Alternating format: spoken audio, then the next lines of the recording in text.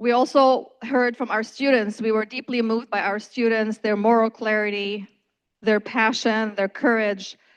That gives us strength and hope and vision, and we promise to always be in their corner. To the doctors who gave us eyewitness testimonies, thank you. They went beyond clinical description of the very meaning of life. Your humanity is what medicine should be. Thank you for your courage to tell those stories again and again, even when it's painful. We honor you, we appreciate you. We also confronted the truth that famine is manufactured, that food is weaponized, whether in Palestine, in Africa, or even in North America, or the so-called the developed world. Starvation is not an accident. It is a deliberate tool of genocide, and naming this truth is the first step of dismantling it. We were also reminded that genocide does not happen overnight. It is the result of years, even decades, of deep dehumanization, stripping people of their humanity until violence becomes normalized. This is why we name anti-Palestinian racism, and this is why we confront all forms of racism, no matter where and what they are. Phrases like civil war or black on black violence, these are narratives created by the propaganda that are intended to normalize genocide, and we should confront them. We were also blessed to hear from Mother Agavia, whose tremendous humanity and commitment to justice shone through despite the backlash she has received. Her strength, her grace, and her ability to find joy and humor in speaking truth to power moved us deeply. She reminded us that even in the darkest of times, courage and compassion are acts of resistance. And now, as we begin day 2, we continue with another full program. This morning, we will hear voices from Gaza reflecting on disability and systemic debilitation under siege. We will explore the differences between medicine in war zones and natural disasters. We will hear about the weaponization of trauma and the collapse of mental health under genocide. Later, we will engage in critical sessions on medical advocacy, on maternal and pediatric health, and on building power within our institutions. This afternoon, we will confront the role of policy and law in accountability, and we will examine intersectionality from African American health disparities to genocidal structures worldwide. We will close with a plenary on lessons from Gaza and reimagining a decolonized global health. To all moderators, thank you so much for doing such an amazing and tremendous job. Today we have so much to cover. My ask is to try to keep the sessions within the time limit, because every voice matters and we want to give every session its rightful attention. Finally, thank you for carrying this work together. Thank you to our volunteers who have given us all their energy and time. And thank you, each of you, for being here in body and spirit. We continue to build a movement that refuses silence, refuses complicity, and insists that never again is now and never again is for anyone. Thank you so much. Free Palestine.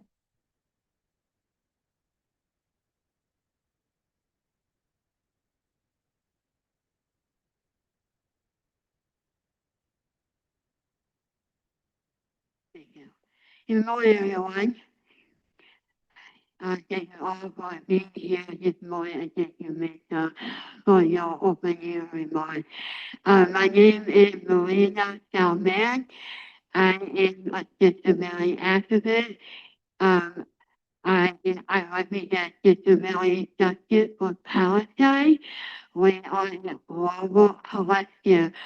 We started this collective last year in April because we have seen how the occupation and the genocide have impacted people with disabilities in Gaza and across historic Palestine and even the Middle East. Um, and I am also a social worker, and I work for a nonprofit disability organization in Chicago, and you know, and to provide very, very briefly, since the genocide happened in October 2023, it has been very, very heartbreaking to see what has been happening even before, that time. But what is most heartbreaking as someone with a disability, as someone who is Arab American, I have, for the most part, the disability community in America has not spoken up. Again, it, we talk about how heartbreaking, the Israeli government has inflicted pain on the disability community. But what is most painful is to see my own disabled colleagues not speaking up. And it's very, very painful, very painful. But today I am hoping that all of you will take the time to listen and not just to listen, but to connect with us. Because at the end of the day, occupation and genocide is surrounded by disability. You know what I'm saying? So um, even when it comes to medicine connects disability. Um, so our title today is witnessing and experiencing disability, the ongoing debilitation, erasure, and extermination. And just to say a few last words, um, yesterday's panel, I think that's the name of it, but all of the doctors who came back from Gaza, all had a powerful testimony. But I want to make sure that we also understand that, sometimes we see illnesses or physical or mental disability and, and the end of the world. And not the end of the world if someone becomes disabled, right? But it can be the end of the world because if nobody has help, if nobody has support to rehab, to recover, and to have normal life, then yeah, it is the end of it is the end of the world, But I want to make sure that we are humanizing people with disability, especially those who are newly disabled. And unfortunately, it seems like the whole population is disabled one way or another way. So, but yeah, so thank you, and I'll pass it on to Yasmin, and he will introduce our first speaker, Mohammed.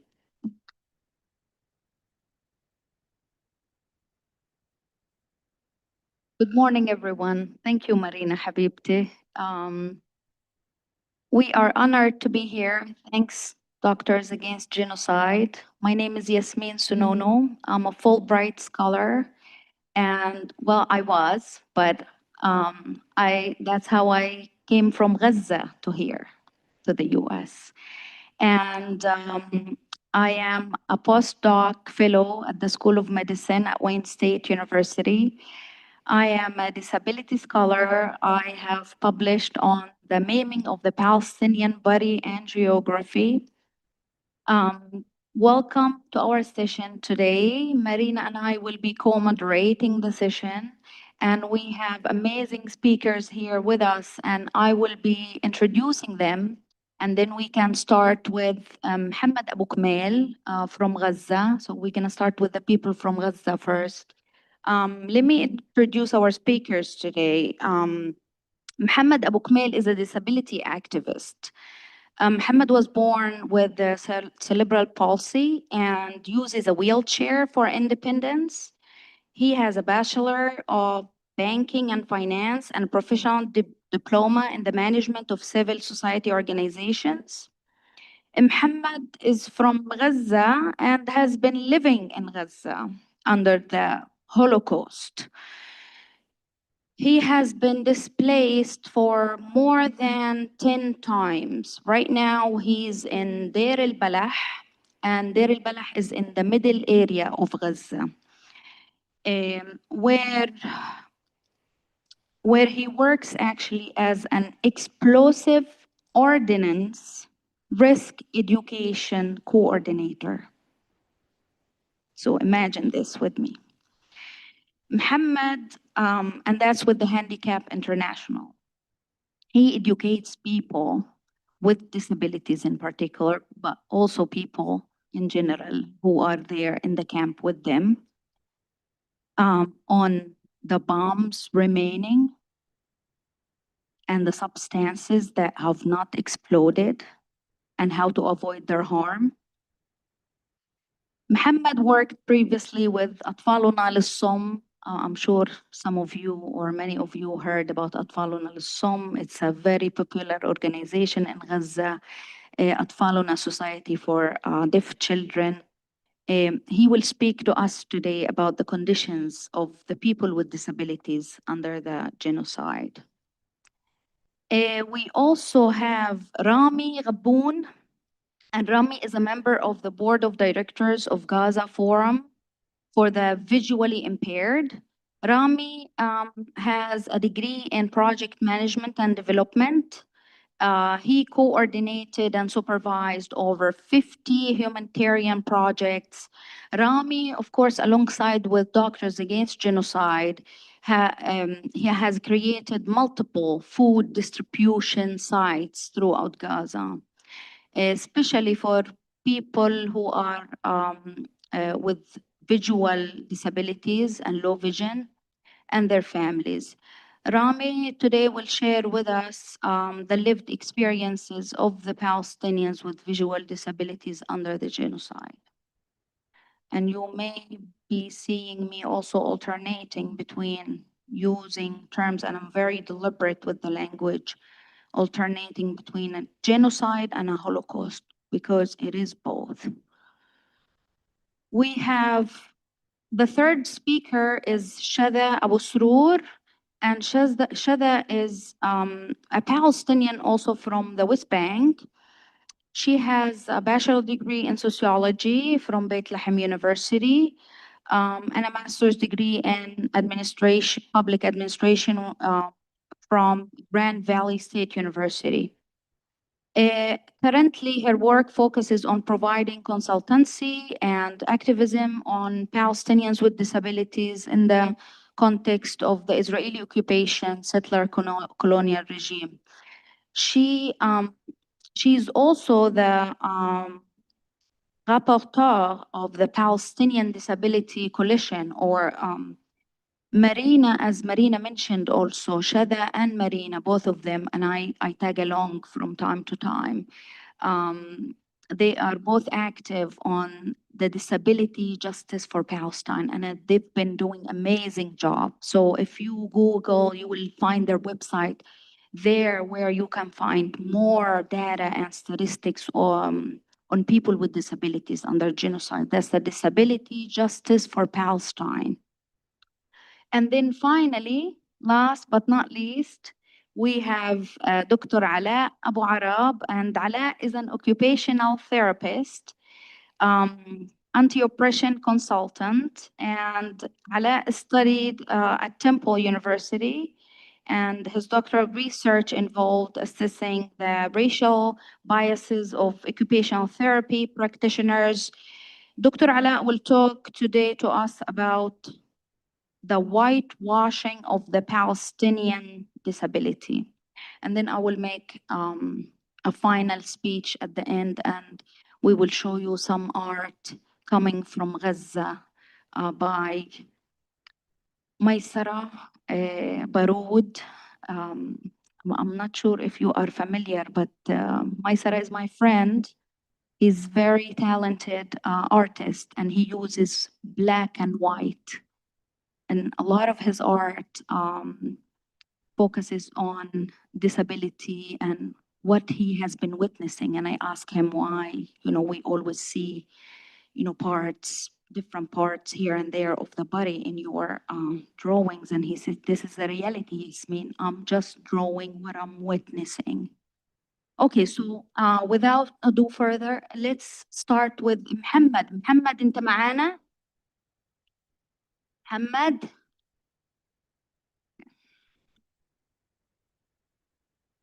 And of course, we understand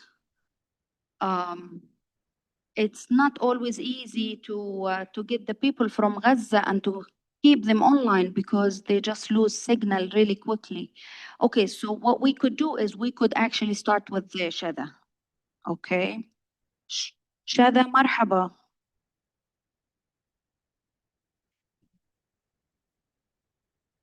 Shada, are you there? Can you hear us?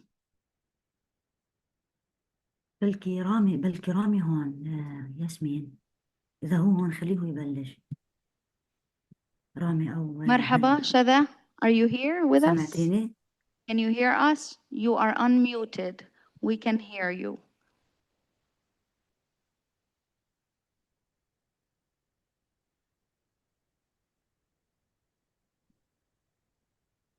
Yeah.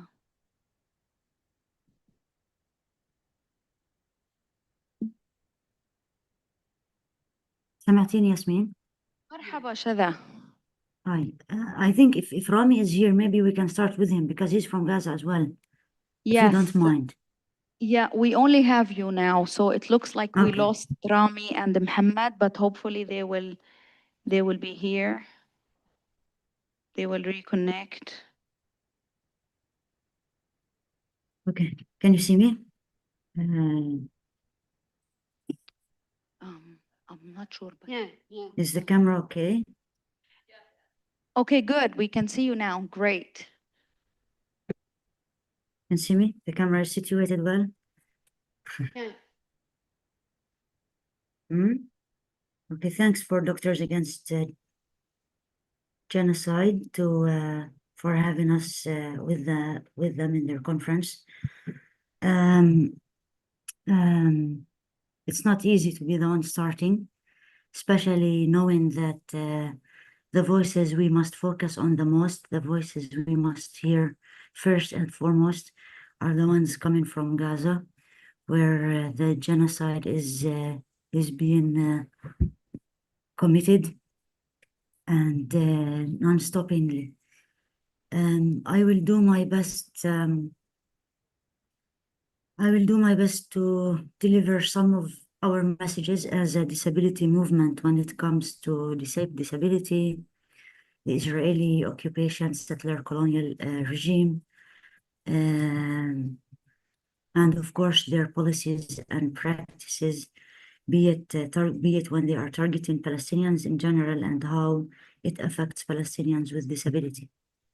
So I will try to focus on the West Bank unless all my colleagues from Gaza will not join, then maybe we can cooperate, myself and my friends, the moderators. Of course, I mean, it is probably well known by whoever is following up what's going on in Palestine for almost 80 centuries, 80 decades. Is is a systemic target that is aiming at destroying the human being, the Palestinian human being, the Palestinian dream, the Palestinian idea, and the Palestinian belief, which is all what Palestine is about. But also, controlling land, resources, in all their forms. And of course, the use of the excessive use of force, and we always express it by saying, shoot to kill or shoot to cause permanent disability, imprisonment, be it for reasons or for no reasons. And when we talk about imprisonment, we also don't want to forget talking about administrative detention, which is imprisoning or arresting Palestinians only because they want to make the Israelis want to make sure that this person or that person will not do something, or because they don't want this person out. Of course, in the West Bank now we are talking about at least 910 checkpoints and gates that are in place to close the roads between cities, or to close the roads between cities and villages and towns, or sometimes to close the road between a house or two houses and the rest of the city and the rest of Palestine, where people in those houses cannot enter or leave without a permit. Of course, in the West Bank, several refugees camps have been targeted also by the Israeli occupation forces. Huge and unprecedented military attacks, whereby Palestinians have been forced to leave those camps, including Palestinians with disability. And of course, when we talk about disability and the Israeli occupation, as Yasmin said, and maybe Marina as well, we believe that disablement is an Israeli military tactic, and policy and practice that aims at increasing the number of Palestinians with disability. As we usually try to say, we don't have a problem with disability and persons with disability, including myself, when it happens naturally, when it's really a manifestation of natural diversity. The problem happens or occurs when it's a human-made, let's say, manufacturing, when we are engineering society when the Israelis are engineering the Palestinian society the way they want, and the way they want the Palestinian society is to be maimed. And as one of the Palestinians who acquired disability resulted from an injury by the Israeli occupation forces, told me in one of the interviews while I was working on a research in this regard. He said when he got injured, the Israeli soldier helped him not to die. If he didn't help him, he would have died. And of course, the same soldier, the same captain in this district, told the man chairing the village council where he lives, said something like, "We don't want to kill you, so that you will die once and forever. No, we want to hurt you so that you will die every day." And this is why in that area, which is Beit Furik, it is noticed that the number of Palestinians with disability is increasing. The same thing happened in the second Intifada, and the same thing was happening in 2015 when the captain of Bethlehem region told people come to become disabled, and when they were shooting, they were targeting the knees. The other way how we also notice disablement as a policy and practice is in prisons, and it happens through medical crimes, and medical crimes meaning in this regard when someone is in need for health treatment, they don't get it when they must get it. I will turn off the video because my internet is unstable.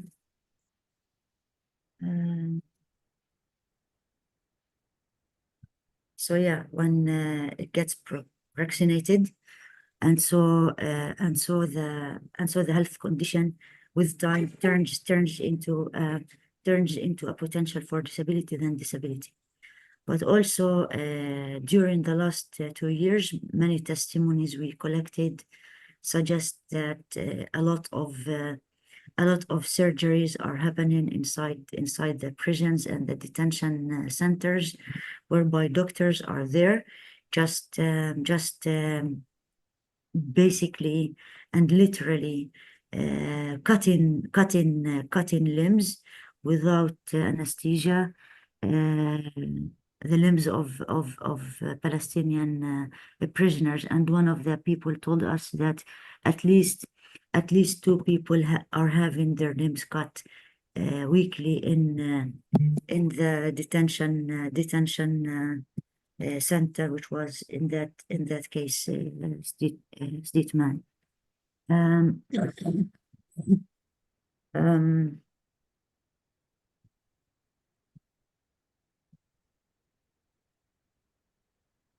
Also, I want to say that it's not enough for the Israelis to cause disability from A to Z, but also when they imprison or arrest someone with disability, and if this person have glasses, sight glasses, several people told us that the Israeli soldiers broke the glasses right before their ears.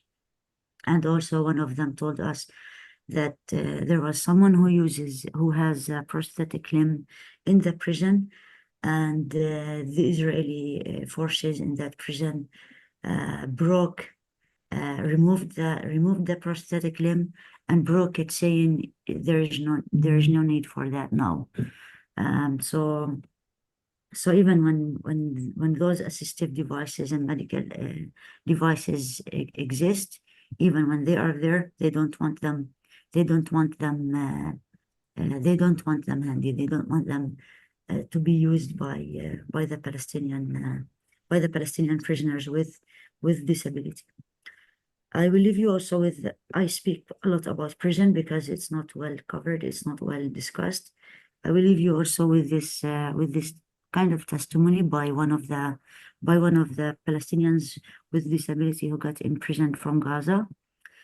It seems that it's repetitive because we heard it from several people, Palestinians with disability. The moment the Israeli soldiers see that Palestinians are using wheelchairs, the image that comes to mind is Ahmed Yassin. Ahmed Yassin was one of the people who established Hamas, which is one of the Palestinian resistance movements, and it's an integral part of the Palestinian fabric as well. And so when this Ahmed Yassin has been injured, and also was a wheelchair user. So the moment they see a wheelchair user, the Israelis, they say, "Oh, Ahmed Yassin," and this is when the torturous journey begins. From how they arrest them to how they beat them and how they push them, how they pull them, and how they treat them the whole time during their imprisonment. I'm here happy to answer any questions. Thanks a lot for having me with you.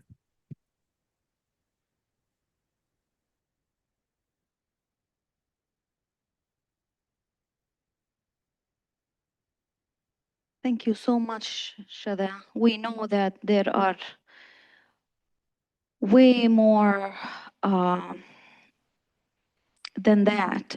Disability for the Palestinian people, like we said, extends beyond even the physical injuries, you know, the torture, the trauma, and we can talk about hundreds of thousands of stories and what we usually witness on the deliberate strategy of maiming the Palestinian body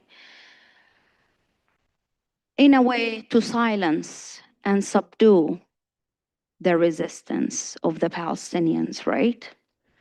So let's move to Muhammad now. Is Muhammad here or Rami? Rami, are you here? رامي I'm here, yeah. أهلا وسهلا رامي أهلا وسهلا فيك أهلا بيك تفضل Yeah, thanks a lot. Hi, everyone. I would like to present the summary is the suffering of the Muslims here in Gaza. Actually, as you know, the situation for blind and visually impaired people in Gaza is not just a humanitarian crisis. It is a targeted dismantling of their world. This reality meticulously documented in our humanitarian needs of review of visually impaired in Gaza during genocide, which is prepared in May 2025. It has been escalating for nearly 2 decades, moving from the slow motion crisis of the blockade to the outright horror of today's genocide. For 17 years, the blockade was a form of a systematic neglect. It wasn't just about restricting food or water. It was about restricting independence, essential tools for blindness like braille printers, white canes, talking computers were banned or delayed for years, labeled as dual-use items. Preventable diseases went untreated because the healthcare system was crippled by a lack of supplies. This strategic deprivation created a community already on the brink, isolated from the world and struggling for basic dignity. The current genocide has taken that reality and erased it completely. Now it is a fight for survival under uniquely terrifying conditions. Imagine that trying to flee a bombing when you cannot see anything, navigate the rappel, or identify a safe route. You are literally dependent on the kindness of others who are also running for their lives. Our data shows that around 10% of visual impairments are now directly caused by war injuries. This is disability being manufactured in real time by sharp and blast waves. The infrastructure of their lives is gone. Schools, rehabilitation centers, workshops that repaired assistive devices have been bombed into rubble. More than 71% of blind students have had their education completely stopped. But perhaps the most shocking findings is that around 81% of these displaced visually impaired individuals report that the emergency shelters and cabs are architecturally designed to exclude them without tactile paths or audible guides. These spaces are labyrinths of obstacles, stripping away their last shred of independence and trapping them in profound isolation.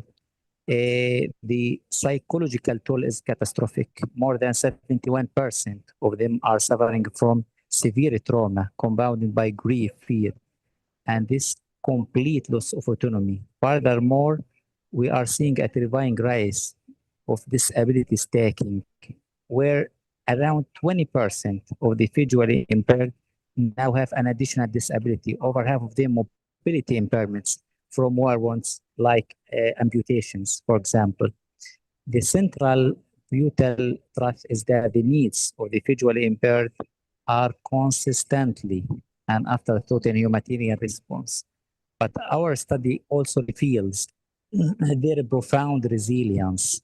64% of students desperately want to return to learning.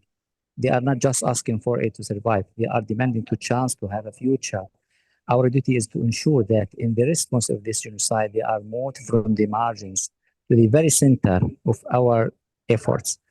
I think this is a brief and a quick overview of the suffering of the visually impaired in Gaza Strip. So I want to leave a message for all the doctors, nurses, lawyers, advocates, policymakers in your room. Before you leave today, I need to carry one central message with you, a message grounded in the brutal data we have collected from the ground. The Israeli regime's genocide, occupation, and apartheid are not just political conflicts. They are engineered systems that systematically create and weaponize disability. Our research, our humanitarian needs overview proves this. We are not just seeing random tragedy. We are documenting a targeted outcome. A near total 74% of blind Palestinians have been pushed into absolute poverty. Over 80% are trapped in displacement camps that are architecturally designed, as I mentioned, without them in mind, making independence impossible. And now nearly 10% of visual impairments are directly caused by war injuries. This is disability being manufactured in real time by bombardment. This is deliberate, violent process of disabling an entire population. So my message is this. Your advocacy must be intentionally and fiercely inclusive. When you call for a ceasefire, when you demand the end of the occupation, you must loudly center the people who are most isolated, most vulnerable, and most targeted by this system, people with disabilities. Don't let them be a footnote. Make them at the headline because a movement that fights for liberation without explicitly fighting for the liberation of people with disabilities is a movement that has accepted the very heritage of oppression it claims to dismantle. Let your work be guided by a simple question: who is being left behind? The answer will always lead you to the people we are here to serve. Our research provides a clear roadmap. Don't just fund aid, fund accessibility. This means directly supporting the specialized projects led by organizations who are on the ground. Fund the mass procurement and distribution of assistive tools, white canes, magnifiers, talking devices that are their lifeline to independence. Insist that every dollar for shelter goes toward building accessible camps with tactile baths and audible guides. Demand the mental health funding includes specialized psychological support for those who experience trauma through isolation and sound, and crucially, empower them with flexible cash assistance so families can meet their most urgent needs with dignity. This is how you turn advocacy into tangible change. This is how you ensure that in our free Palestine, no one is left behind. That's my message. Thank you very much for this opportunity.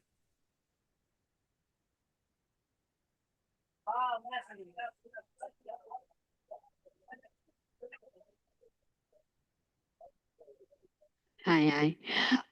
Thank you, Rami Habibi. Like, anyone who don't know Rami, man, like, Rami are engineers by trade. And Jan mentioned earlier, Rami and Ali, they had along with Dr. Nazar and along with Dr.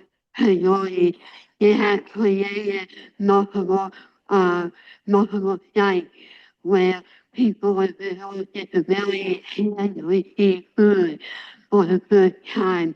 And it has been happening just the last 2 months, have been that, you know. But but I just want to add that there are many people, there are many different disability groups, and I want to say that one of the main disability groups who have really been forgotten in this genocide and that is the blind community as well as the deaf community. Because imagine not being able to see anything. Where can you go? And nobody, and everybody is running. There's so much chaos, you know? And even if you are dead, you can't hear the bombing, you know? And we have, as a collective, um, we have addressed this issue with the UN. The UN knows what is happening. I have addressed it with the White House. They know what is happening. They know what they are doing. And they continue to ignore the, the plight of people with disabilities. So, however, you know, there are advocacy that is coming around, yeah. But we all need every one of you, to make sure you speak up in your advocacy, especially on the Hill. Because Congress, America pride themselves on disability rights, and yet they are killing people with disability all over the world. It's pathetic. It really is pathetic. Um, I'm a little angry because, you know, I have seen the racism. I have seen it in my own circle and, you know, in American culture. But again, thank you, Army. I love you. And that's I love you too, man. We want to introduce the next speaker.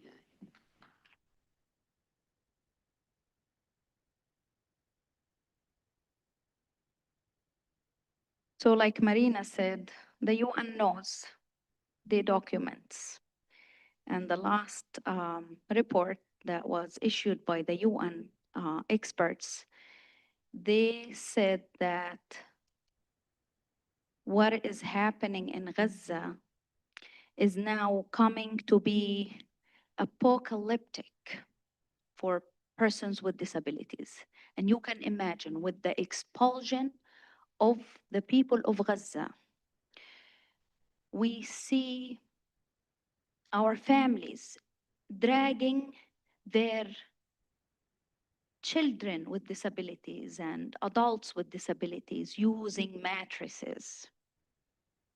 Means of transportation is almost non-existent in Gaza. A lot of people, they walk, but thousands of people with disabilities, they are dragged for so long on mattresses from one place to another. Okay, so let's move now to Dr. Ala. Thank you very much. Everyone can hear me okay? Let me start by saying salam alaikum. I know you're probably wondering, this guy looks some familiar. Let me just throw that out there. We know, yes, I'm a twin. Ahmad's my twin brother. Let's put that out there. And I'm honored to be his twin. He's amazing, and putting this together was something I'm really proud to be here. I will not reiterate or regurgitate what Rami so eloquently said about living with disability as a Ghazawi or as a Palestinian. But what I will try and do is shed some light on how deep and fabricated and intentional the propaganda and the whitewashing of disability among Palestinians is in Israel, as well as here, the number one backer of the Zionist regime, the United States. As an occupational therapist, even within my training in grad school, I would often see Israeli research being cited when talking about stroke rehab or prosthetic rehab or traumatic brain injury, and oftentimes using Israeli occupation forces as their case studies to share what worked, what helped these occupation forces, these terrorists sort of recover, if you will. And it's really mind-boggling. And the more I looked into it and the more I researched it, and as all of us are, we're scientists. So we look for proof. We look for things that have been tested. Um, Nothing, despite 80 years of occupation, nothing cited Palestinians' voices. And so I'll say that to say that DAG and Dr. Zaid on Genocide, being able to intentionally center disability voices of Palestine is a huge thing that we've done here today, that we've done all weekend.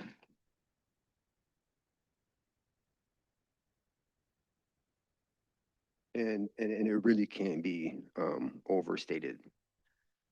Within occupational therapy, that's my trade. This is what I know very well. I've been doing it for 16 years. And I've been fortunate to do it in a plethora of different settings. So currently now I'm doing home care in Ohio. Before that, I was in California doing acute care, a lot of stroke care, a lot of trauma care. And before that, I did kids in the schools. So I've seen disability in a lot of different avenues, and I've seen the disparities within disability here in the States. And it's so easy to connect the dots with those disparities in Palestine. And within our professional organizations, it's not just being silent about Gaza, about Palestine for 80 years. It's not just not citing the Gazans or the research that's done by Palestinians. The evidence that they've lived through, which is to me the most important kind of evidence, is the lived experiences of these Gazans and Palestinians. The World Federation of Occupational Therapy, just to give you an example, has 10 founding members, right? So OT in itself started here in the States 1917, 1916 as a way to sort of find a way to treat the mentally ill, what we called moral treatment back then. I think it was a Quakers movement. And fast forward to 1952, when the World Federation of OT decided to make a world organization for occupational therapy, guess who's a founding member? The Zionist isn't real regime. So that was 4 years after the Nakba, and they've already provided them with a platform, a worldwide platform for disability. Right. So this is, again, very intentional, very manufactured. It's across the board, whether it's speech therapy, which Israel is part of the European cohort in speech therapy, just like they're part of the European cohort in UEFA and Eurobasket and every other thing. They claim their indigenous land in Palestine, but yet they seek every white possible platform to speak, right? And so this thing is very manufactured. And I can't, speak it as well as Rami did with regards to living with these disabilities as Gazans and Palestinians. But we, as scientists and healthcare providers and practitioners from the outside, have to look at organizations from the AMA all the way trickling down to all the other organizations, because we're going to need to organize effectively and efficiently as Gaza becomes free and will require our help in recovery. Okay, so that's the first thing I want to say. The second thing I will say is, as a OT myself, we look at activity analysis, right? So how we go about our day to day, those with born with disabilities and those who have acquired disability, which, as we know, as we've seen, right, acquired disability in Gaza is exponential. It has been multiplied tenfold. We look at how we're going to go about our day to day to engage in what we call meaningful activities, whatever is meaningful to you. Basic things like drinking a glass of water, wiping our butt, cooking a meal, whatever that might look like. Driving a car is a little more high level, doing our laundry. Things are very meaningful to each, in one of us, okay? How we break down activity analysis, if I want to grab this glass of water, I need, first of all, trunk control. And then I need to have the range of motion and the coordination to grab the glass of water. Then I had to have the fine motor skills to open this. I can do it with one hand, see? And I can have a glass of water without having to think about what I'm going through. Think about doing all of this under a genocide. Just try and put yourselves in the shoes of Gazans trying to just basic activity and living their life and what's meaningful. So I want us to walk around with that empathy and to feel what that feels like, not just whether someone died and their numbers on the screen or whether they've survived and they've been displaced. There's everybody in between who's living with disabilities. And almost, I would say 100% of them are living now with mental disabilities. All right. Okay. I don't want to take up too much time. I'm available as needed. I love you all very much. And thank you very much for holding this space.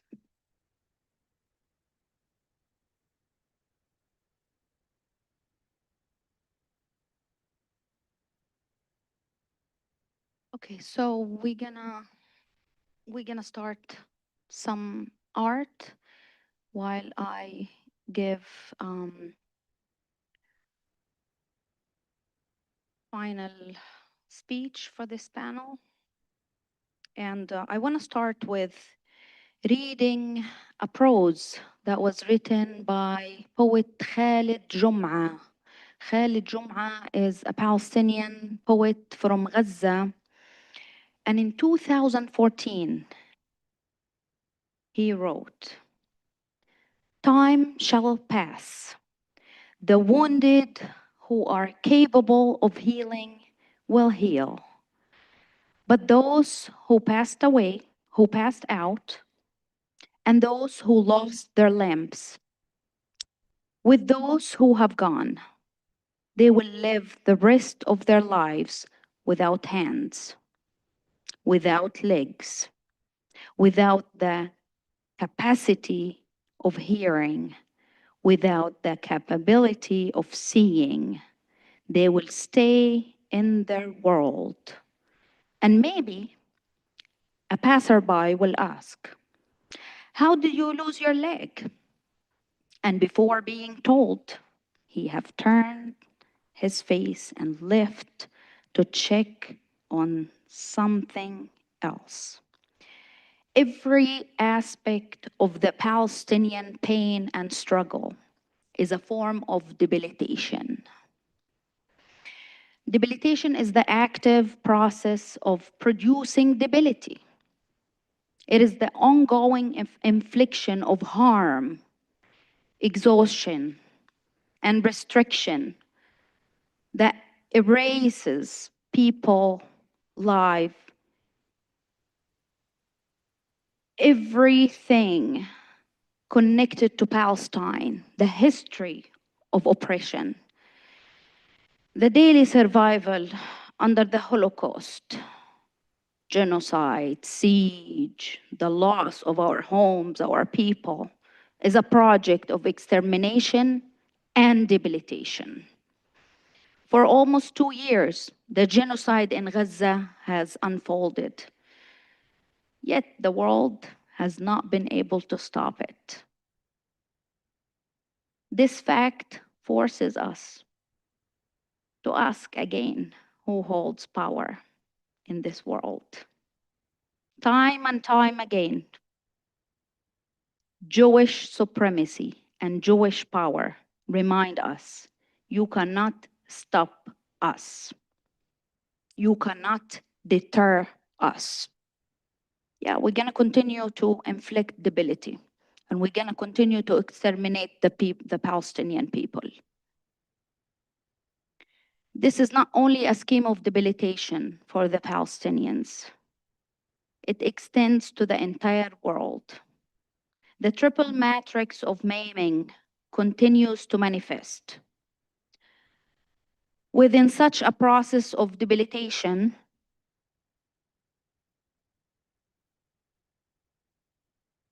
let me start here with the first two aspects of the triple matrix of maiming the Palestinian body and the Palestinian geography. The maiming of the Palestinian bodies and geography is not new. It has been happening for over 75 years. But it accelerates now under the genocide. During the Intifada 1987, the Jewish Israeli Zionist soldiers deliberately broke the bones. This was a strategy, it was a clear practice. They deliberately broke the bones of the Palestinian protesters. And like Shada said, the the Israeli policy of shoot to kill, shoot to maim, maiming the Palestinian body and inflicting physical and psychological disabilities, all of which eventually cause death, faster, slower death. Gaza has the largest cohort of child amputees. And the Ministry of Health in Gaza is not able to keep up with the numbers, especially those murdered, missing. And I'm gonna try to go faster because they are bugging me. Once 1 minute, but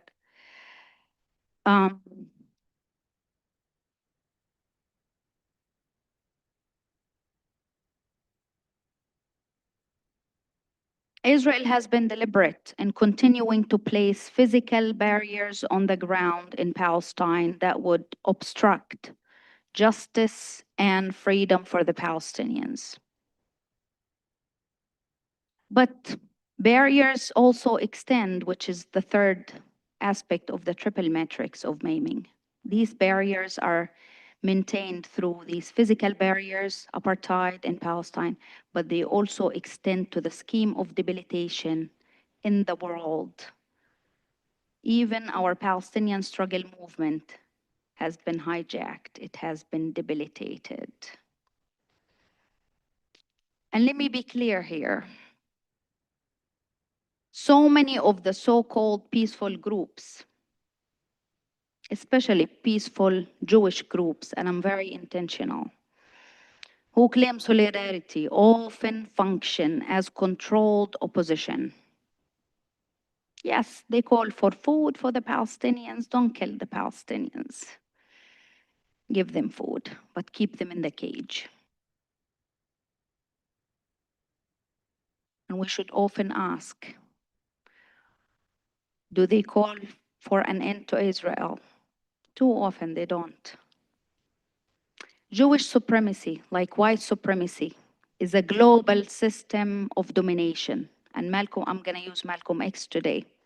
The white man, when Malcolm X uses the white man, he's not trying to condemn every white man and every white individual, but to name a system of oppression. In the same way, when we speak of Jewish supremacy, we refer to a political, cultural, and military project that claims divine right over our land, maims our land and our bodies. And let's not play games here. The language is important, and our language should not be debilitated. This crime is being committed by a Jewish state. As Paul Eisen puts it clearly, the crime against the Palestinian people is being committed by a Jewish state with Jewish soldiers using weapons, displaying Jewish religious symbols, and with the full support and complicity of the overwhelming of the mass organized Jews around the world. But to name Jews as responsible for this crime seems impossible. Malcolm X did not allow white liberals to infiltrate his movement until he chose the terms. Today, our Palestinian struggle has been infiltrated, has been debilitated by many of the activists, especially Jewish activists, who function as controlled opposition. They want Israel to be nicer, but not to end. So I'm going to end this with 3 messages. The first message from Gaza: represent the voices of our people in an honest, material, and genuine way. Not how you want them to appear, but what they truly want to tell us. My second message: be deliberate with your language. Do not tiptoe around Jewish supremacy. The Jewish state is murdering indigenous Palestinians, and we must name it. My third message: challenge those who claim to support Palestine, but who in practice weaken the struggle. Let's not be debilitated. Thank you.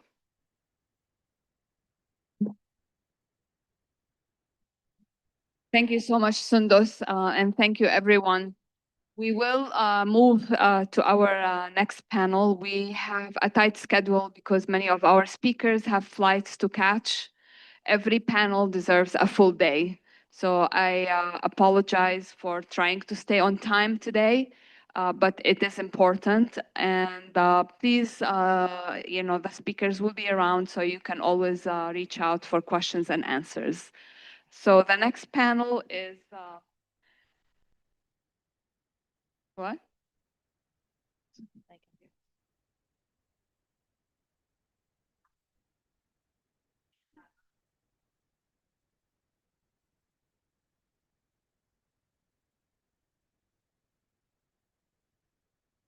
Speak on our webinar.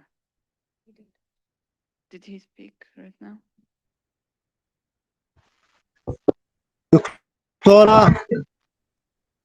دكتورة يسعد مساكم. يا هلا يا هلا.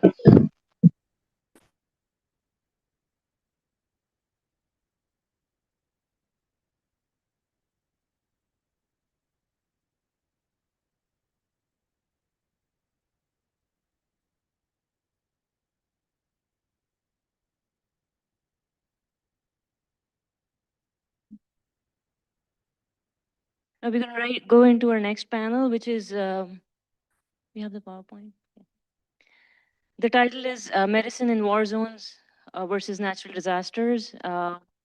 We have 3 speakers today who are uniquely suited to speak on this topic. They'll be presenting slides, so we'll just have them come one by one. Our first panelist is Dr. Ali Harmouche. He's an emergency medicine physician and a medical toxicologist based in New York City. He has worked in both academic and humanitarian settings, including times of conflict in Lebanon and Ukraine. His focus is on the impact of toxic exposures in displaced populations and the challenges of providing emergency and toxicology care in resource-limited environments.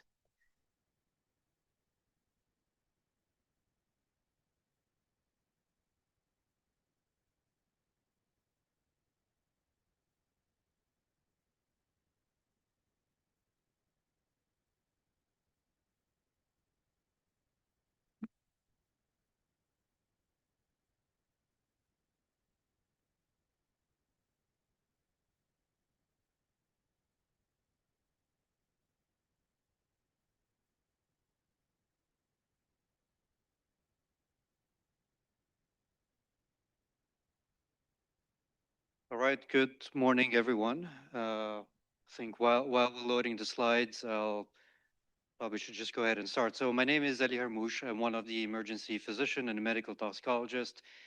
And today I would like to highlight the toxicological needs for internally displaced persons and refugees. So often when we talk about the medical needs for internally displaced and refugees, we talk about communicable disease, which is infectious disease. We'll talk about non-communicable disease, untreated medical conditions. We talk about maternal health care. We talk about sexual health care and mental health. However, there are significant toxicological issues that arise with internally displaced that are consequential that we need to highlight on. Throughout my talk, I will highlight 3 issues. I mean, the first disease that comes from overcrowding, having multiple people in a tight space that is disorganized.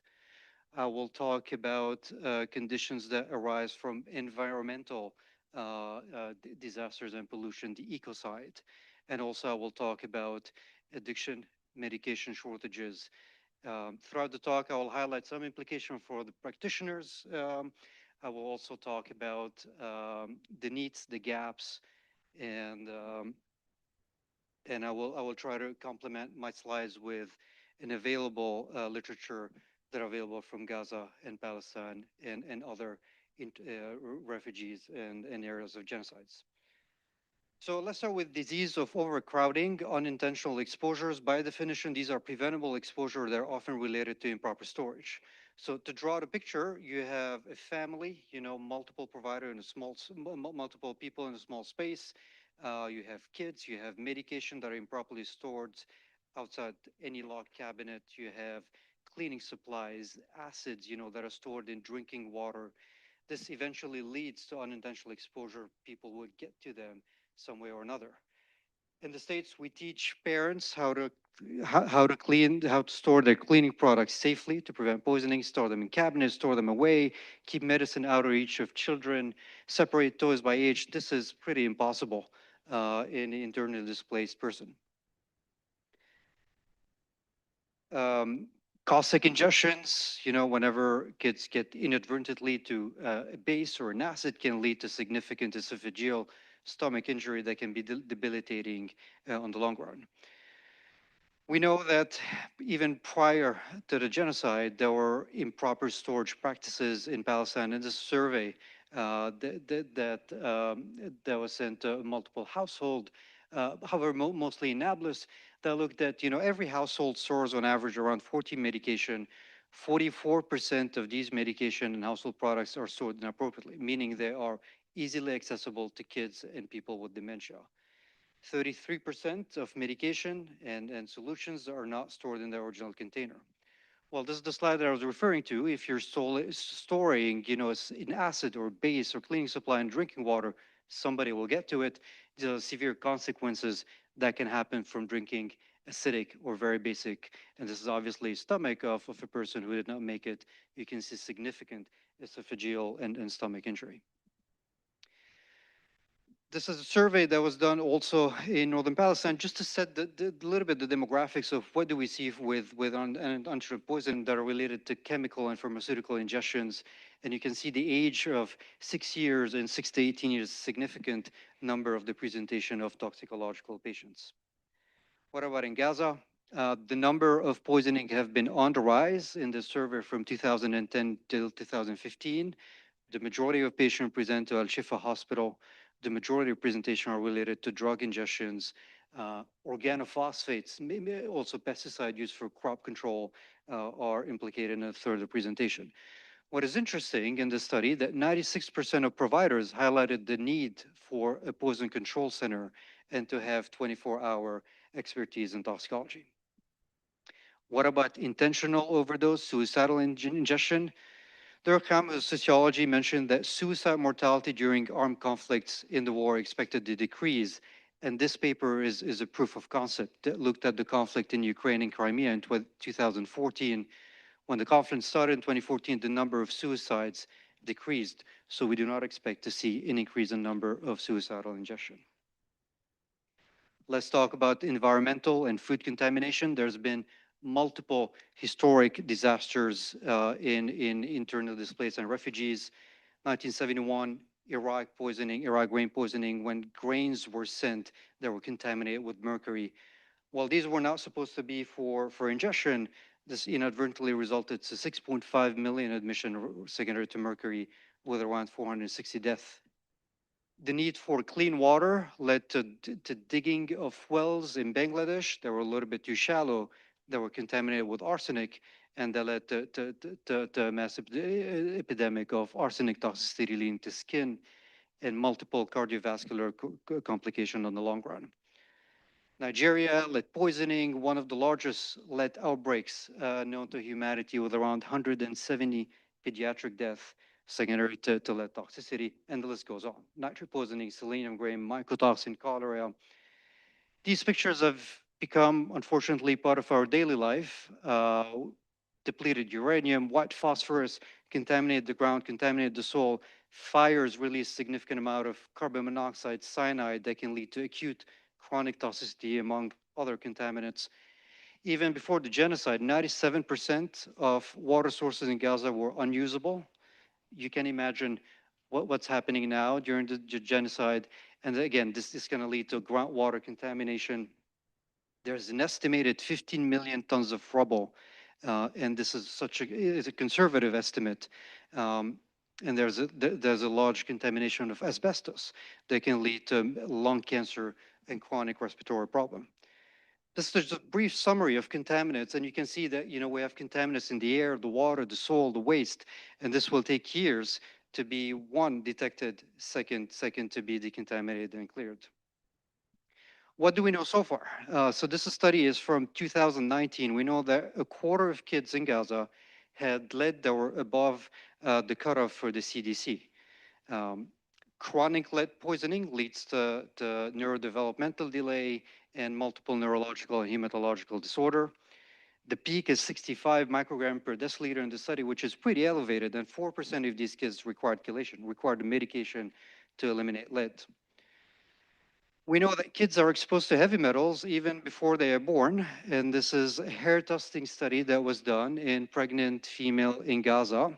There's significant exposure to lead, arsenic, mercury, cadmium, uranium, barium, molybdenum, and the exposure persisted for months after every armed conflict.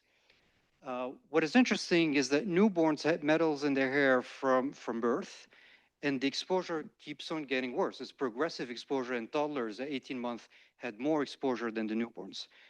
This all leads to birth defects, prematurity, stunting, neurodevelopmental risk that is further compounded by malnutrition, food insecurity, and poor prenatal care. One solution for healthcare to deal with medication shortages is to extend the shelf life. We know that a lot of the drug manufacturer are only required to test medication up to 3 to 5 years after production. One strategy is to test for stability for the long run, and it seems that the majority of medication are suitable for use after their expiration date. The shelf life extension program is a program in the States that looked at drugs that are essential in the national US stockpile, and it seems that around 80% of the medication tested are stable for the use for more than 1 year, with an average extension of 5.5 years. However, the biggest caveat in here is that these medications need to be stored under ideal condition, which may be impossible during times of genocide. Antidotes were already short-stocked even before the conflict. In a survey looking at hospitals in Palestine, none of the hospitals stocked all the required 25 antidotes that are required by the British Medical Association. And from the 11 antidotes that are needed within the first hour of stabilizing a toxicological patient, none of the hospitals stored all of these antidotes. And the mean average stocking is 6.5 medications, which is not enough. Last, I want to highlight the addiction problem. Before the conflict, September 2023, around 2% of males which age 15 above in Gaza misuse drugs and are high-risk user, and 2% of these patients are IV drug user. 40% were arrested, secondary to drug charges, 88% developed withdrawal in jail, and the most commonly used substances tramadol, which is an opiate, pregabalin, and the most commonly recreational substances cannabis, benzodiazepine, and methamphetamine. Patients with addiction problem require treatment, and we know that even treatment for addiction disorders are in shortage. And this study is done from Ukraine, where they looked at patients who use opiates and and they are on methadone, an opiate agonist that helps the withdrawal. The craving is also in shortage during times of conflict, and that leads to an increased risk of relapse, in addition to psychological and physical distress. So in conclusion, there's significant toxicological exposure that are consequentials. Preventable exposure rise with displacement, environmental, food contamination are problematic on the short term and the long term. Testing, monitoring is essential to prevent vulnerable population. Medication and antidote shortages further limit the response capacity.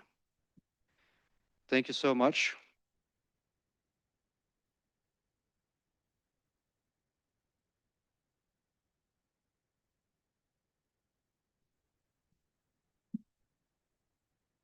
We'll do questions at the end. Our next speaker for this panel is Dr. Eveline Hitti. She's the chair and professor of clinical emergency medicine at the American University of Beirut. Dr. Hitti graduated with an MD and MBA from Johns Hopkins, where she also did her residency. She joined AUB in 2009, and since 2012, she has been leading the emergency department there. She started the program there in its infancy, and then now it has 6 EM training programs. Dr. Hitti has led several has been a part of response teams for several crises, including COVID, civil unrest, the Beirut port explosion, and recently the Israel's attack on Lebanon last year in August 2024, including the pager attacks on September 17th. It's been over a year now since that, and she was there as part of that. So she's going to talk about her experiences.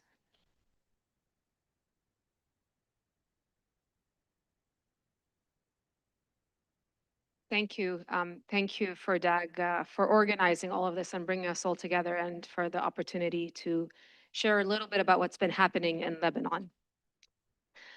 So my talk is addressing the aspect of how hybrid warfare has been used in Lebanon, and to some extent, or to a large extent also in Gaza. So a lot of the mirroring of the tactics in Gaza you will see in how the war has been conducted in Lebanon as well. On September 17th, almost a year ago, at 3:30 p.m., one of my pediatric colleagues was in her clinic when a father brought in his newborn. She asked him to place his newborn on the scale, and he placed the child on the scale, and then his pager went off. So he picked up the pager, and there was a small message on the pager. There was a small font, so he held it close to his eyes. The font instructed him to press a button. So now with two hands on the pager held up high close to his eyes, it detonated. Luckily, my colleague was okay, but what ended up happening is that this was replicated over 4,000 times simultaneously in Lebanon, across Lebanon, with people who were carrying pagers.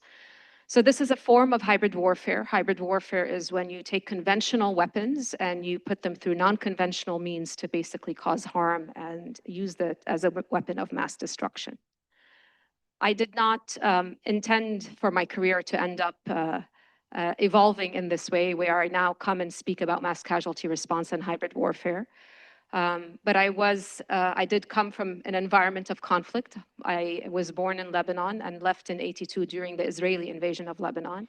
My family thought we were leaving just for a few days into a nearby village, but when they got to the nearby village, it was overwhelmed with displaced. So we ended up making the transatlantic journey to family in Cleveland. Traveled the world, and then 27 years later, I went back to Lebanon after completing my education here. And I went back to Lebanon during the post-Civil War period, which was a period of a lot of hope and reconstruction. And I thought that the focus of my career would be really advancing emergency medicine, which is my specialty in Lebanon, and it was really in its infancy at the time. And that's what we did for the first few years. We recruited faculty EM experts from here. We developed best practice in RED, established the first academic department of emergency medicine, started publishing on acute care in Lebanon, and building emergency residency programs.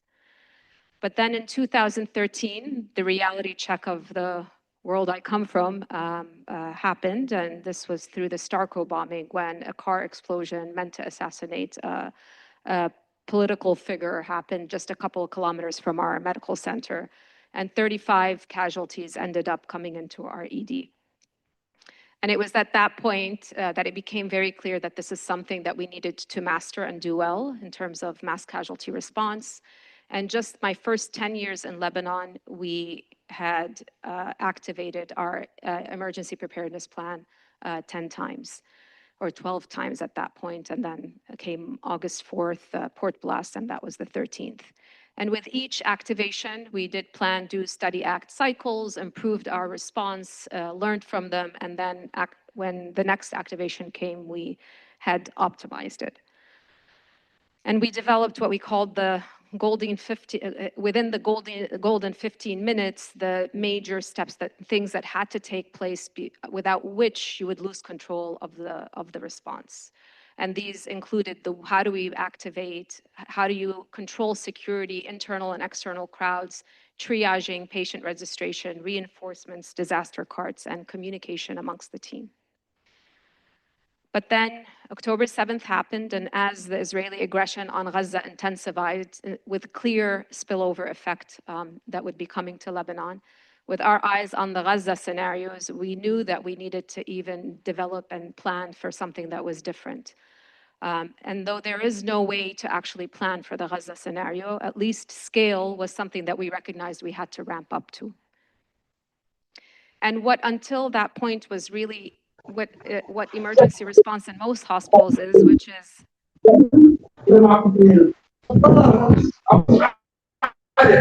far away maybe.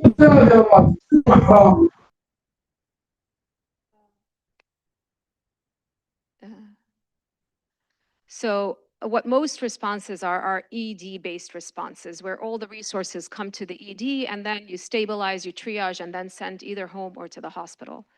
And what we knew from August 4th, which was the Beirut port blast, when we received 400 casualties, is that as much as you try, there is a lot of overwhelm in those first 2 hours. And in those first 2 hours of overwhelm in the ED, the inpatient teams are just waiting and on standby to start receiving patients. But they have capacity that is not leveraged. So you have beds on the inpatient side, you have teams on the inpatient side, and they're just waiting to receive patients. So we knew that we needed to leverage that capacity early. But to do that, you had inpatient teams who are mainly non-surgical, non-EM, so internal medicine, pediatrics, OBGYN, that had to be trained on trauma care. And you had to figure out a way, how do you triage patients to inpatient care safely, to that level of environment? So those are the things that we worked on in the 8 months in preparation before the escalation of the aggression out of Lebanon. So we developed internally developed triage system to help safely figure out who could go up, and we started training all the inpatient teams on trauma care. And then September 17th was the point of escalation of the war on Lebanon. And this happened at 3:30, and within 30 minutes, we received the first patient. 2 minutes later, we activated our plan, and that series of things that we knew we had to move forward with and mobilize happened. And everything got activated, but it was very clear early on that this is going to be a very different response from anything we'd seen. So the majority of mass casualties that you see, there is a significant number of walk-in wounded. These are the patients that come and they have minor injuries and you just treat and discharge. Usually that number is between 50 to 80%. So in this case, we had patients, this replicated injury pattern of explosions that eviscerated eyes, that had amputated digits. The majority of the patients needed some sort of surgical intervention. So this was almost 66% of the patients were the complex yellows, only 20% the walk-in wounded, the minor injuries, and only 12 that were critical, with really no deceased. And we're going to come back to that and link it to the discussion on engineered, manufactured disabling injuries. So this was an injury that was meant to really disable and create this large number proportion of patients who were complex and yellow. So in a 41-bed ED, we, by the end of the night, had received 182 patients. So how can you move those patients in 41 beds? Even if we tripled the number of beds, we were not going to be able to see them quickly enough at the pace that they were coming in. So we quickly activated the plan that we had designed, which is early shifting of those yellow patients to the inpatient floors. We're able, through that mechanism, to relieve 30% of the patients very quickly and shift them up and open up capacity in the ED. So by the end of that night, we had seen 182 patients, almost double the highest volume of patients seen by the next biggest hospital. But this really was not a single hospital response. So with 4,000 pagers, we ultimately ended up with 2,323 injuries, only 800 patients who were discharged, and 12 fatalities. And every single hospital in Lebanon ended up responding in some way or another. But beyond the physical, there was also the disfigurement and the psychological burden of these injuries. This is very pathognomonic for what a pager injury victim looks like. So these are additional photos. They all have this central disfigurement with the pager substance really epithelializing over it and causing this kind of tattoo disfigurement in the central face. And again, this was engineered. This was by design. And actually, there was a horrible 60-minute interview of the Mossad, who had been part of designing this and planning for this. And he said, you have to take him to the hospital. You have to take care of him. You need to invest money and effort. And those people without hands and eyes are living proof walking in Lebanon of don't mess with us. We want them to feel vulnerable. So this was a settler colonial branding of the indigenous population, with the iron rod being replaced by hybrid warfare. Another form of hybrid warfare that has been used in Gaza predominantly, but also in an escalated form in those 2 months of escalation in Lebanon, is the next part of this talk, the next few minutes. So again, to remind people, hybrid warfare is use of conventional weapons and non-conventional means to cause harm. So what happens when you take bombs and you detonate them next to hospitals, in hospitals, around hospitals? This was an excellent study done by actually my mentor from Hopkins, Greg Reno at Harvard, and it looked at the proximity of craters to hospitals. This was just in the first 7 weeks after October 7th. And what they found is that 25% of the craters were within lethal range of the hospitals, and 83% were within infrastructure damage and injury range. And this wasn't, we all know, I'm speaking to a crowd that knows all too well what the attacks on health looked like. It looked like sieges of hospitals. It was the double tap attacks on healthcare workers that were going to respond to patients. And it was the detention, the killing and detention of healthcare workers. So to date, I think we're at around 1,500 healthcare workers in Gaza killed. In Lebanon, we ended 2024 with 400 healthcare workers killed and over 200 facilities that were inoperable or damaged. Outcomes, so we talked about the mechanism. What about the outcomes? Where is the destruction? Where is the harm? Life expectancy in Gaza, this is a study that was published in The Lancet, dropped from 75 pre-war to now 40. Excess deaths in July 2024, this was another Lancet article. They had estimated that looking at direct deaths from trauma and then looking at excess deaths and extrapolating at a very conservative number of 1 to 4, that they, in July 2024, were up to 186. Using that same type of extrapolation, today we are looking at 688,000 killed in Gaza. So there are many forms of hybrid warfare. Blowing up ports that have ammonium nitrate is a form of hybrid warfare. Pager attacks are a form of hybrid warfare, but attacks on health are a form of hybrid warfare. And of all of those, the biggest weapon and most potent weapon of mass destruction is the attacks on health. It is the weaponization of health. That may be my time up.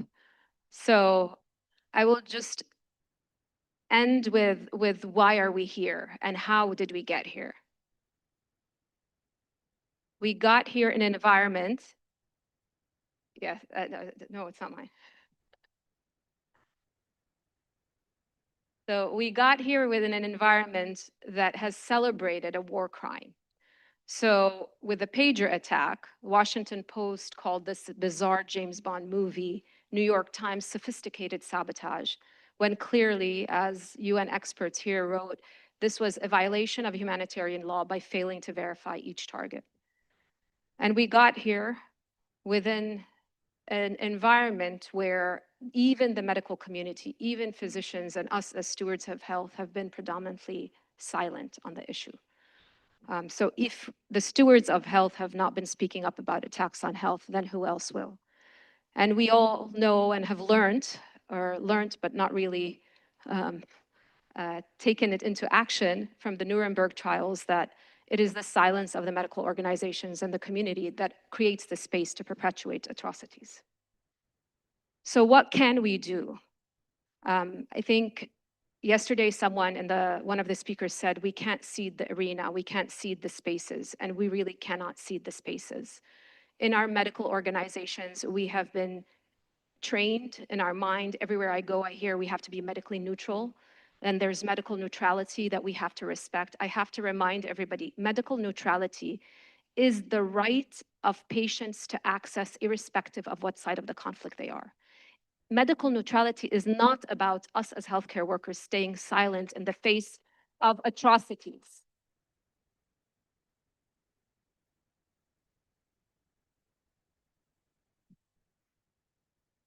This is enshrined in the Geneva Conventions. The right to access to care is enshrined in the, and that is medical neutrality.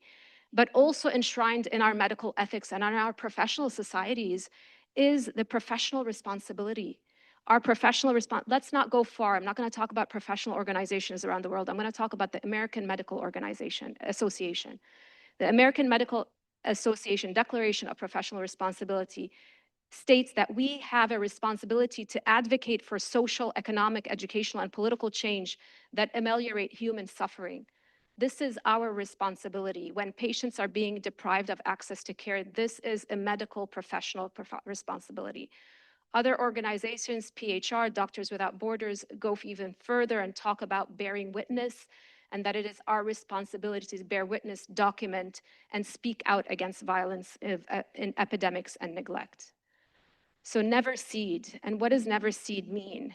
Let's not cede our spaces. We are here talking, we are talking to a crowd that is already aware, but there are conferences that we are parts of there. We are all part of some association and medical conferences within our field. We need to take some space in those conferences and talk about this. And Dr. Harmoush's talk is an excellent evidence-based talk that belongs in medical conferences across the world. In our grand rounds, in our institutional grand rounds, we cannot cede spaces there. And in the publication sphere, and I know that these are controlled by the same types of forces, but we need to publish, we need to push for publications, and if those spaces are not allowing it, we need to think about starting to create publications and journals that are decolonized.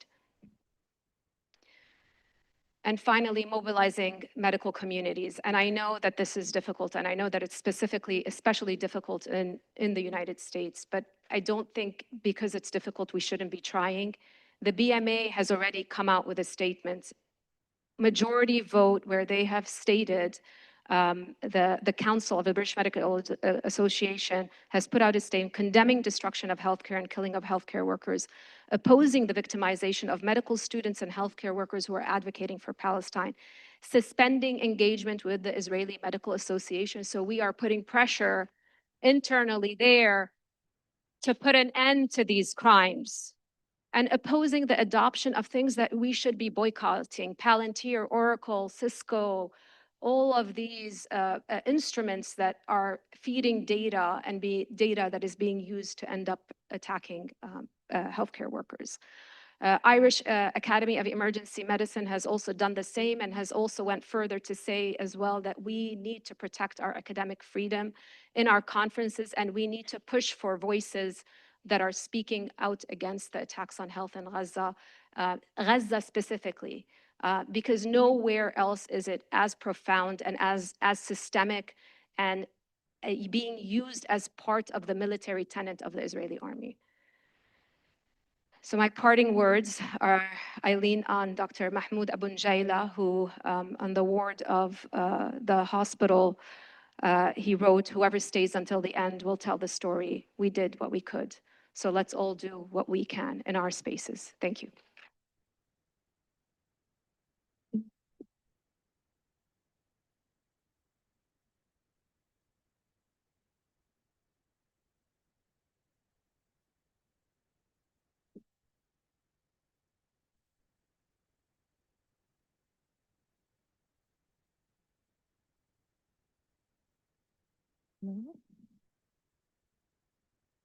Thank you so much for that powerful presentation.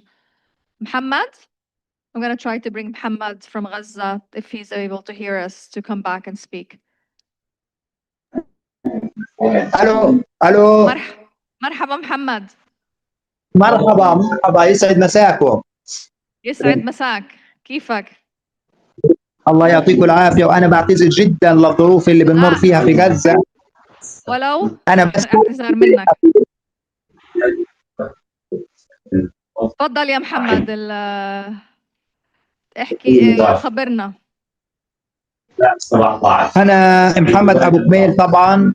انا الان بكلمكم وبحكي معكم من وسط الاباده، وسط المجزره اللي بنتعرض لها من تاريخ 7 اكتوبر 2023.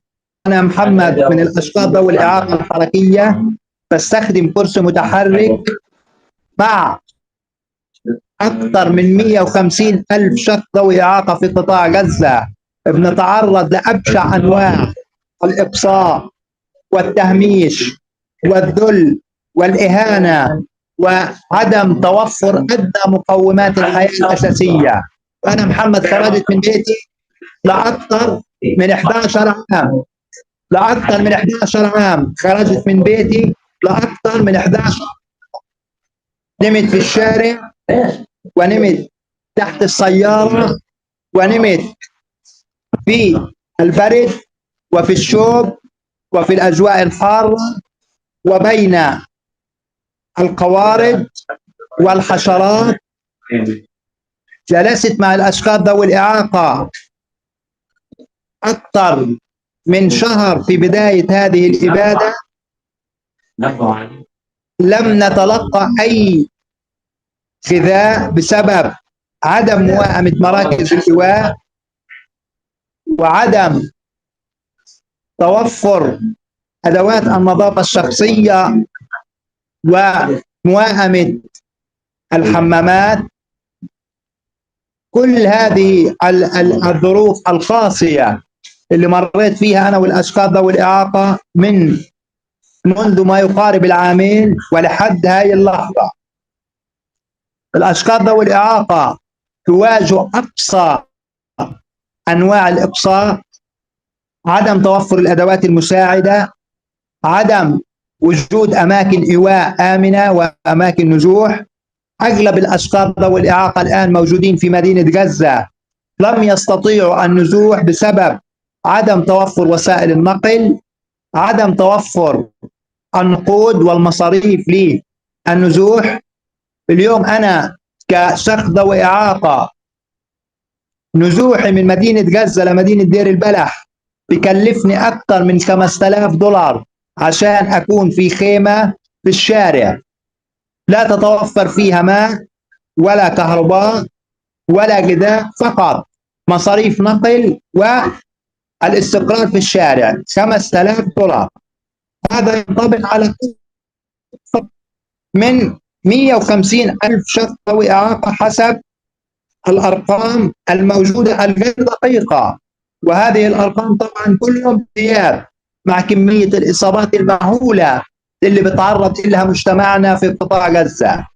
الأشخاص ذوي الإعاقة ما في أي مراكز صحية يتلقوا العلاج. كلنا بيعرف كثير منا بيحتاج لعلاجات، بيحتاج لأدوية، ما بيستطيع الشخص انه يذهب لهذا المركز او المشفى او المركز الصحي لانه هذا المركز مش موائم، لانه التكاليف باهظة الثمن لوسائل النقل في قطاع غزة.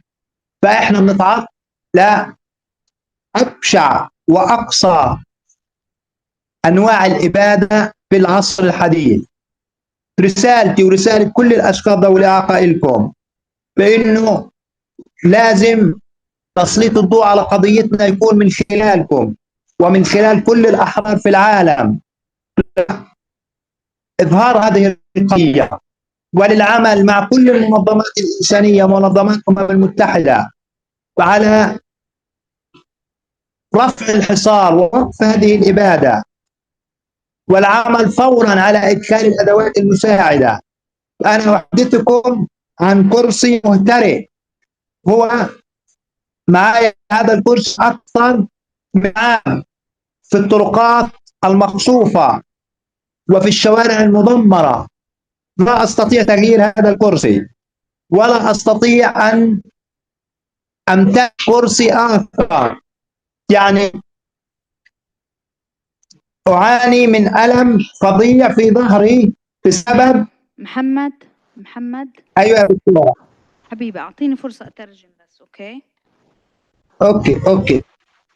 All right. So Muhammad talked about 150,000 cases of disability right now in Gaza. And that's an estimate, and he's expecting that there are way more people than this number. And he's talking about the number as emerging also injuries besides those who were disabled from way before the genocide. but 150,000. And he said, we are living in the most cruel conditions here in Gaza. He himself, with the expulsion, he was displaced more than 11 times, and he had to sleep on the road, on the destroyed roads, under cars even, to look for safety, to seek safety. The shelters that are available there are few, but also they lack hygiene. They don't have proper bathrooms. He also talked about the assistive devices, that there is a lack with these devices because a lot of people we know lost them, but also he lost his electric wheelchair, and he has been using the manual chair right now that is worn out. It's expired, and it's not appropriate for him to use such a chair because he has been having back pain, constant back pain. Now, he also talked about the basic needs, these most extreme, and they're living in the most extreme conditions there because of the costs of, the displacement, the transportation. No means of transportation. He mentioned it takes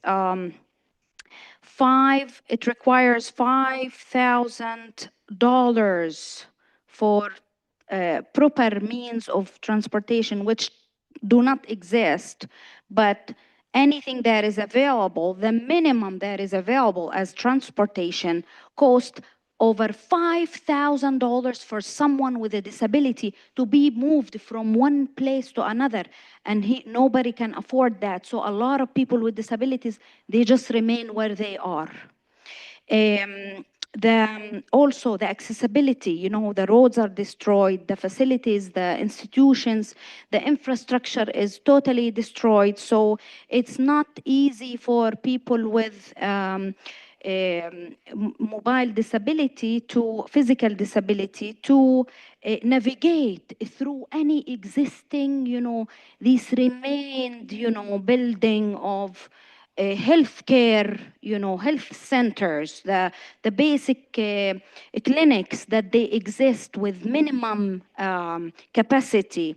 It's not easy for them to have accessibility to these, health center. No medication. And he was calling for us to shed the light on the cause of people with disabilities in Gaza. He's urging us to mobilize, talk with the United Nations organizations. He also urging us to end the genocide, waqf al-ibada. So he immediately put pressure to immediately have the assistive device enter Gaza. That is an immediate need. Okay, Muhammad, تحب تكمل؟ هاي يا دكتورة معي. تفضل. ايوه طبعا العديد من الاشخاص ذوي الاعاقه ما بيقدر انه يوصل صوته. كمان مره انا بوجه لك الشكر وبوجه لكل اللي بيسمعوني الشكر لانكم اعطيتونا الفرصه انه نوصل صوتنا، نوصل صوت شريحه مهمشه في الظروف الطبيعيه كانت تفتقر لادنى الحقوق كما نصت عليها القوانين والاتفاقيات المحليه والدوليه. كمان مره رسالتنا بأمل إنه هذا اللقاء يكون هو بداية لنهاية هذه الإبادة ونهاية هذا الواقع المأساوي اللي بيعيشه الأشخاص ذوي الإعاقة. هناك صديق لنا من الأشخاص ذوي الإعاقة توفي منذ فترة بسيطة بسبب عدم توفر الحفاضات لكبار السن. هناك أشخاص ذوي إعاقة استشهدوا لعدم مقدرتهم ولعدم وجود مصادر دخل كي بتساعدهم على النزوح. هناك أشخاص ذوي إعاقة تفاقمت وتضاعفت الأمراض لديهم بسبب هذه الظروف الغير آدمية اللي بنتعرض إلها. على صعيد الشخص محمد، كنت ناشط مجتمعي قبل 7 أكتوبر، بمارس حياتي بشكل طبيعي، بمتلك كرسي الكهرباء اللي فقدته في هاي الحرب بسبب تدمير وحرق منزلي. أنا الآن لا أستطيع أن أتحرك ولا أستطيع أن مارس حياتي بشكل طبيعي. كنت بعمل جلسات وندوات في المدارس وفي الجامعات وأتحدث عن حقوق الأشخاص ذوي الإعاقة وعن المفاهيم الدولية وعن كيفية التعامل مع الأشخاص ذوي الإعاقة وعن بروتوكول التعامل مع الأشخاص ذوي الإعاقة، وأوضح لهؤلاء الطلبة والناس بأن الإعاقة هي بالحواجز والمعيقات والتحديات اللي بتصنع الإعاقة. الإعاقة ليست بالشخص وإنما بالمعيقات اللي بيضعها المجتمع. كل هذه الأحلام تحطمت وأبيدت بعد أوقاتين من هذا اللقاء وهذا اليوم. فأنا بأمل أني أرجع لنشاطي هذا وأرجع للعمل اللي كنت بقوم فيه، لكن عندما تتوفر الإمكانيات وعندما تتوفر الأداة المساعدة وعندما تتوقف هذه الإبادة. Okay, Muhammad was talking about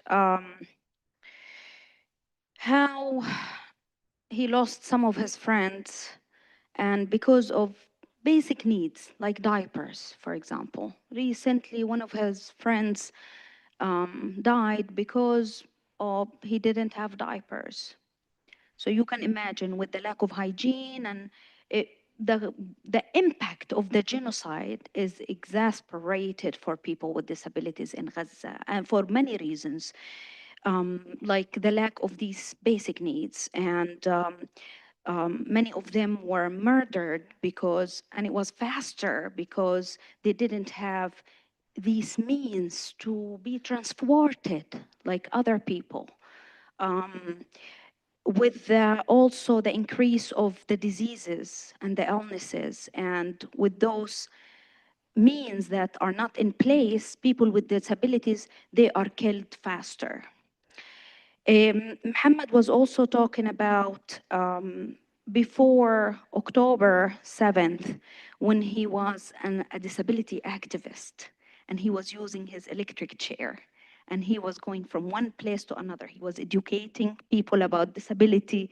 He was giving lectures. He was giving workshops in school about how disability is really about, is not about the person who is disabled. It's really about the barriers that are placed in front of those people with disabilities, about accommodations, right? And now he found himself suddenly on the street, not able to navigate, what's going on with the infrastructure destroyed, with losing his electric wheelchairs, no dignity whatsoever for people with disabilities when it comes to the basic needs of the accommodations and the special needs. So he wishes that one day he will go back to his normal life before, and it was not normal. He also mentioned that even before it was not normal, but at least there was a little bit of hope to navigate these barriers, and that's why he was advocating for people with disabilities in Gaza. He was also discussing topics like the international conventions and how important these were in his awareness workshops. So I'm gonna stop here. Muhammad, are you still with us? بتحب تضيف أي إشي قبل ما نطلع؟ رسالة مثلا، إيش بتحب، إيش رسالتك أنت للجمهور اللي اليوم معانا؟ برسالتي لحظة شوي محمد. Muhammad also was thanking Doctors Against Genocide for giving him this platform to speak. Oftentimes, people with disabilities are not, their voices is not heard. So it's important that we always give a platform. We always establish a platform for people with disabilities. Go ahead, Mohammed. شويه بس عشان في لقاء. محمد معك أنا كرامة من Doctors Against Genocide. اهلا أهلين، كيف حالك؟ Thank you. شكرا كتير على اللي حكيت لنا إياه، وإحنا فخورين فيك، وإن شاء الله بترجع activist زي أول وأكتر. I'm just saying to محمد that I thank him for his time that he's giving us, and I hope things will go back to how they were and he will be an even stronger activist than before. Muhammad, we will always be proud to give you the platform, and Sundos and all the disability group, thank you so much. We will continue to work very closely with you. Inshallah, we will find a better future for all of us. I'm really sorry, but because we are in a very packed conference, we have to move the panels, and I will move to Dr.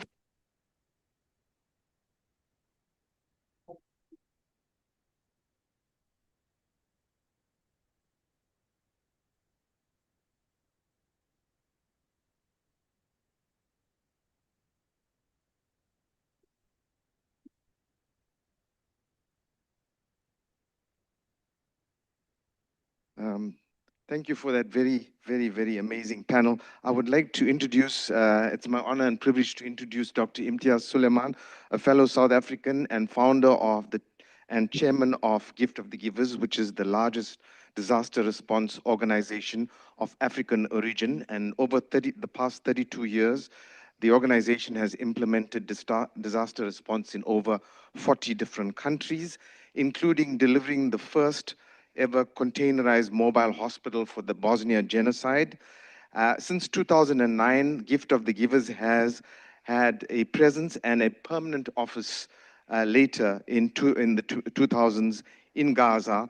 And the Gift of the Givers have also been targeted, including the healthcare workers from Gift of the Givers. It's our privilege to invite Dr. Imtiaz Suleiman to address us. Imtiaz, we really so apologize because of the time constraints, and we appreciate hearing your voice from Gift of the Givers. Thank you. The floor is now yours. Faraj, Jazakallah, thank you very much. Thank you to all the participants in the conference. Thank you for all the speakers. Thank you to Muhammad. Thank you for the lady who spoke on the panel before me, and the lady who was doing the translation just now. No, congratulations to everyone for a great job done and for the commitment. I was going to speak about the things that we're doing in Gaza, but I think, a lot of this is already covered in terms of the type of difficulties people have, the challenges, the difficulties of the patients, what's being done. I think I'm going to change this slightly differently to give another perspective.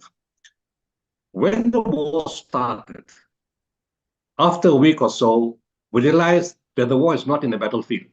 This is not a war. There's no two armies on either side. There's one army, fourth largest army on earth, supported by many Western nations, inactivity of Muslim nations and Arab nations, and an unarmed civilian population that's getting massacred. And this happens over and over again, where we need to change the narrative. And the narrative was to take Israel and Zionists head on. Because if this war had stopped, sad to say, I know we've lost a lot of life, but for the next 76 years, this would have carried on, and every year we'd have lost another few thousand lives.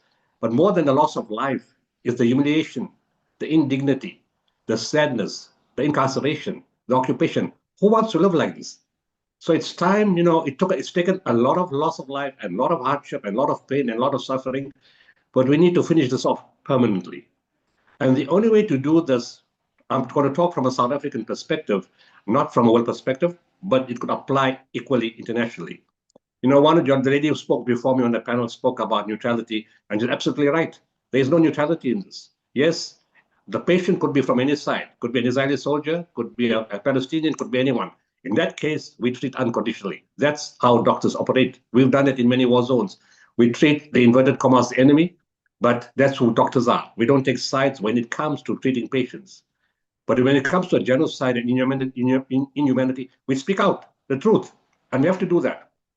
So when it happened in South Africa, we decided it's time to expose 76 years of lies, to change the media narrative, to take the media, to take the Zionists and all those who stood to them head on.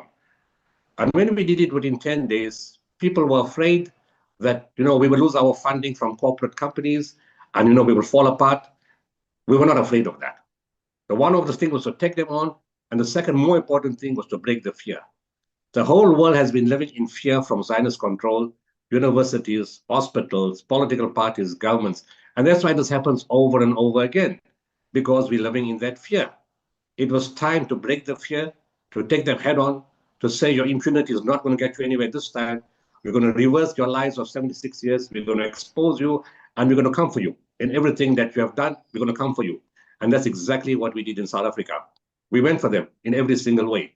We slowly started dismantling their controls in the universities, in the corporate companies, in the political parties, in government, in public, in the media, and it's still ongoing. It's an ongoing battle between us and them. The aim is to dismantle the Zionists and to dismantle Israel totally. And we have to do this collectively all over the world. So I don't think if you're holding one banner every Friday at the corner of a traffic light or saying something, sending one line email to somebody, it's not counted. You can see how the world has changed in the last 2 years. And this hasn't happened without any effort. The one person standing alone, or the person sending an email, or somebody shouting or complaining, or somebody making some kind of a noise, it has collectively made a huge difference. We haven't seen this kind of reaction against Israel ever in our history. With full American support, we've never seen countries change. That the only nation in the in the world, in the Security Council, is one country in the world standing with Israel. Every other nation is turning around. So the one aim was, of course, to take them head on. And secondly, why encourage you to hold the hands of your government. Our government, this is a non-Muslim, I'm being very deliberate in my wording. This is a non-Muslim government in a predominantly non-Muslim country that had more guts than all the Islamic countries. Sorry, I'm a very blunt guy. Had more guts than all Islamic and Arab countries standing together to make a stand against Israel and America. They did it at great risk to themselves. We're a population of mostly unemployed people. Our economy is not big. They took a huge risk in doing what they did because of their humanity. Within 5 days of them taking Israel to the ICJ, we lost 1 trillion rand from our economy, which is a hell of a lot of money. And lots of countries turned against us. But they stood their ground. And by them standing their ground and going to the ICJ and showing they're not scared of Israel or the Western nations, and showing that they have no fear, within a short space of time, 72 countries got brave enough to join them. We supported our ICJ team.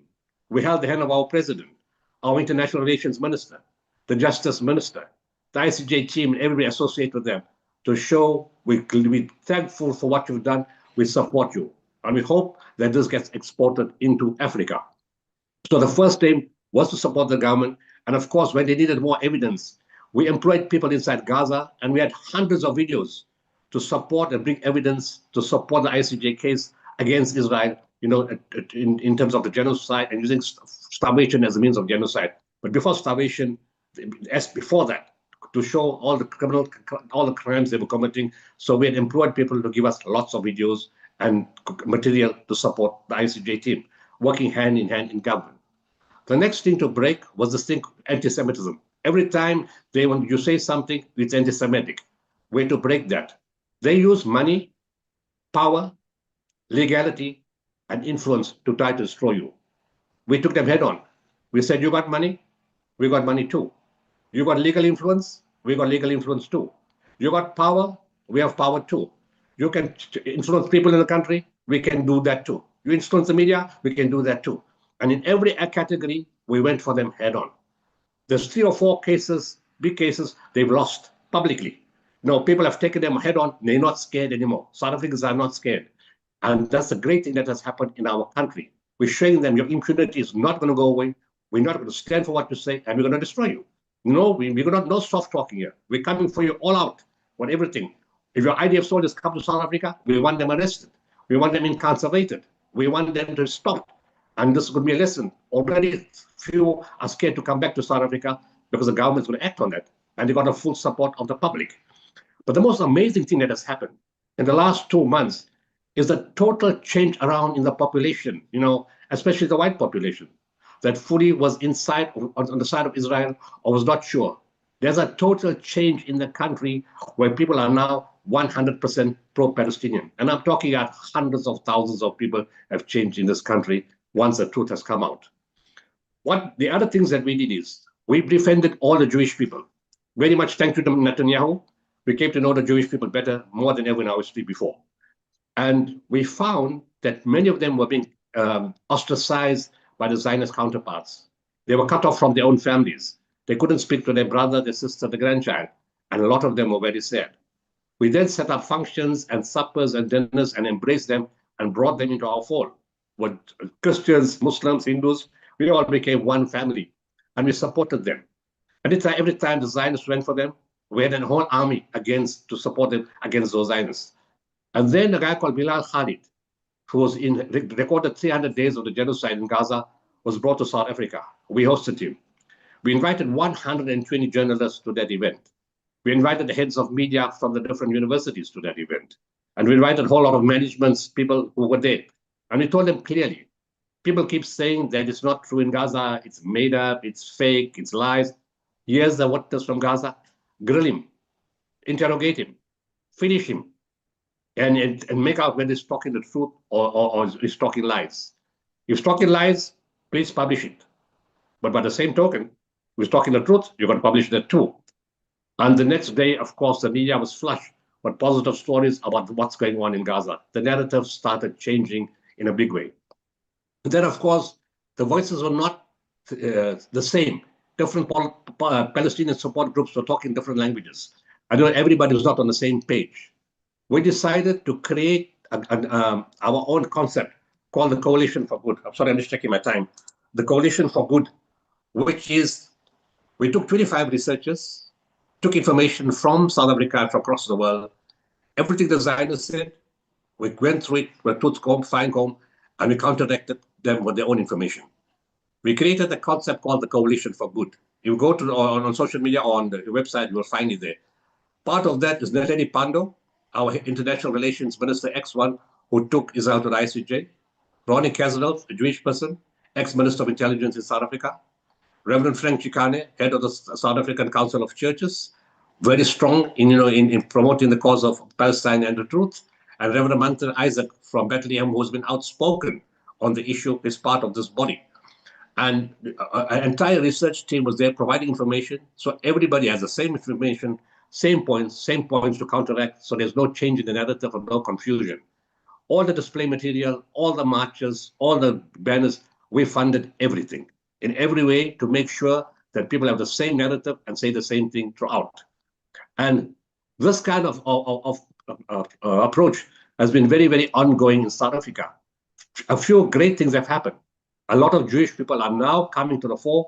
And 3 days ago, first time in history, a South African Jewish philanthropic organization, which is probably the second largest Jewish philanthropic organization in South Africa, made a $1 million contribution to Gift of the Givers to be used in Gaza. That has blown the internet yesterday when myself and the Jewish lady sat together and we took this picture where the Jewish charity has now stood up openly and says, I support Gaza and we support Gaza. In the universities, there's been changes where the university councils are being challenged to break all ties with Israel academically. And more universities are coming online. And, even though when the Zionists take them to court, 1,500 lecturers and academics in University of Cape Town have signed a paper to counteract that decision. The other great thing that happened, and I'm reaching the end now because I think my time's up. The other great thing that happened is that we managed to bring students from Gaza to study in these same South African universities. People tried to block us, but we got the support of the academics and the people inside the university. We brought 27 to UCT, 22 to Wits, and 10 to Pretoria. And the door is open to bring hundreds more students in the different years, not only in medicine, but in allied sciences, in teaching, in engineering, in business economics, whatever is required, we can look at it. And we have been funding this. This is just the one aspect of our work that we're doing, that we're fighting it on intellectual level because the war is not on the battlefield. We have to tell you what we're doing inside Gaza and in Egypt is going to take a long time, So I'm not going to talk about that. It's not going to make any material difference, to be honest. What's important is to hold the hands of your government, continue the pressure, and we've mentioned it in the media and to government in a big way. And these are the last 2 points. One is the war can end immediately. They need to do what they did in Bosnia, send in troops, create safe havens, a safe haven for the entire Gaza, allow all the people to come back, bring the medical teams in, every type of support to heal those people, and permanently protect Gaza until the solution is reached, where Israel will not attack anymore. And the other thing we're doing now, I've got a whole Jewish group of people supporting conscientious objection inside Israel. It's now time to take the battle right to them into their own country, and we've got an entire team working on that to support conscientious objection inside Israel. If we come up on new ideas, we're going to follow it. But the idea of the mind, the knowledge fight, is the biggest fight right now. Yes, we're getting aided in by trickles. We're buying stuff on the inside. We're helping on the inside. Nowhere yet compared to the capacity we have and what we can really do.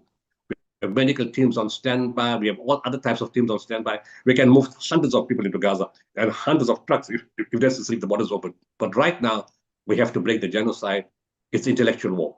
It's a war in the media, in governments, and every other aspect, not on the battlefield. And we need to know that no matter what we do, how small it may be, it's not small collectively when world opinion has changed to such a large extent that Canada and Australia today have recognized Palestine as a state. Britain is going to do it in the next few days. Portugal is going to follow, and other countries are going to follow. We may say it may not make a material difference, but it's a huge change compared to what has happened 76 years ago. Thank you very much for your time, Doctors Against Genocide. I appreciate you doing this program. I appreciate your efforts. I appreciate everybody supporting you. And you know what? We need to go forward with this, and we need to strike at the Zionists with the most powerful strike we ever have in our hand. Thank you very much. Thank you very much, Imtiaz. We really appreciate you addressing us. As I said, we apologize for the time limits, but we will get you back to address us on a webinar about more dedicated war versus natural disaster related issues on the agenda today. We appreciate you. Would like to hand the floor back to the Thank you, everyone. I just want to clarify, we at Doctors Against Genocide, we are against genocide no matter who the perpetrators are. We are not a religious or ethnic or race-related organization.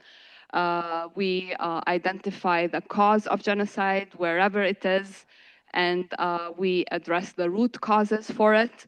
There is no particular antagonism to a certain group or a certain affiliation. So I want to make that very clear to our attendees. We are against genocide, war crimes, crimes against humanity, and atrocities wherever they are, and we do our best to make sure that we are on the side of the victims and on the side of the compromised communities wherever they are. We will move now to the mental health panel, and Dr. Lama Khouri will be moderating. We have Dr. Lara Sheehy with us and Dr. Yasser Abu Jame online. Dr. Lama, please take it. Thank you very much, Dr. Karamad. Can you see me? Yes, you can see me. We can see you and hear you. Thank you. Great. So, salam وحب للجميع. I am Dr. Lama Khouri, co-founder of the Palestine Global Mental Health Network and a member of Doctors Against Genocide. I am speaking to you from Lenape-Hawking, the ancestral homeland of the Lenape people, today called New York. It is an honor to moderate this vital conversation on trauma. Our panel is entitled Mental Health Under Genocide, the Weaponization of Trauma. Unfortunately, Dr. Khurram Janjawa will not be able to join us. However, we are joined by two phenomenal clinicians, two powerful voices whom you probably know already, and who will deepen and expand our understanding. Dr. Yasser Abu Jame and Dr. Lara Sheehy. Okay, so I will give the floor. I had other things to say, but I'm gonna spare you and go right to the presenters. Our first speaker is Dr. Yasser Abu Jame, a Palestinian psychiatrist who has led the Gaza Community Mental Health Program since 2014. The mental health program was founded in 1990 by the late Dr. Iyad Sarraj. GCMHP provides mental health services to Gaza's residents and train mental health professionals. till today, by the way. Dr. Abu Jama served on the task force that developed Palestine's National Mental Health Strategy 2015-2019, co-led the Mental Health and Psychosocial Support Technical Work Group in Gaza, and co-founded the Palestine Global Mental Health Network in 2019. His interests include capacity building, neuropsychiatry, and advocacy. He has authored and co-authored around 20 academic papers and is certified as trainer of trainers in supervision care of caregivers by the Free University of Berlin. His honors include the Said Foundation Best Alumnus Award 2015, University of Birmingham Alumnus of the Year 2016, and the Rebuilding Alliance Community Resilience Award since October of 2021, excuse me. Since October 7, 2023, he has fought, and I can attest to that, to maintain GCMHP's capacity to serve. His presentation is entitled Holding Trauma in the Rubble, the work of the Gaza Community Mental Health Program. And the floor is yours, Dr. Yasser.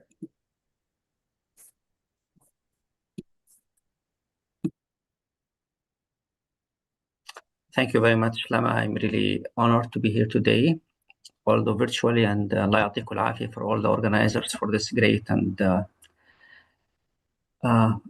important conference. I'll try to be short in the presentation. I hope that you can see it on the screen.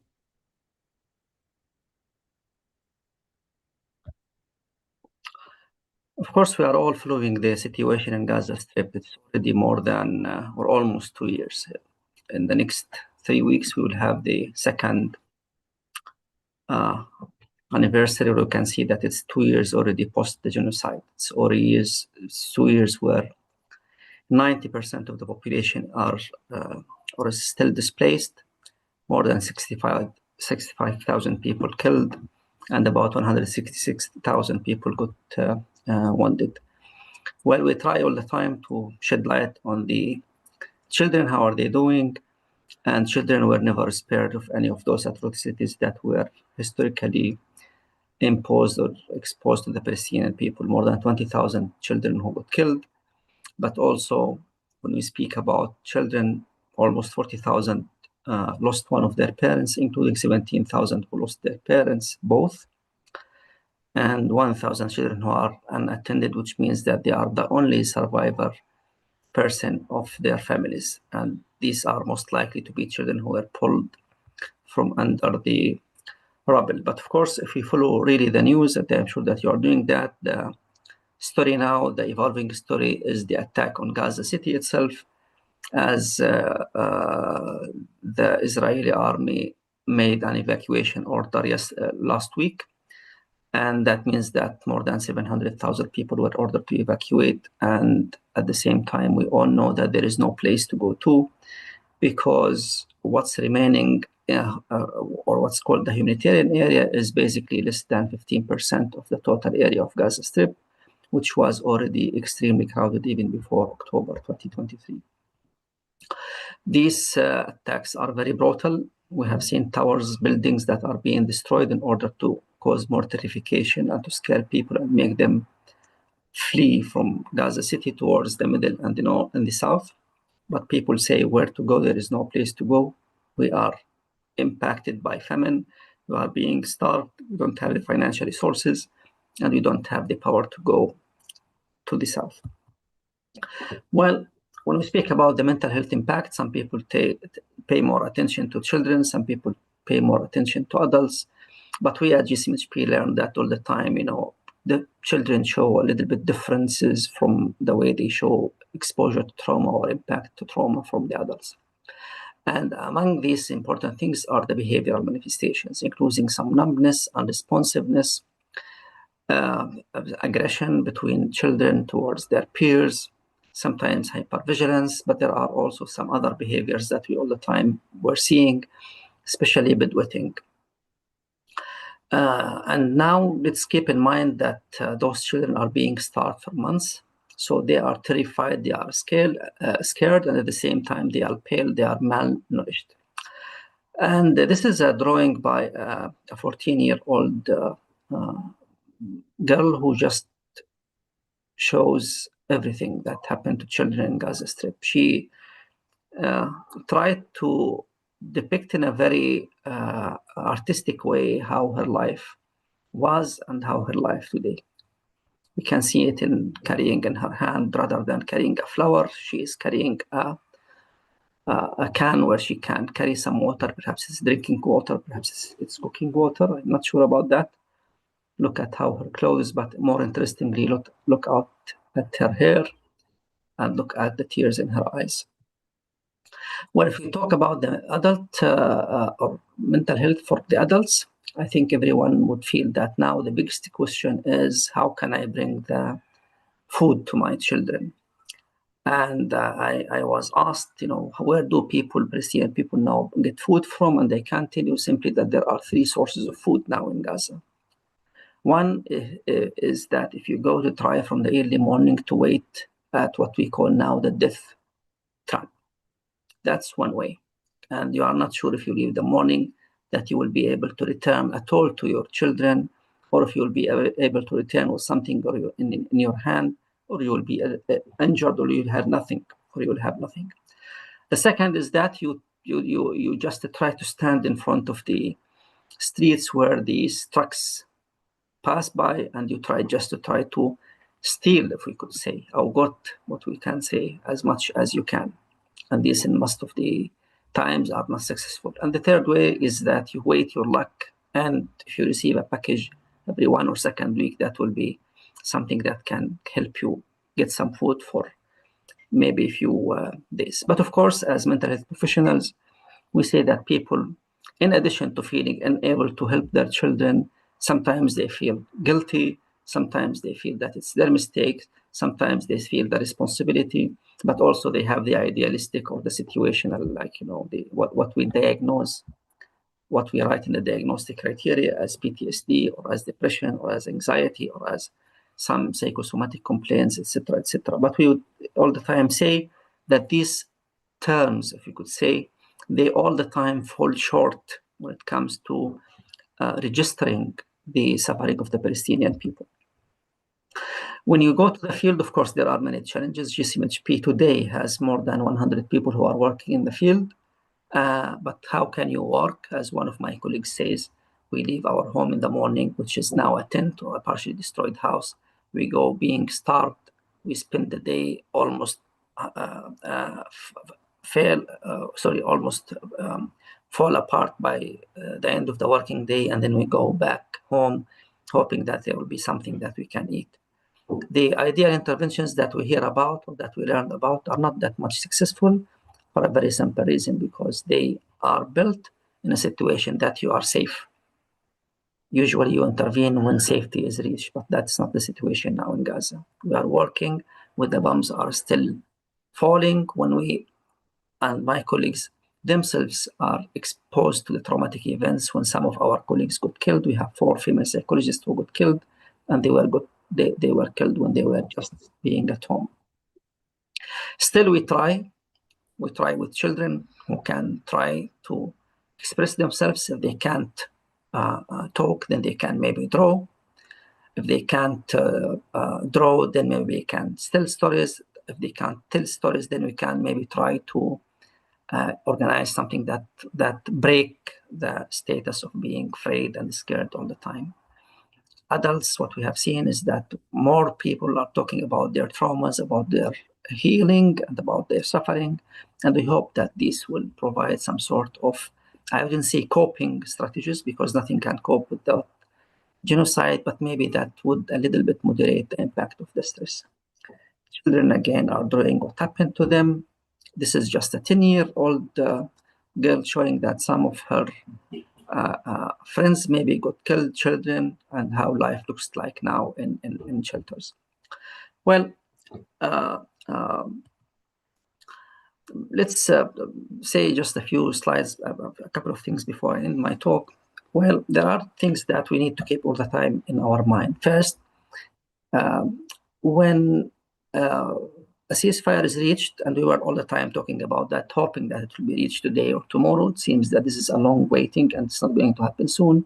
But let's keep in mind that mental health is not going, I mean, the atrocities, the impact is not going to stop once the ceasefire is reached. Sometimes, and what we have seen is that after the ceasefire is reached, the symptoms start to appear, especially 3 or 4 weeks after that.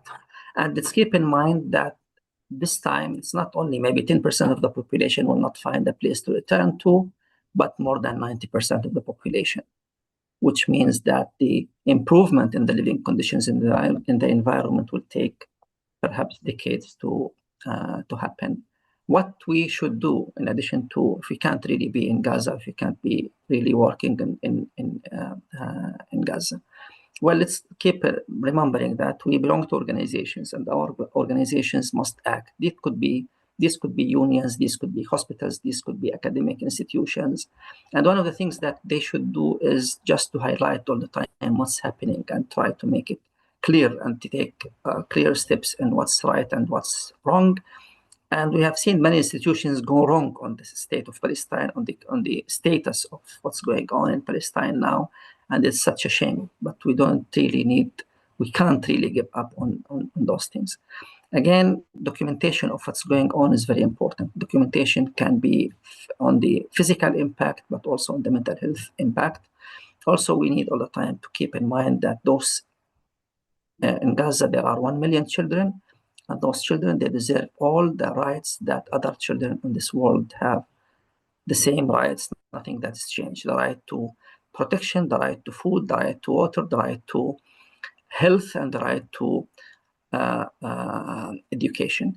I will not speak a lot about what should people do. I am sure that the audience here and everyone who could listen to us or hear us here or there, that they will find means to support the Palestinian people in Gaza Strip or the Palestinian people at large, because we all have our difficulties in our areas.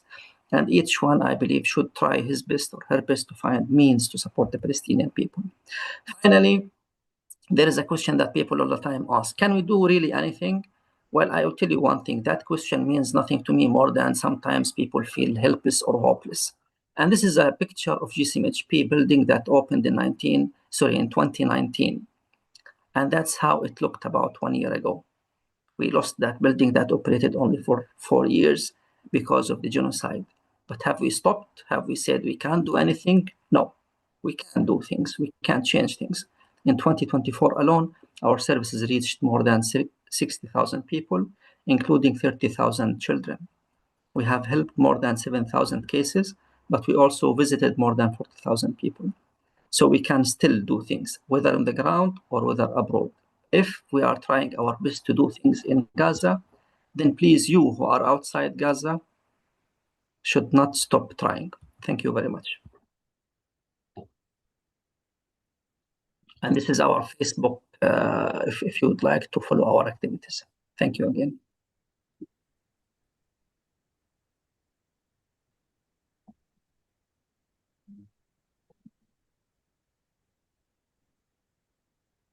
Okay, thank you very much, Dr. Yasser. It's really, in a way, a message of hope in this dire times. And there's a lot to say, but to give us time, I want to present our next speaker. She is Dr. Lara Shiha, a licensed clinical psychologist, research fellow at the University of South Africa's Institute for Social and Health Sciences, and founding faculty director of the Psychoanalysis and the Arab World Lab. Dr. Shiha is a co-founder of the Lebanon-Palestine Mental Health Network. Her work is grounded in decolonial and feminist methodologies, focusing on psychoanalysis, psychic refusal and revelation struggles, the psychic dimension of resistance and revolution, and critical Zionist studies. She co-authored with Stephen Shiha, Psychoanalysis Under Occupation, Practicing Resistance in Palestine, Routledge 2022, winner of the Middle East Monitor's Palestine Book Award for the Best Academic Book 2022. She is president of the Society of Psychoanalysis and Psychoanalytic Psychology, APA Division 39, and co-editor of Studies in Gender and Sexuality. Dr. Shiha is a member of the collective for the Institute for Critical Study of Zionism and serves on the advisory board of Forensic Architecture.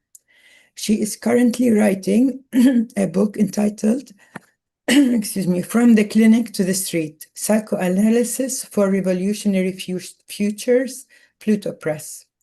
Dr. Shiha will be launching a podcast soon called Psychic Militancy, so stay tuned. And her talk is Psychic Warfare and Psychic Militancy. And the floor is yours, Lara. شكرا لما. Can everybody hear me? يعطيك العافية دكتور ياسر. Dr. Yasser is one of my favorite people in the world, so it's always such a pleasure and honor to be on a panel with him. صباح الخير وشكرا للجميع لوجودكم. و thank you to Doctors Against Genocide and of course كرامة ميسا عماد النضال. يعطيكم ألف عافية. Thank you so much and thank you for including me. I also owe a debt of gratitude to people like Yasser, to people like Lama, and everyone working to disrupt the belief that any psychic work can be separated from the material conditions that create psychic suffering. And this goes back to what Dr. Hette was saying about neutrality. I'm going to start off from the beginning. There's no such thing. Even in psychology, and despite the fact that our field tries to crush us and sort of shove that down our throat, I think there's an ideological position that's being taken, one of which is through innocence, and the other one is through really coercion. So I'm also speaking to you as a Lebanese Arab, which is important in this moment of atomization and an insistence on solidarity and defiance of colonial borders. I reject and defy the 6 Picot borders that separate us from Palestine. And a reminder to all of us that there's a long history of resistance that runs through our region, and I follow in the steps of our revolutionaries and our political prisoners, and a shout out to George Abdallah, who was just liberated. And also to everyone who remains in Zionist gulags but commits to life anyway, and that's really where this idea of psychic militancy really started, is how we are taught every single day by people on the ground and people who otherwise are under conditions that are unimaginable, who create life anyway. So my scholarly work and technical clinical work over the past couple of years has been to almost obsessively think through this. What are the psychic dynamics of resistance, with focus on people engaging in resistance acts? And this is in direct opposition, and I would say antagonism, to the trauma studies field that entirely wraps us up and deflects from material conditions. And so it becomes a way of containment. It becomes a way in which everything psychological can sort of retain its capacity and is defanged and depoliticized, completely separated from the conditions that created that suffering to begin with. This includes studying psychological warfare, which over the past 2 years has been significant. I think all of us can attest to this. But I would, over and over and over again, people would come up to me and say, I'm the one who feels like I'm crazy, right? Despite the fact that we all know who the oppressor is, who's causing the genocide, what the machinery behind it is, what are the targeted intent is, it ends up that we internalize somehow feeling like we're misreading the situation. So that got me really interested in it. So really thinking about how structures of power work alongside systems of elimination to target our psyche. And for me, this is not just dwelling in this place, it's about tracing this so that we can also understand a grammar of psychic resistance against these violent systems. So this is what I call psychic militancy. And what does it mean for us to be able to read the logic of oppression so that we can be take up arms against it, really, to retool it in a way so that we know what's happening and what's being intruded upon, and then to fight it. So it feels really important for us to retain psychic militancy, the psychic militancy that Dr. Yasser just ended us with, the idea that if people in Gaza are being able to do this, we can too, to ground ourselves and to remain aligned in the material conditions that we must dismantle. One of the ways that I started to really track this was to understand oftentimes mental health effects or trauma specifically are always thought about as an after effect. And one of the ways that we can think about psychic militancy is to understand that if Zionism is an expansionist project, a settler colonial expansionist project, that the psychic province is also for theft, right? And so one of our ways to defend against this, to be militant in blocking its entry or its intrusion, is to understand that the mental health effects are never a secondary aspect. It's a primary aspect, and how these systems come to live inside of us and reorient our interiority. They become natural fixtures, right? Just like checkpoints in Palestine are meant to become natural fixtures of the land as though they had always been there. Some of the ways that our psyche is intruded upon is meant to also reconfigure the way that we think about things. The ultimate end to this is not only to put us back in our place, as Frantz Fanon might tell us, to always function on the racist assumption that we are less than, that we are dehumanized, but also is to demobilize our revolutionary work and our commitment to futures that don't include settler futures, that include our futures as liberated peoples. So I'm bringing back Frantz Fanon here, revolutionary psychiatrist and freedom fighter for the liberation of Algeria. And he had this concept of the psychoaffective, about the way the psychoaffective worked, that there's a plane of affect and emotion and psychological aspect to our being that is always being worked on, right? So power will work through us and on us through the psychoaffective. I'm adding politico here because it's a political project of all systems of oppression, whether that's racism or sexism, and certainly Zionism is a racist project of expansionism, to work along the psychic and the affective. It's meant to impress on our psyches, insisting on being felt, but also, again, making itself a natural fixture inside of us so that all of our way of moving through the world is in relationship to that psychic intrusion. And this is the way that you extend the sovereignty of the Zionist settler colonialism, right? That if it lives within inside of us, then there's a sovereign sort of position to it. And I think that's why it's important for us to name the imperious intrusions of the psychopolitical affective and understand that that works just like imperialism, right? To redefine who we are, to reconfigure our psychological process. This is why our trauma frameworks don't work, right? That's also not by accident. It's constitutive to how they are created, right? They are meant to make us attune, those of us who are clinically trained. When you're clinically trained within a particular framework that actually shores up and stabilizes settler colonial logics or imperial logics or capitalist logics, you are also drawn into a social reproduction of those symptoms where you're attuning to one thing and misattuning away from another, right? So when somebody comes in, or how Yasser guides us through, if somebody comes in registering the material conditions that create the trauma, somebody trained within a traditional trauma framework is going to contain that within an individualistic framework, because that is what we are taught to attune to, and move away from the structural conditions that actually cause that suffering to begin with. And that's what I mean about constitutively these trauma frameworks work to do that.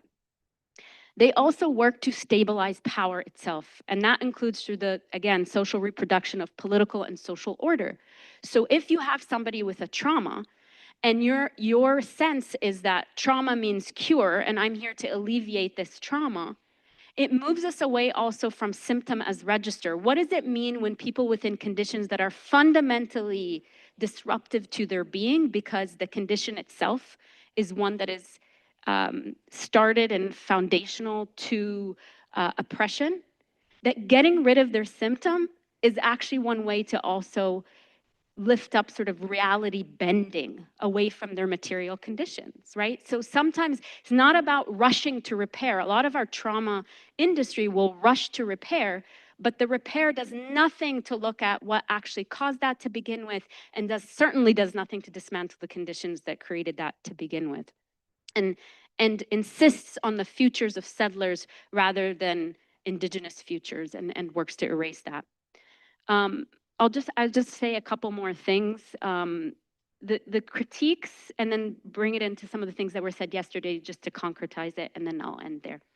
So the further critiques that we can think about in terms of trauma and why it's important for us to really attune to these other elements of it and constantly think about the ways that psychic militancy means. We understand how these things are used as tools of oppression, even imbricated within our fields. Our fields are implicated in the suffering of people. They're not just implicated in the alleviation of suffering, unless we are militant about using them to ameliorate conditions, they will be used towards power, right?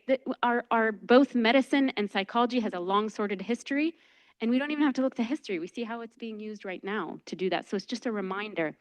The other critique is that oftentimes the trauma industry will look at a point in time trauma, right? So a trauma happens, and then what happens after the fact, and that's what I would call a point in time trauma. This is depoliticized, defanged, and contained.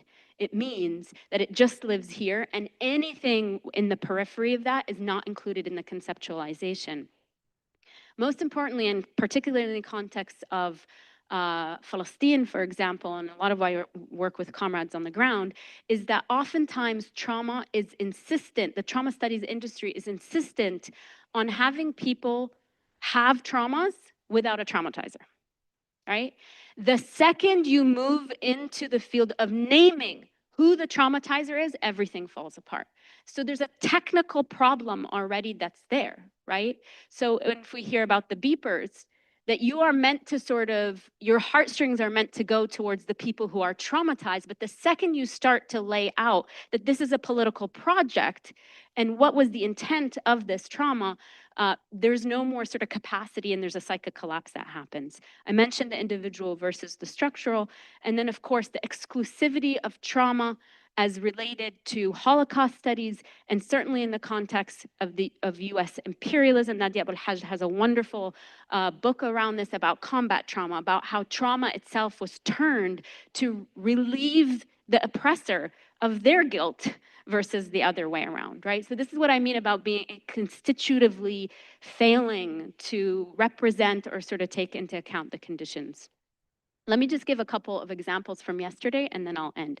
So shoot to maim, our disability justice conversation this morning was central. This idea of shooting to maim is a central piece of this, right? That these are the constitutive sort of structures that do this, the images we saw yesterday, the burning of hospitals, all of these are targeted aspects and include psychological warfare. The point is to reduce the ability for people to think of themselves into the future, right? To arrest them in that trauma that's circumscribed by their oppressor only. That oppressor owns life and also owns death. They own the past, the present, and the future. And I think those examples were really important. Dr. Barghouti mentioned 3,000 checkpoints now, right?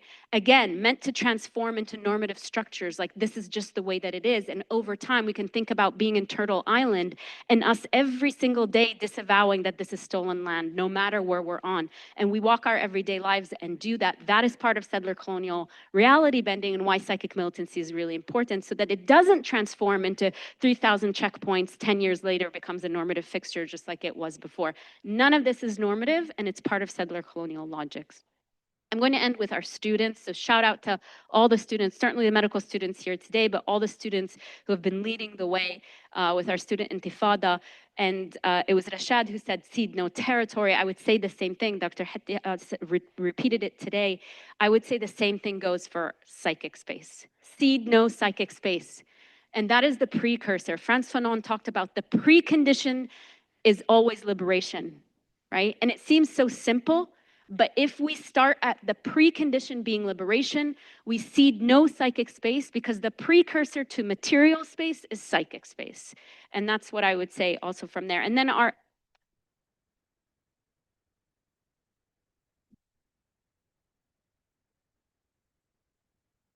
I think Syrian exemplified this when she was defiant and sort of submitting her paper, right? And not ceding any space. And I think this is part of it.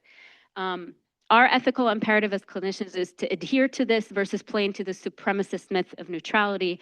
Remember yesterday also our student from Columbia, Cameron, and the sign. When something transforms in front of our eyes symbolically into a method of repression, a sign can become a method of repression. I want us to also attune in psychic militancy to how it can also transform into a method of liberation. Think about the bulldozer on October 7th. A tool of death becomes a method of liberation. And we can understand our responsibility to transmute our tools, our theories, our methods, and our interventions towards liberation. Thank you so much.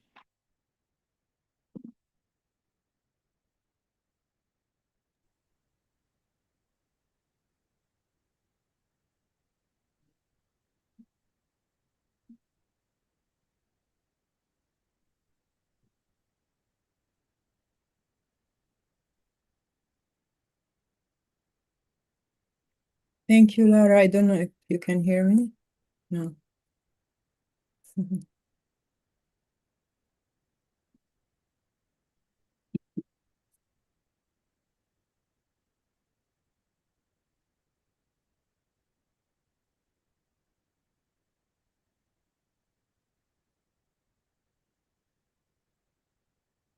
No. Can you hear me or no? Yes, Lama, I think we can Oh, hear you can hear me. Okay, good. I wasn't sure if. So it's really hard to add, sorry about that. I don't see myself, so I'm not sure what's going on. It's impossible to add more to what's being said. Two inspiring colleagues and friends and comrades.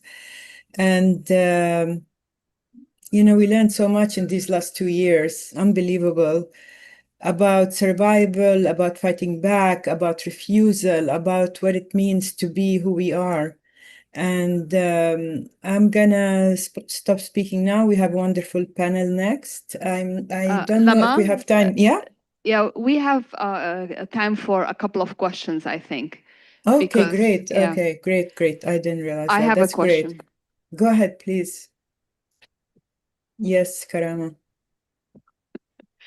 Uh, I was just thinking that. So Lara, so trauma-informed care is the norm in therapy and cognitive behavioral therapy and even in delivery of medical care. And you are basically turning it upside down. So my question is, how is this received in the psychoanalytical societies and associations? Have you discussed this with other colleagues? And I think it's very empowering to actually turn it upside down and re-educate ourselves.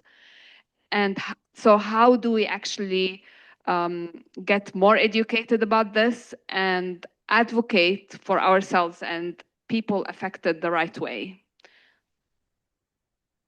Thank you so much. And I'm going to speak very briefly about this, and I'd love Dr. Yasser also to, his advocacy is central to this, and I think us attuning to the work of those on the ground. Honestly, I had been working on this idea for a long time because I came to graduate school. I was evacuated in 2006 from Lebanon, and I landed in graduate school, and all the conversation about trauma was entirely misattuned. I mean, there was no space for anything that was actually material in this. But I didn't have the words for it because as a graduate student, I know there are many here, you feel like you have nothing to say, but you feel it in your body. There's something that's sort of a disconnect. I've been working on it for a long time. Trauma-informed care, when I'm going up against it, I'm not, obviously, I think we all understand that we're not saying that these things don't impact people. What I'm saying is that as an entire framework and industry, it means nothing to me when we can live in a world in which a genocide can happen and trauma-informed care can just continue as though it's business as usual. It has created its own death, and it has shown its limitations, and that's why for us to pick up the mantle and say, okay, constitutively, you've met your limitations because this was not meant to include any of this. Have I talked about it in the field? Absolutely. You can imagine I'm very popular in psychoanalysis.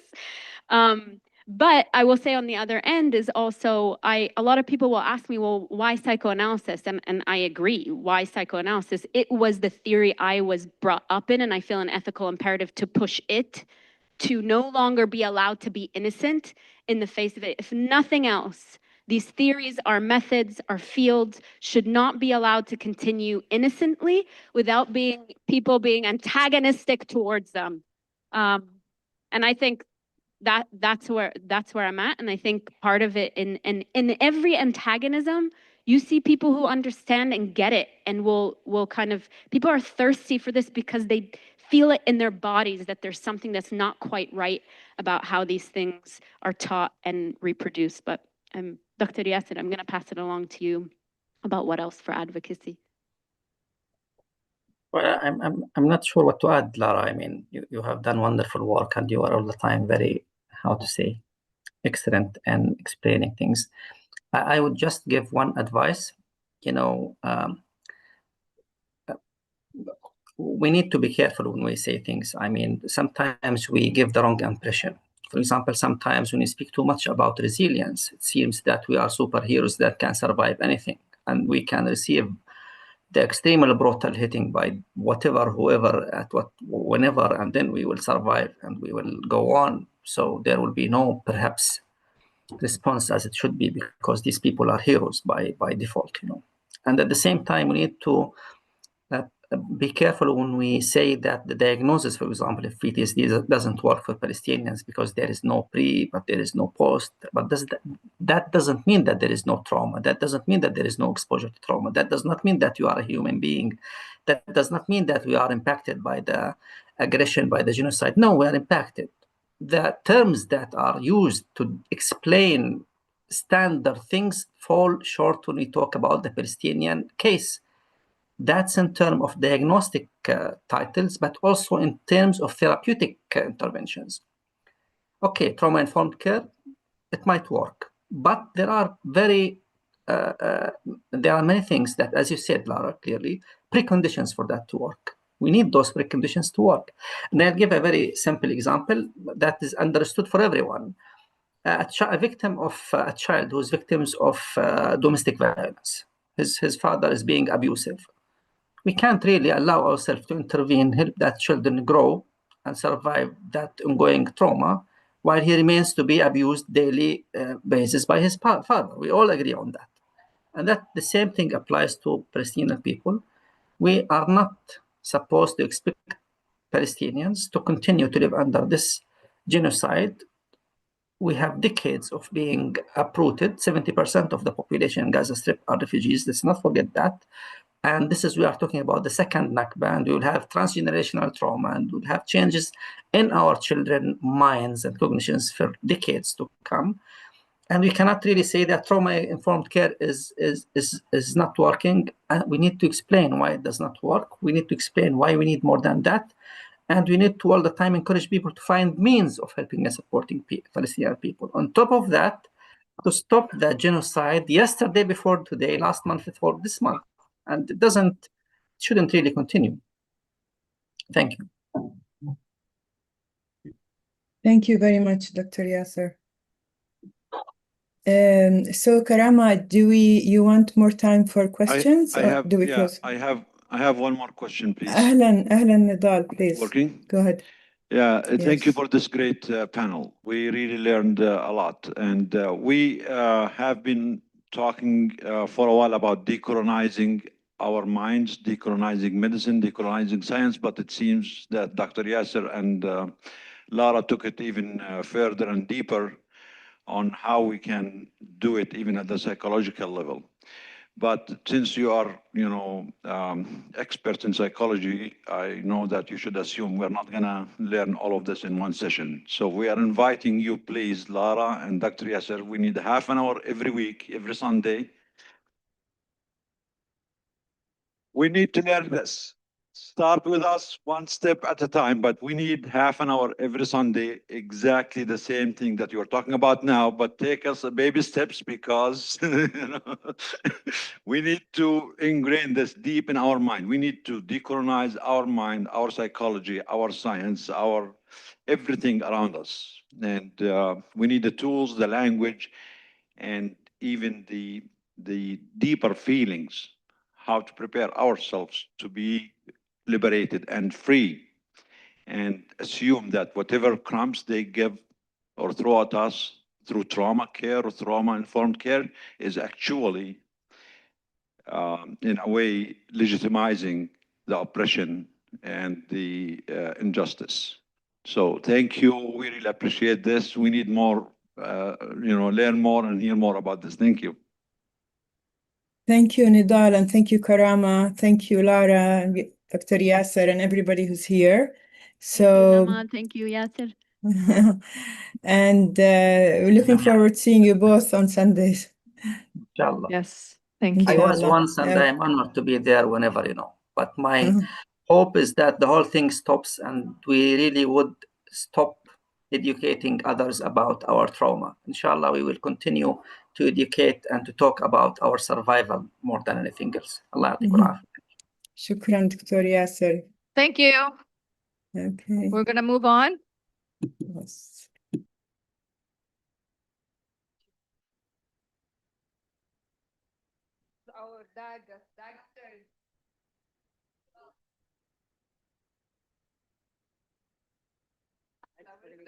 Yeah, I haven't. I don't. Hopefully, they have them uploaded somewhere. There.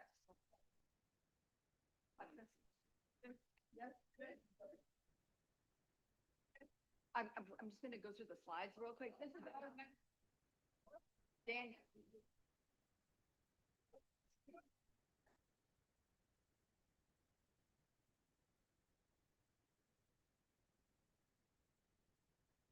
We just have like 4 slides, and then can somebody?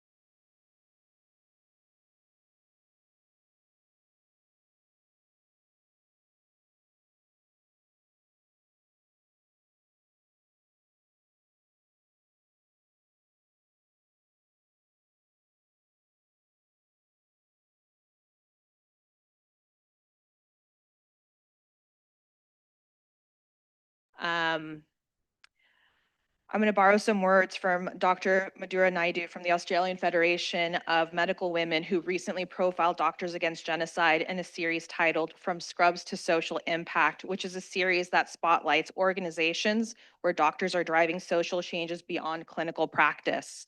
And I thought her words perfectly captured the essence of Doctors Against Genocide in a way that I would struggle to do myself. So I'm going to borrow her words. Doctors Against Genocide recognizes the unique position of healthcare workers as both witnesses and responders to human suffering, and it seeks to bridge the gap between the medical oath to do no harm and the helplessness that many clinicians feel as a result of their inability to prevent harm from being perpetrated. And for many of us, Doctors Against Genocide serves as that forum.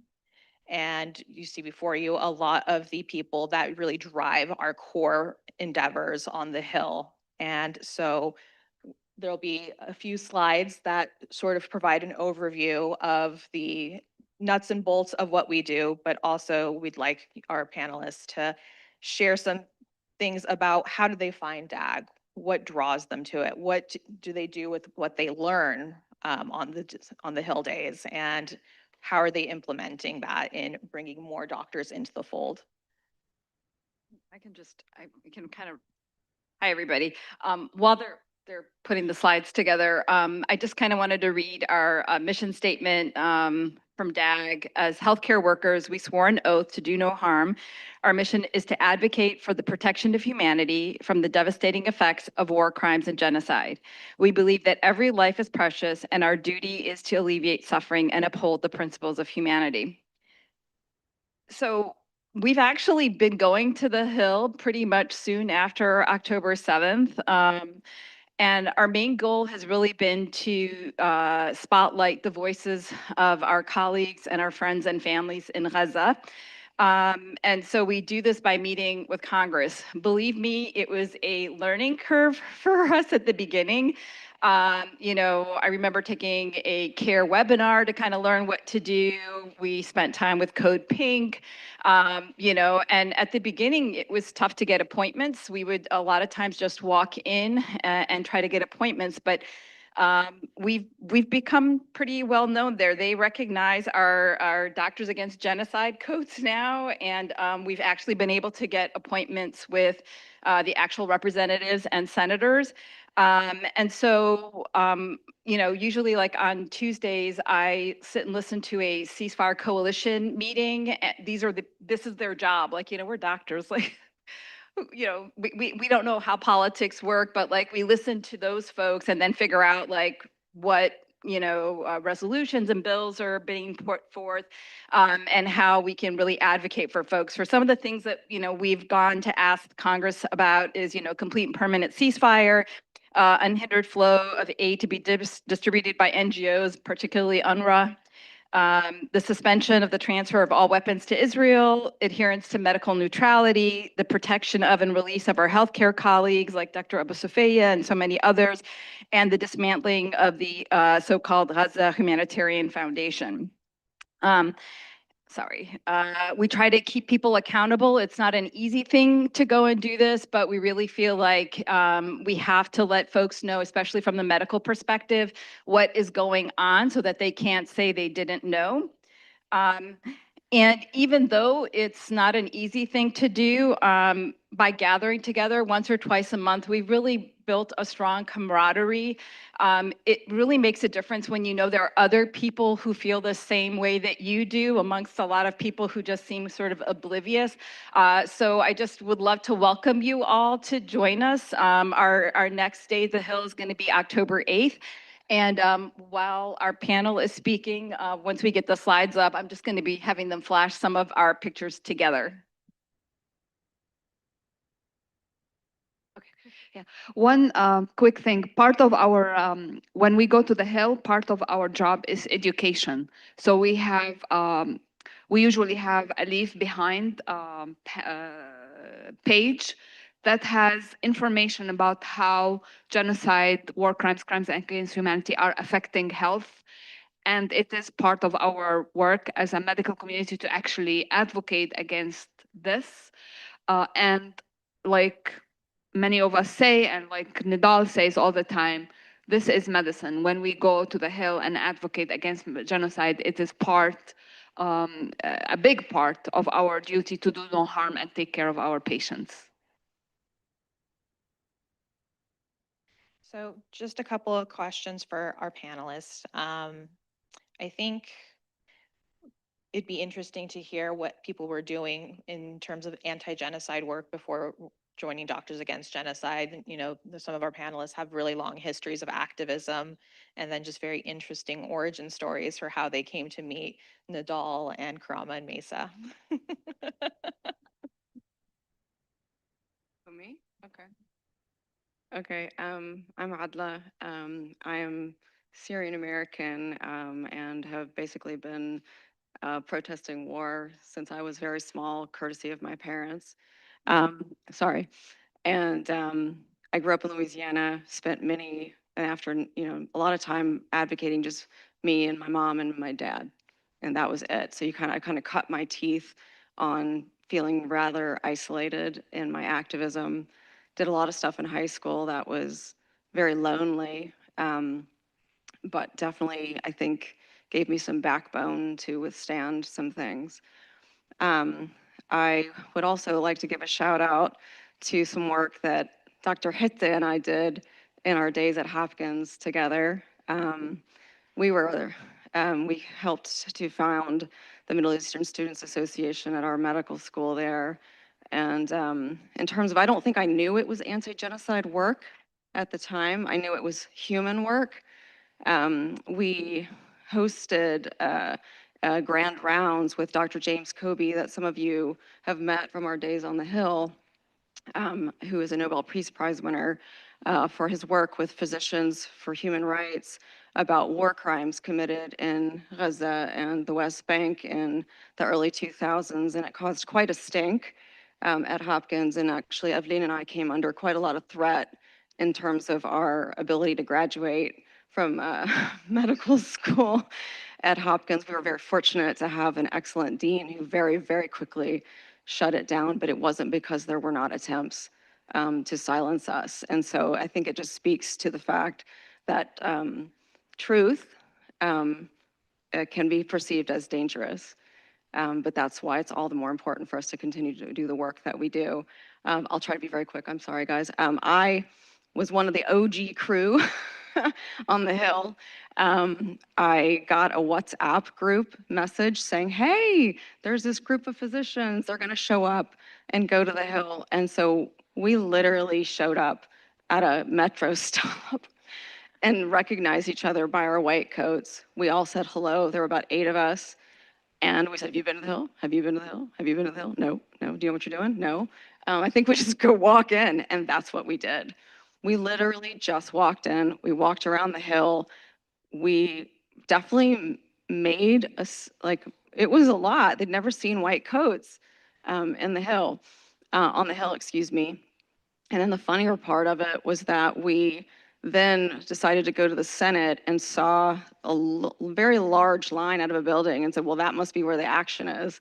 So we went and we got in line there. We went inside and we went towards the atrium of the Senate Hart Building, and Medea Benjamin saw white coats and went, doctors.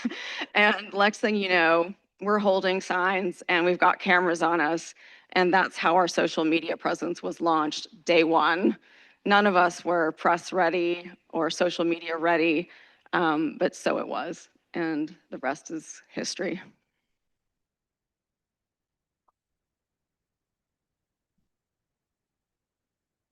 Okay, I'm Roxana Samimi. I know what Mariam was referring to, into how did we each join DAG. I did not join via WhatsApp group, so if you know me, everything starts and ends with the Poodles.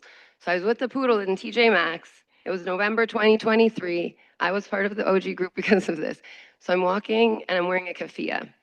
I was used to all these dirty looks. Okay. And then I see 3 men coming towards me. I didn't even notice their white coats. I just noticed the keffiyehs. And so I kind of ran to them, one of them being Nadal. and I just looked at them and I started crying. And I didn't say, I'm Persian. I'm from Iran. But so I just looked at them and I'm like, are you guys Palestinian? And they were. And they were like, come with us. I was like, okay. And they're like, well, I was like, where are we going? It was like 8 o'clock at night. I was like, what do I do with the poodle? And they were like, take the poodle home and you're gonna come. We're going to a vigil outside the White House and then tomorrow come with us to Capitol. I was like, okay. And so I gave them my address. I could trust them. And who would think? So I could tell I could trust them, and that was it. But the funny part is that on the way I took the poodle home, they came to get me, and they saw another girl at night, 3 large brown men with keffiyehs, and they said, come in, come in, come in. But it wasn't me. So she ran away.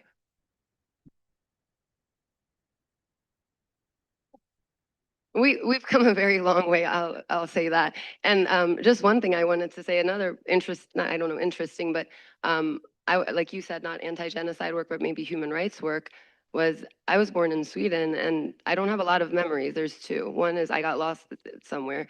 And the second was I remember my parents found a children's book in Farsi about Palestine. I don't remember anything about the book, but clearly I got the point. And I believe the first protest was Palestinian, and we just went to everything, and that's how that started.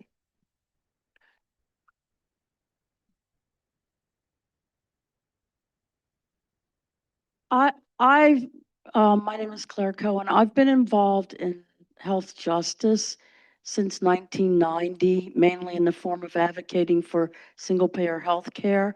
So it was only a natural outgrowth, I think, since I'm about health justice, to get involved with Doctors Against Genocide.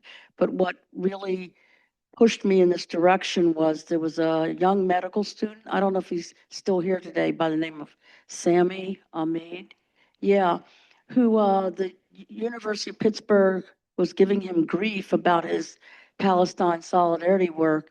And somehow I have this reputation in Pittsburgh of being the person to turn to when you need help. And so somebody called me up and said, you need to help Sammy Mead. And of course, I always feel like if someone asks me to help them, I have to do it, even if I don't know what I'm going to do.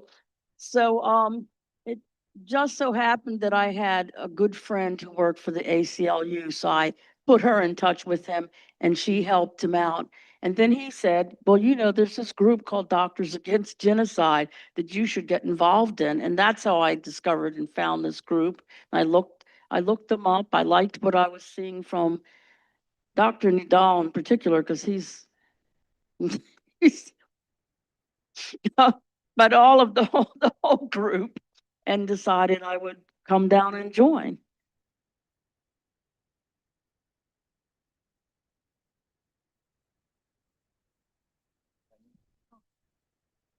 So I kind of met Doctors Against Genocide by accident. I used to take like one day off during the week where I would just go to DC and kind of just float into some type of action. That's when they had the kibbutz set up in front of Blinken's home. I would join Hazami and whatever she was doing.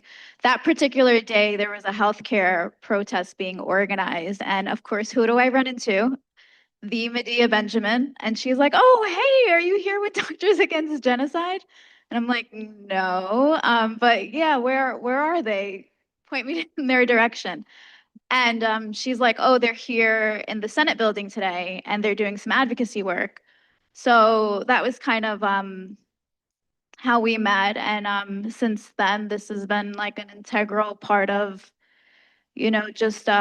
just coping through this very traumatic time. And yeah, it's been become like a second family. So thank you.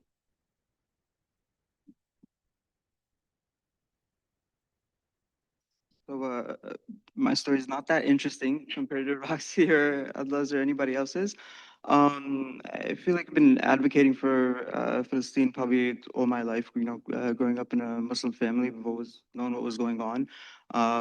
Truthfully, I was born and raised in Baltimore. I did not expect what we're seeing now um, to be this extensive. I was thoughts for some of the stories my parents would tell me that they were being hyperbolic or exaggerating in terms of the atrocities that were happening. Of course, they weren't really live streamed the way they are now.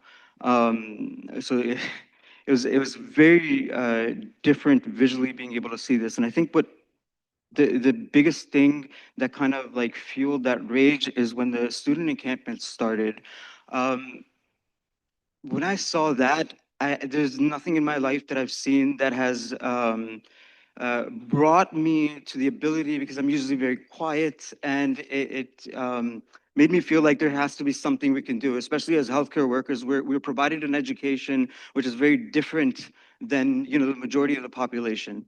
It was completely random where I went online and just searched up healthcares in Palestine, and the first thing that popped up was Doctors Against Genocide. I don't think I've told this story to anybody, but so reading up on their mission statement and whatnot, I'm very big on evidence-based medicine and everything. So one thing that gravitated me towards the organization is the fact that it's not faith-based specifically, and we focus solely on the medical aspect of things, which I feel like is such an important aspect because of the amount of respect that we have within society. Just as physicians, just as healthcare workers, not just as physicians, but just as healthcare workers in general, because of the perspective that we share, the perspective that we have with the patients that we see from all walks of life, that's something that is very genuine to us that other people, unfortunately, they're not privy to. So it's funny. So I went and signed up, got introduced in the WhatsApp group and whatnot. And the first time I saw Karama and Nadal was actually at ADC last year here in Detroit. I was kind of shy. I wasn't even able to get up and introduce myself or anything. So I remember taking a picture of Nadal, which is now everywhere. I'm always behind my camera. It's kind of a coping skill for me, a history of PTSD, so it's always helped me.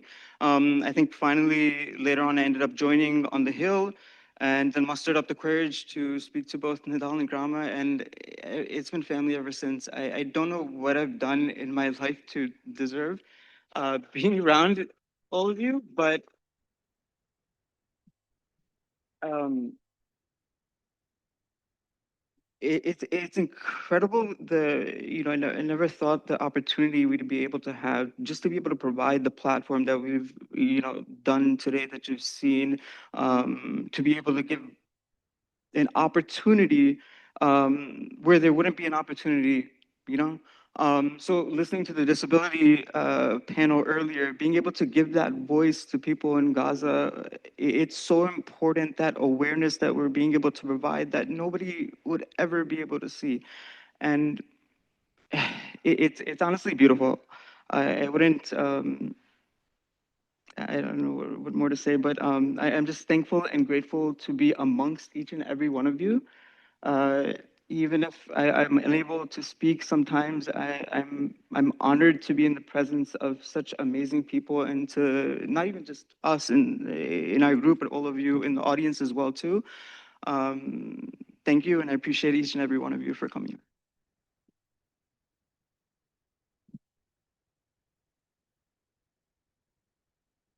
So I don't know how I initially found my way to the DAG signal group, but I was in it for a while, sort of lurking, because I'm a medical student.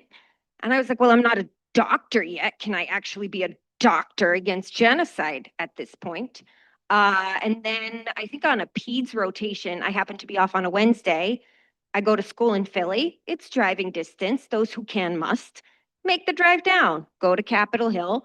And I, like that first day, just wanted to kind of be quiet and watch and learn. What's the vibe of DAG? Are we bird dogging, or are we like quiet, sophisticated communicators? Like which way are we going with this? But I ended up in the dolls group. What? How groups are? Groups are based on punctuality.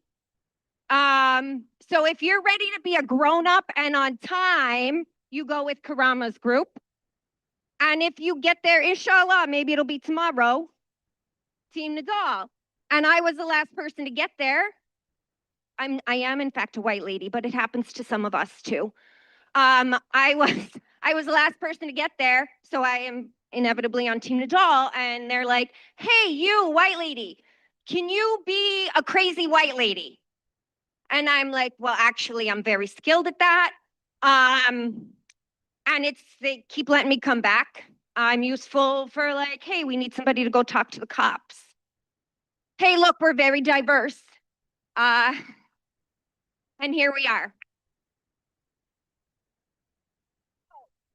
Also, med students, I really, really want to encourage you to join, to get involved, to communicate, to participate, because we hold ourselves and we hold these systems accountable. We are the ones who look at the grown-ups and say, no, I'm disgusted. I'm disappointed. You need to do better by me and by everybody else. So what did I do to Fetterman? What did I get? Which arrest?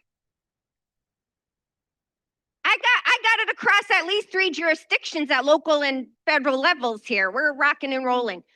Those who can must, and the white lady veteran can get arrested indefinitely.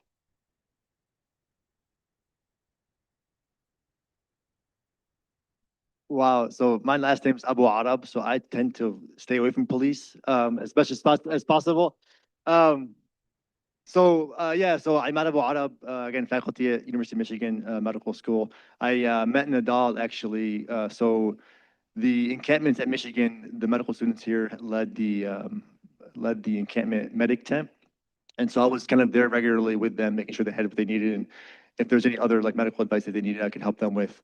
And then one night there was a big protest outside the museum where a few of the students got pepper sprayed by the university police, and we were there. And that was when randomly Nadal and a friend of his were there, and we found out that they were part of this group called DAG, and That's when we first got in contact with Nadal. And we talked that night quite a bit, actually, about, so I'm an educator. Specifically, I do gender affirming care and anti-racism education at the medical school in Michigan. And, you know, it's a very isolating place when you you talk about social determinants of health and you talk about anti-racism and LGBTQ health, which are very important things to me personally, but then they don't talk about Palestine. And as educators, you know, Palestine is the issue of our lifetime. It is the global health issue of our lifetime. The global health and disparities track at the University of Michigan hasn't said a word about Palestine in 2 years. But our students have, and our students need their faculty to be with them.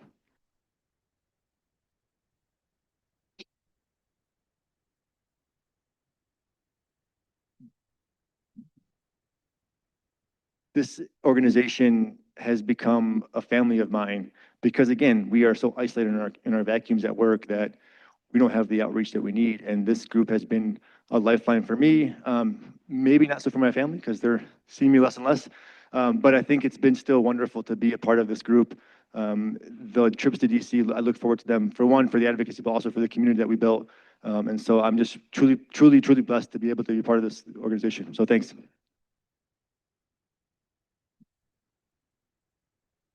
Hi, my name's Chris Fitzstevens, and I came to this group actually through the world of group therapy.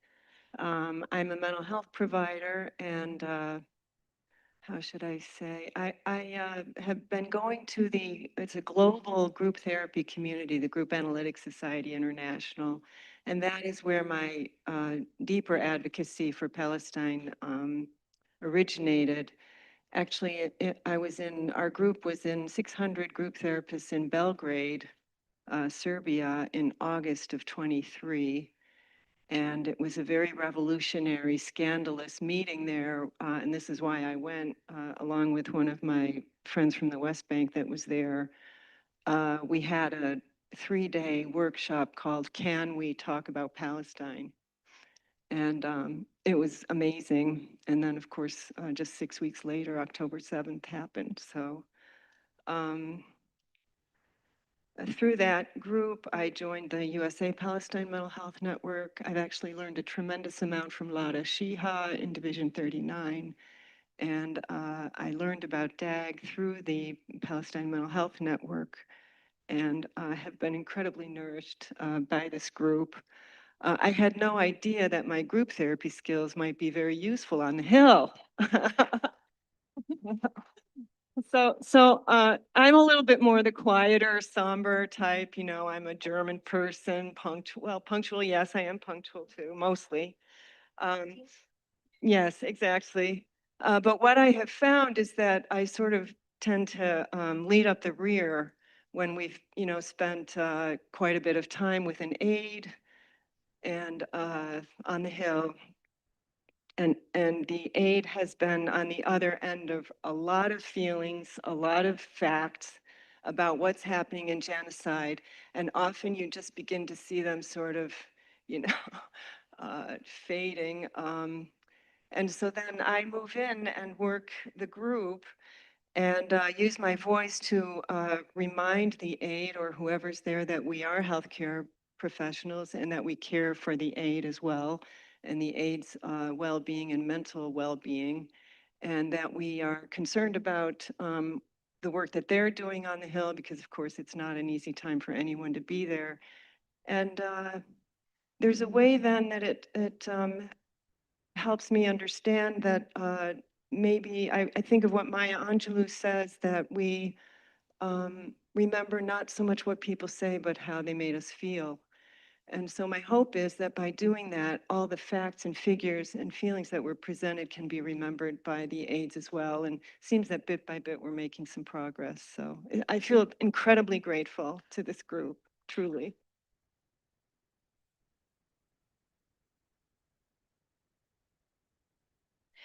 Hi, I'm Martha Miller. I'm a nurse practitioner from Boston, and I didn't expect to be up here. I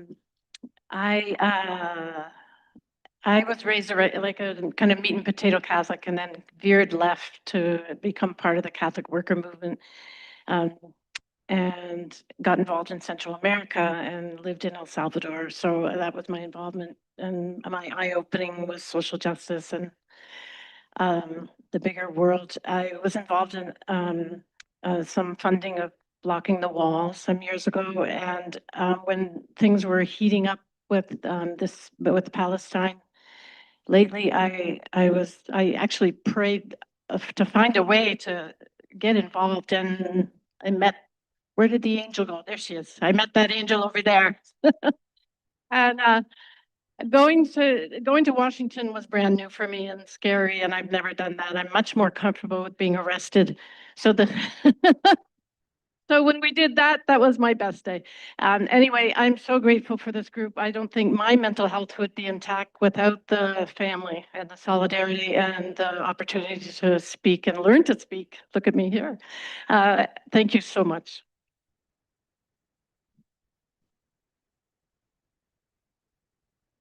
So I'm also kind of an introvert, and I think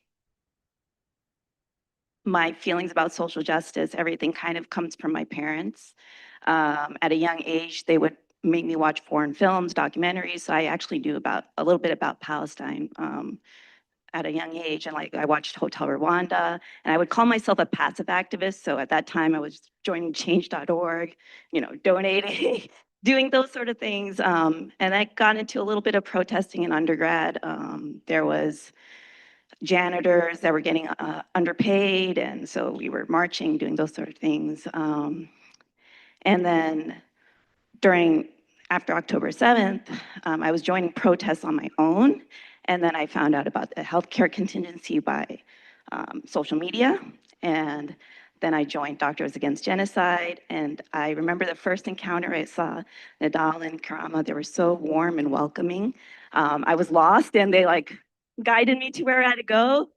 And it was just nice to be around people who are like-minded, authentic, genuine, really are empathetic and care about what's going on, and want to make a difference. And a side note, like I said, so I lost both of my parents, and my mom was very much outspoken and into social justice. And I know she would have been like the loudest person here. And our personalities were different in that sense. Like I would always get embarrassed because if she sees any wrongdoing in front of her, she'll jump in and say something, I'll say make a scene back then because I was always self-conscious, but I admired how she did that. And like on her birthday, I went to a Women Life Freedom March, like I do sort of little things to kind of hopefully honor her. And I'm just glad I'm a part of this. I'm glad I met all of you.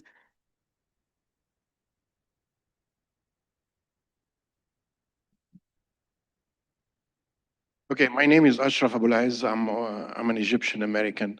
I grew up in Egypt in the 1960s, 1970s, 1980s. And believe it or not, in the 1980s, when I was in medical school, we used to make demonstrations in support of Palestine. Palestine was the #1 issue for all Egyptians. Unfortunately, this have changed nowadays. And when I came to the US in the 1990s and then the early 2000s, there was a second intifada. And I used to arrange for demonstrations in Lexington, Kentucky, where I used to work.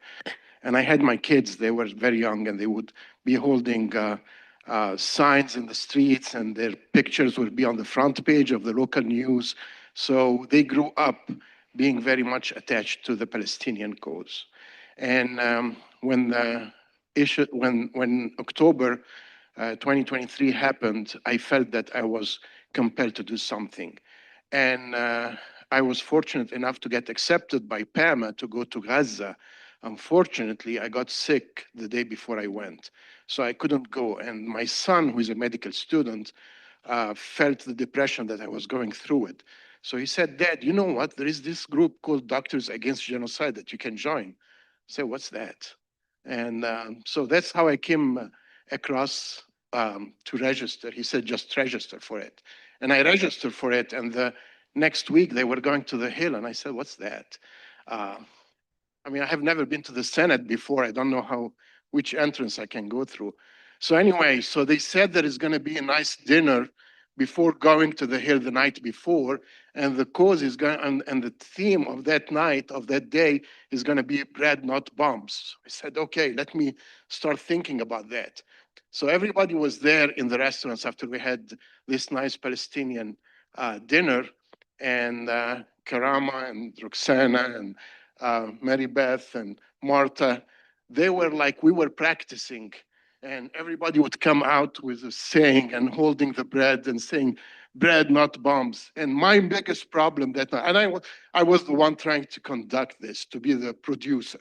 I don't know why they chose me. It was the first time they met me, but they trusted me to do that. And my biggest problem on that day was to keep Karama from laughing. I mean, I kept on telling her, keep a serious face on your face. I don't this is a serious issue, but she kept on laughing. Luckily enough, when we went to the Hill, she wasn't laughing, but anyway, so that was my first introduction, and then I got to go another couple of times. The second time we went, it was a press conference, and then we had demonstrations in front of the Egyptian, the Israeli, and the UAE embassies. And that's when they gave me, I don't know who gave me, I think Mary Beth gave me the bullhorn. Yeah, you had the bullhorn. Yeah, yeah. She gave it to me, and I couldn't stop myself from saying, free Palestine and IDF. So, and they were like shouting after me. Yeah. No, I'm not going to say it. I can get everybody into trouble. So anyway, so we had a very nice day that day. I mean, I was really enjoying it.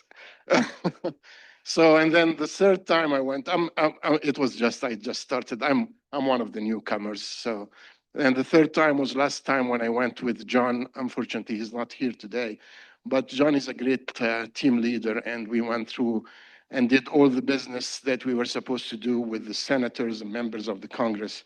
And I learned a lot. I mean, I feel that this is like what was mentioned before, that this is my second family now. I feel very much attached that all of us, we are so much connected with a noble cause that we are all fighting for, and we are looking forward for the day when Palestine will be free and we can all go over there and celebrate with them. Thank you.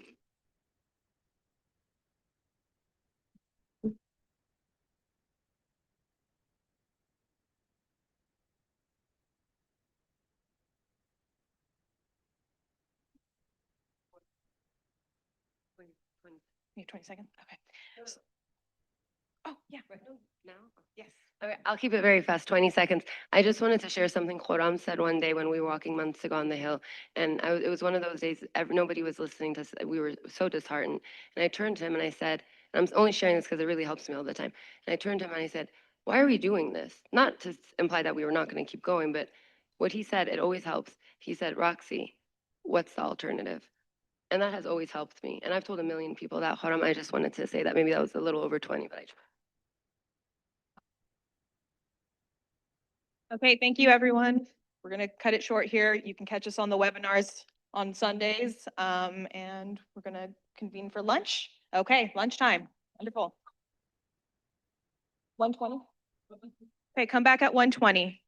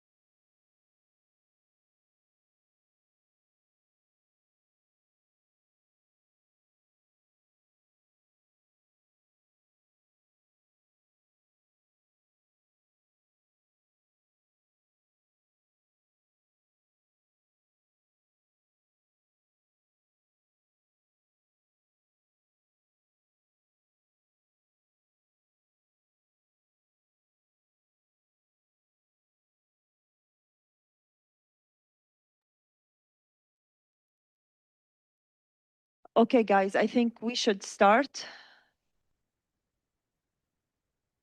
our next panel. Genocide doesn't just take lives in the moment of violence, it unravels the systems that sustain life.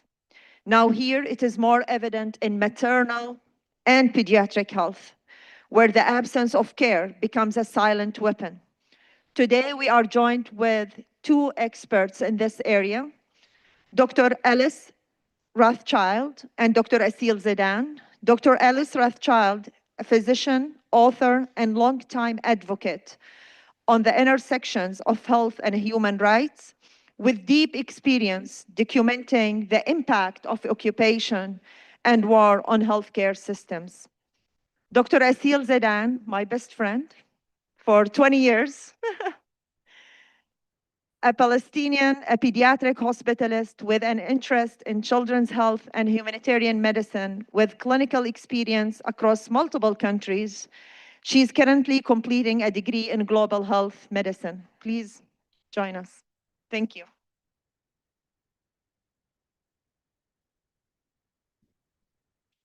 Okay, thank you for everyone who came. I'm going to be starting on the maternal aspects, and I just want to be sure we're all on the same page here. This is numbers from a week ago, so everything is worse. So there have been over 65,000 people killed, over 163,000 injured. Both of these are gross underestimates, and the majority are women, children, and elderly. This means that one child is killed every 52 minutes, and that more than 28,000 women and children have been killed. Data shows that 83% of the deaths are civilians. And if you look at bombs dropped on Gaza, it's equivalent to 8 times the atomic bombs dropped on Hiroshima and Nagasaki combined.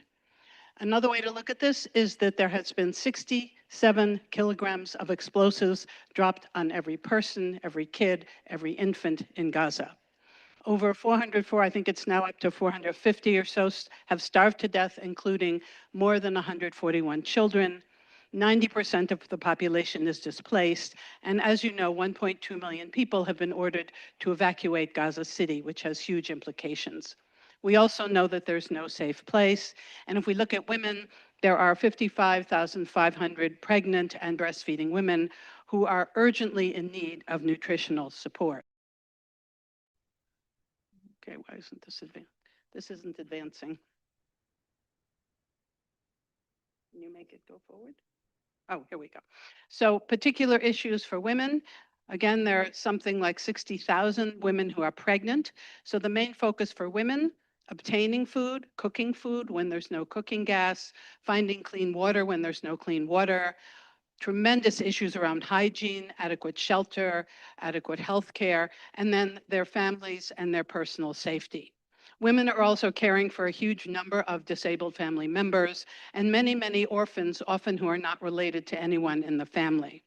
There has also been a documented rise in gender-based violence. Some of this is through family pressures around, for instance, limiting how much food a woman gets, stuff like that. And then there are all sorts of issues around online platforms under the guise of offering humanitarian aid, food and money. Now men are demanding sexual favors and explicit images in return. You know, all the official channels for keeping everything controlled have been disrupted. So there's this informal online network, and women are being systematically targeted. Many of those affected are widows, single mothers, displaced young women who've lost their homes, income and social protection. And as one woman said, I'd rather die than accept help from people like this. We are a people with dignity. And this is a picture of Rafah, and that was back in January. Now, particularly focusing on pregnancy, this is a picture of a woman who's just had a baby in a tent. Pregnancy is incredibly stressful, high-need time. There are massive mental health issues. There's almost a total lack of prenatal care. Women are exposed to an incredibly toxic environment, very poor nutrition. Many of them are starving, huge issues around safety, and the healthcare issues are especially prominent at the time of delivery and postpartum. If you think about it, if a woman is living in the rubble in a tent, there are tremendous risks for her staying there in terms of lack of care, lack of hygiene, but there's also risks to attempting to go to the hospital. She can get killed on the way to the hospital. She arrives at the hospital, which is barely functional. She's competing with with mass casualties, and she may well deliver on the floor in a pool of someone else's blood. There's no easy place. The other thing is that women are having a huge problem trying to breastfeed because starving, malnourished women cannot breastfeed. Then they have to find formula, which is barely available. It's extremely expensive. And then they have to find clean water to mix it, which they cannot find. In the first 6 months of this year, there were over 465 deliveries that took place outside of the hospital, many of them unattended. And if you look at the birth rate, it has plummeted 41% over the past 3 years. Another problem is that 700,000 women and girls lack menstrual health items, which means that every period is a time of stress and embarrassment. Now, looking at medical complications, and I wrote pre and post October 23 to remind people that pre-October 2023, the healthcare system was on life support. You've heard a lot about this. And so we're putting all of this on top of a healthcare system that was severely stressed by siege and occupation. So currently we're having untreated chronic diseases, particularly terrible for people on dialysis because there are very few dialysis machines. People with cancer are just not being treated. People with previous disabilities and new disabilities are having no rehab. There are all sorts of infectious diseases that are rampant, including a new deadly viral strain, COVID-like, no one's sure exactly what it is. There's been an upsurge in Guillain-Barré, which is a paralysis issue, and most people have chronic respiratory infections due to the toxic environment. There's a tremendous amount of hepatitis A untreated. Almost everyone has watery diarrhea. Issues like hypertension and diabetes are not being treated because no one's getting primary care. And this is particularly important for pregnancy. There are no testing strips for glucose in Gaza, and there's very little access to insulin. And if you could find it, you probably couldn't afford it or refrigerate it. Their healthcare psychiatrists are talking about a chronic trauma fatigue that's set in, a state of emotional numbness, loss of meaning, and internal fragmentation, not the right mindset to have a baby. Now, in the midst of this, there has been a rise in spontaneous abortions, not surprisingly. 20% of pregnancies end in preterm labor. There's much, much more low birth weight kids and more congenital abnormalities and stillborns. Now, we know that the nutrition and the chronic hunger and the starvation are man-made. So we have 150,000 pregnant and breastfeeding women who are getting to starvation levels. Whatever markets exist are incredibly expensive, and there's not a whole lot of food in them. In August, 39% reported going an entire day without eating at least once during the past month. There is no dietary diversity, so there's a tremendous problem with nutrition. If you look at the World Food Program's targeted supplementary feeding program, it's now on hold due to a lack of lipid-based nutrient supplements. 33,000 metric tons of food were collected from crossings in August, mostly taken by hungry crowds or looted by armed gangs, which are actually supported by Israel. And this moment of complete food horror, there are millions and millions of aid trucks, miles of aid trucks unable to enter with hundreds of tons of food and medication. Now, we know that the integrated food security phase classification recently looked at the nutritional status and decided that there was definitely famine in Gaza. This phase 5 naming is triggered when there are 3 critical thresholds: extreme food deprivation, acute malnutrition, and starvation-related deaths. 43% of pregnant and breastfeeding women were found to be malnourished in July, compared to 16% in March. It's now September, so the numbers have only gone up. And pregnant women and newborns are at the highest risk. Now, looking at these nutrition questions, this is a picture of Israeli protesters trying to stop the aid trucks. The Israelis are allowing about 70, or in July, they allowed about 70 trucks a day. Gazans need more than 600 trucks a day. 61% of pregnant women and new mothers screened at 2 clinics in Khan Yunis and Deir al-Balah in the first half of August were malnourished. It is estimated that there are 640,000 people at risk for starvation by the end of September, which is coming really soon, and 1.4 million people that will be in phase 4, which is what you're in before you starve. Pregnant and breastfeeding women are at risk for death from starvation. By mid-2026, the predictions are that this will surge from 17,000 currently to 55,000 pregnant and breastfeeding women. Since March of last year, the Israelis have been blocking essential foods, which include eggs, meat, fish, dairy, fruits, vegetables, and nutritional supplements, and other items such as nuts and supplements for pregnant women and people with chronic illnesses have all been prohibited. Now, we know that the hospitals and clinics have been targeted. This is Al-Shifa many, many months ago. About 2/3 of the hospitals are completely destroyed, and the remaining ones are just barely functional and significantly over capacity. I'm talking 200% and 300% over capacity.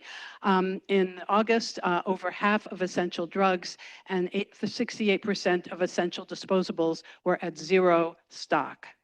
43% of all 28, quote, functioning, and that's a euphemism, hospitals and field hospitals are currently located in Gaza City. They account for 1/3 of the inpatient bed capacity in Gaza and almost half of the ICU beds. Gaza City is now being destroyed, so you can imagine the impact that will have on healthcare. And the staff all over the Strip are totally depleted, overworked, traumatized, starving, displaced, injured, and killed, just like their patients. There are now reports of surgeons fainting in the OR from hunger. By June of this year, 1,580 healthcare professionals had been killed and 300 detained in Israeli prisons where they are tortured and sometimes killed. What's going on in the hospital due to the lack of hygiene and the lack of antibiotics is that 89% of isolates from the Gaza cohort in one study had multi-drug resistance. In August, the total number of comprehensive emergency obstetrical care units was 13, 9 neonatal intensive care units, clearly not enough. It's also almost impossible to transfer out of Gaza if you need high-level care. We know that the U.S. recently halted the temporary visa program, obstructing, for instance, Heal Palestine. And in this context, midwives and obstetricians are providing care. In September, 4 hospitals providing OB and newborn care and 23 primary health centers and medical points that provide sexual and reproductive health care services in Gaza City were at imminent risk of shutdown. And I'm sure at this point they have probably been shut down. Now, you will know that there is nothing, almost nothing in the American medical literature on any of this, which is a great stain to our profession. So if you want to know from a medical academic point of view what's going on, you have to turn to the British Medical Journal and the Lancet as primary sources of information. This is an example of an article that was in the Lancet in August.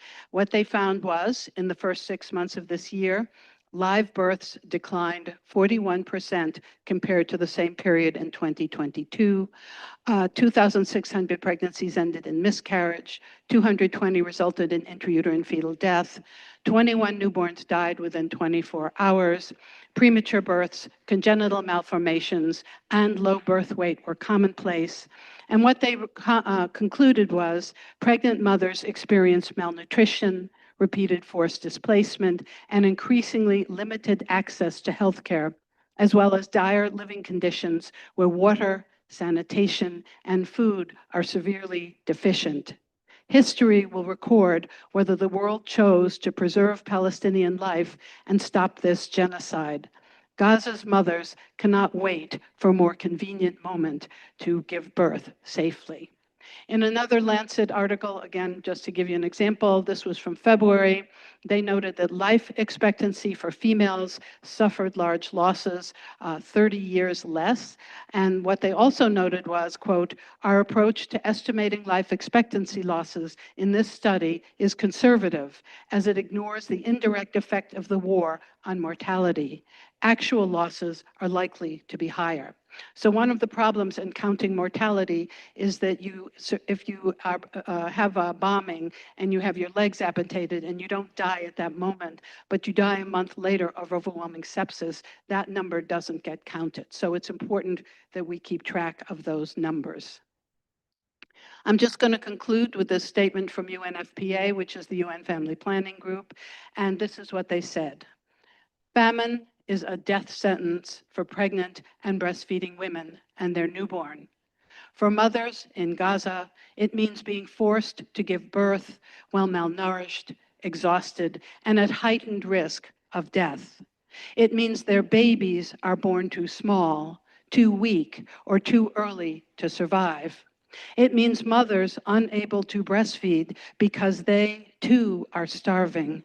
And it forces mothers to make the impossible choice between which of their children to feed and which must be left to perish.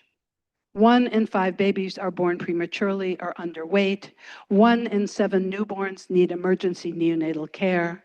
Children who survive will be marked by stunting, developmental delays, weakened immunity, and increased risk of adult chronic disease, ruining the health of Palestinians for generations.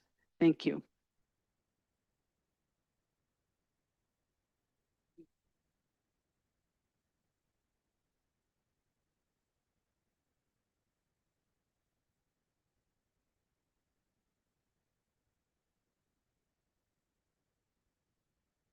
Thank you so much, Dr. Rothschild. So when they asked me to present something about pediatrics, I actually didn't know what to talk about. I know that by now we've heard from many doctors, our heroes on the ground. Dr. Al-Farra talked to us yesterday about what's going in the Children's Hospital to children in Gaza. And we've heard the testimonies of our physicians who came back from Gaza, of what they saw happening on the ground to the adults and children there in Gaza. So, since we've all know by now that the IPC has declared that Gaza has stage 5 famine, I decided to talk about pediatric malnutrition. And I'm going to say why I decided to go and talk about pediatric malnutrition in a few minutes. It's always good to remember that health and human rights are interchangeable. There is no health without human rights, and there is no human rights without health. We know that human rights are inalienable. They apply to all people, regardless of their law, ethnicity, or nationality. And in the case of maternal, child, and health, we are not just only protecting a single mother and a child, we are protecting the adults. We are protecting the future of the generation and the population. And nutritional care is a very important right because it comes up from human dignity and our ethical responsibility. Preventing nutritional care from the population is preventing the basic need to protect human dignity. And that's why many international organizations reaffirmed the right to nutritional care, starting in 1948 by the Universal Declaration of Human Rights, the ICESCR in 1976, in 1979, CEDAW, the Convention on the Rights of the Child in 1989, where they mentioned that it ensures children's right to nutritional food and health care. So why malnutrition? Why it's important in pediatrics specifically? Because it's a critical determinant of mortality and morbidity in young children worldwide. More than half of the deaths across the world are due to malnutrition in children under 5 years of age. It is a strong determinant of health in adulthood, and it can impact the health of future generations. And it can influence other disease outcomes. A child who's malnourished is more likely to die from a simple disease compared to a child who's eating what he needs and he gets the nutritious food that he needs.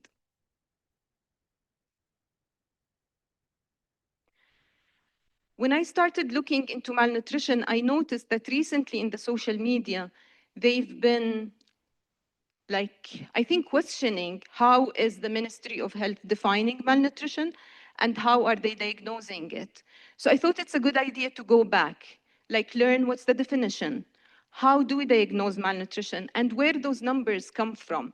Are they real or not that we're getting from the Ministry of Health nowadays? So malnutrition is usually used interchangeably with undernutrition. And it's an imbalance between nutrient requirement and intake, which is resulting in a cumulative deficits of energy, protein, and micronutrients that may negatively affect growth, development, and other relevant outcomes. It can be either primary or secondary to an illness or injury. And it can be acute, which you will hear about as either marasmus, which is the same as wasting, and washiorkor whenever we have edema.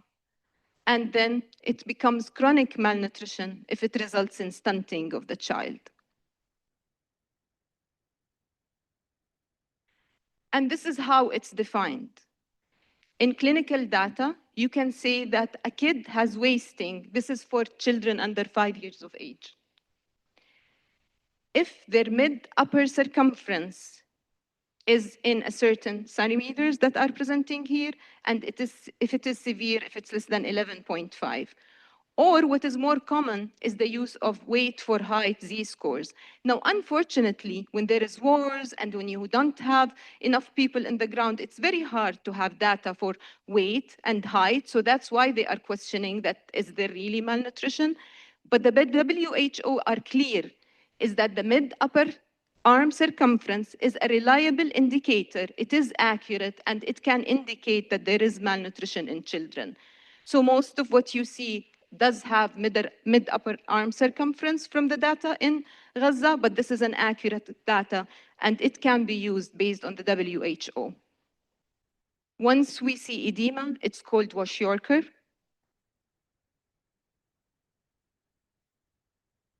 And what about children that are 5 years and older? Again, we should use the body mass index, z-scores, but there are tables for their mid-upper arm circumference as well that can inform us whether or not they have malnutrition. When is it chronic? It's when their linear growth is affected. When their z-scores for length or height are less than -2 or -3. And this is what you hear as stunting as well.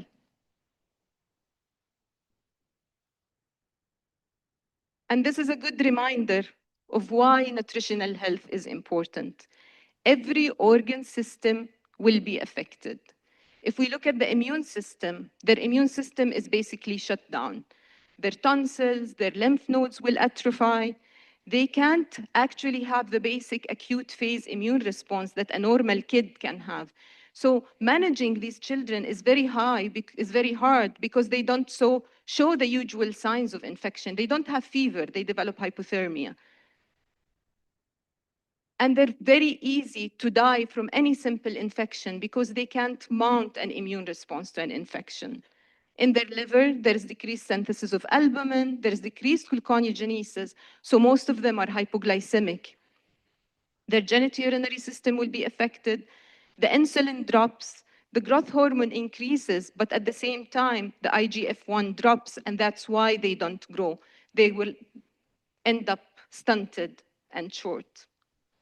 Their central nervous system would be affected. The cardiovascular system is affected. Cardiac output is reduced. And again, it's very challenging to manage them because the fluid overload will be very hard to deal with these kids. So there are specific guidelines. And I think we've heard yesterday from the refeeding lecture of how you have to give like a specific amount of calories every day. And it's not only the calories, it's like how many mLs per fluid per kg you're gonna give each day in order not to overload their heart. And then they will end up with heart failure and die, basically. So imagine how the physicians in Gaza are dealing with these kids with like nothing basically to use and like to follow them up with nothing, like even the monitors, like we saw that there is like a single monitor, I think, in their ICUs. Their skin will atrophy and their subcutaneous fat. And again, it's very hard to like find the signs of dehydration like other kids because of the edema that develops in them. Their metabolism is abnormal, so there is a risk of hypothermia when they are in a cold environment, and there is a risk of hyperthermia when there is a hot environment, because their body just can't handle the stressors that they are getting from the outside environment. And we shouldn't forget about the micronutrient deficiency that's gonna affect them. Here is the effects of vitamin A deficiency, for example, with cirrhosis in their eyes, vitamin D deficiency that will result in rickets, and zinc deficiency that will result in a very bad dermatitis.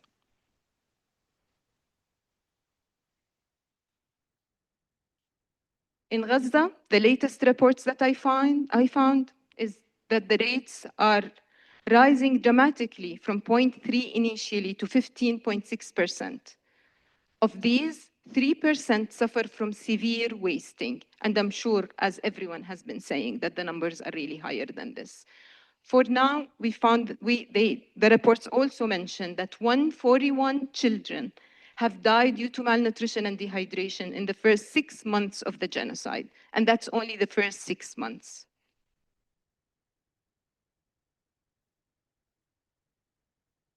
This is an article actually that came from Gaza. It's a research that was done by Gazans. Childhood under siege, to determine the things that the children under Gaza have been enduring, battling malnutrition, disease, and despair during genocide in Gaza.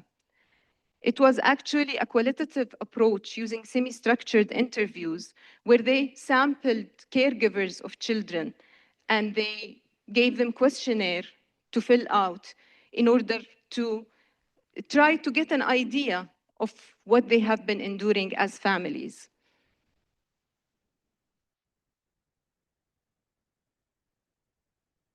The key themes that they identified, that there is widespread malnutrition, there is scarcity of nutritious food leading to stunted growth and emotional distress among children, diseases and epidemics in shelters with overcrowding, inadequate sanitation causing skin infections, respiratory illnesses, psychological trauma. I know I've been part of, I think you've heard yesterday about the Gaza Health Platform, where they try to do some telehealth communication.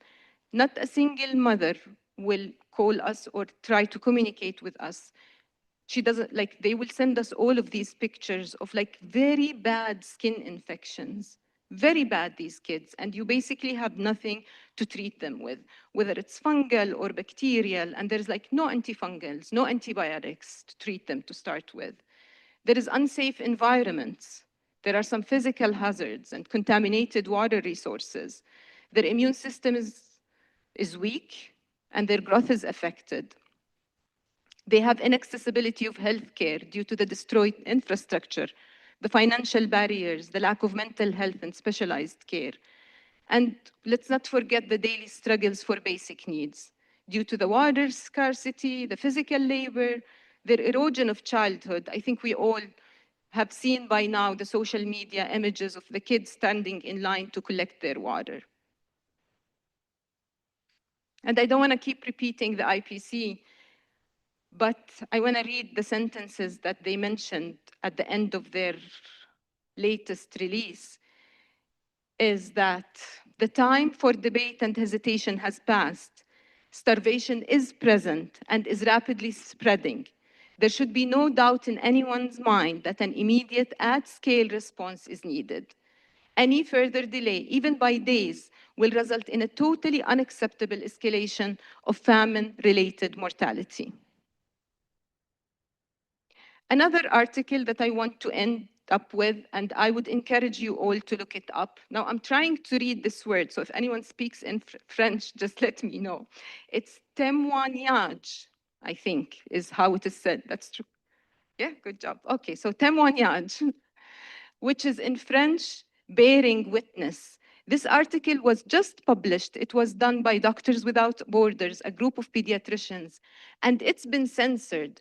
Like, people have been trying to submit it to platforms within the American, like, pediatrician societies, and it's not even going through.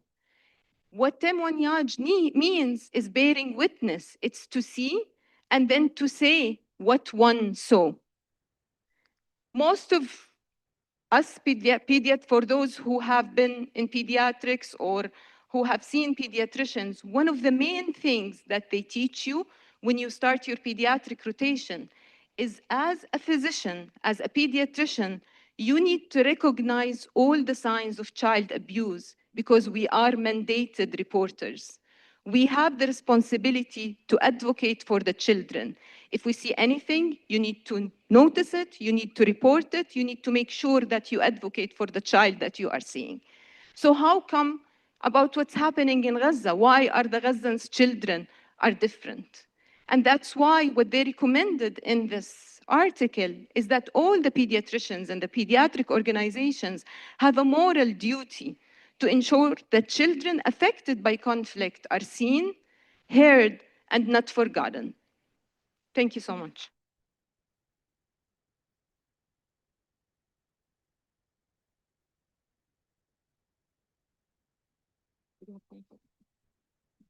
Thank you, guys. I think we'll move on to the next panel, and you can ask Dr. Zadan and Dr. Rothschild after. So I believe Yiping is moderating the next panel.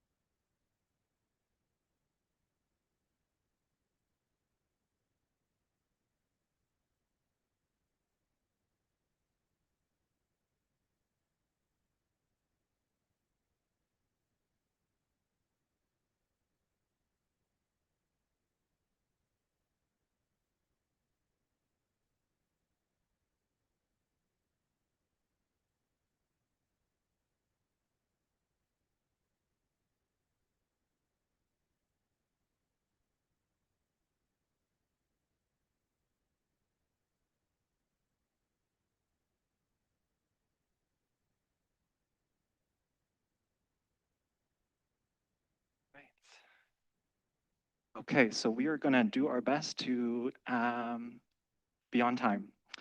So, famous last words. So, I have the pleasure of moderating this panel, which is titled Organizing Within Medicine, Building Power in Institutions. So I will introduce everyone on this panel, and then they will give back-to-back presentations, and hopefully we have some time for questions. So Dr. Laura Germanis is a practicing family physician and a clinical instructor at Harvard Medical School.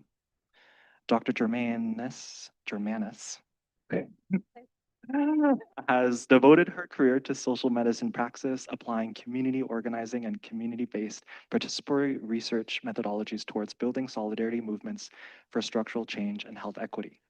She founded the Massachusetts Coalition for Health Equity and the Health and Law Immigrant Solidarity Network, and led the People's External Review of the CDC with the People's CDC.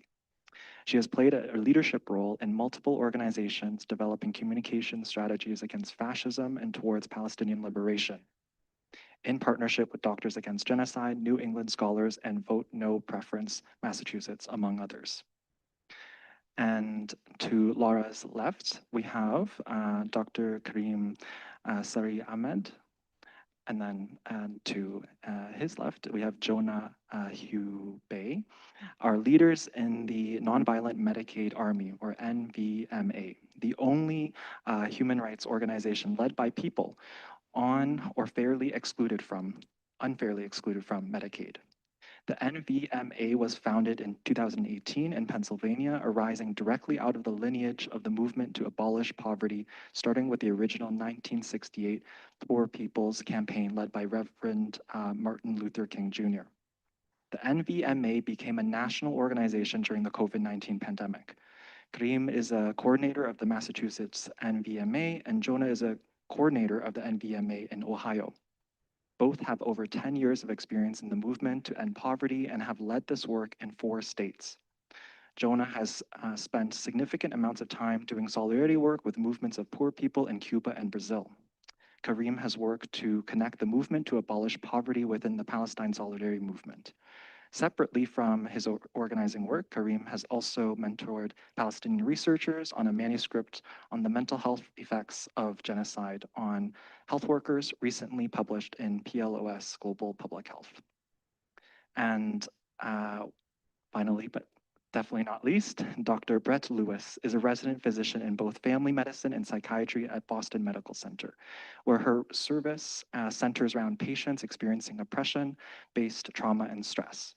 She also has had the privilege of working in various Indigenous communities around Turtle Island, work that has deeply informed her understanding of genocide and her responsibility to the original caretakers of the land.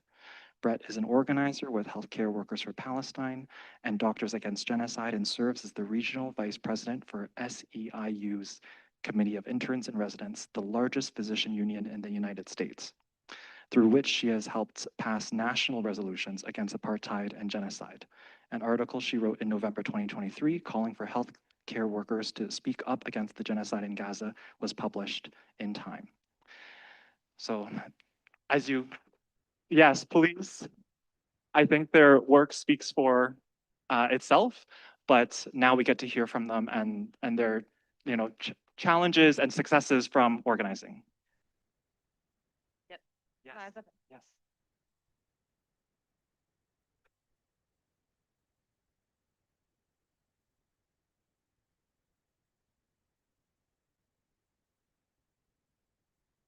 Can they be?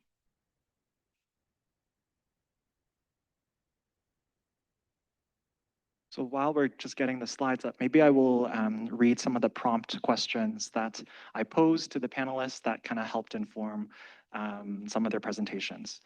So one of the questions is, why is it important to organize within medicine, and what lessons can you share about organizing either within formal medical institutions or structures, or organizing outside of them and co-creating systems and structures that do not depend on the existing formal medical institutions or structures? How have you experienced building power?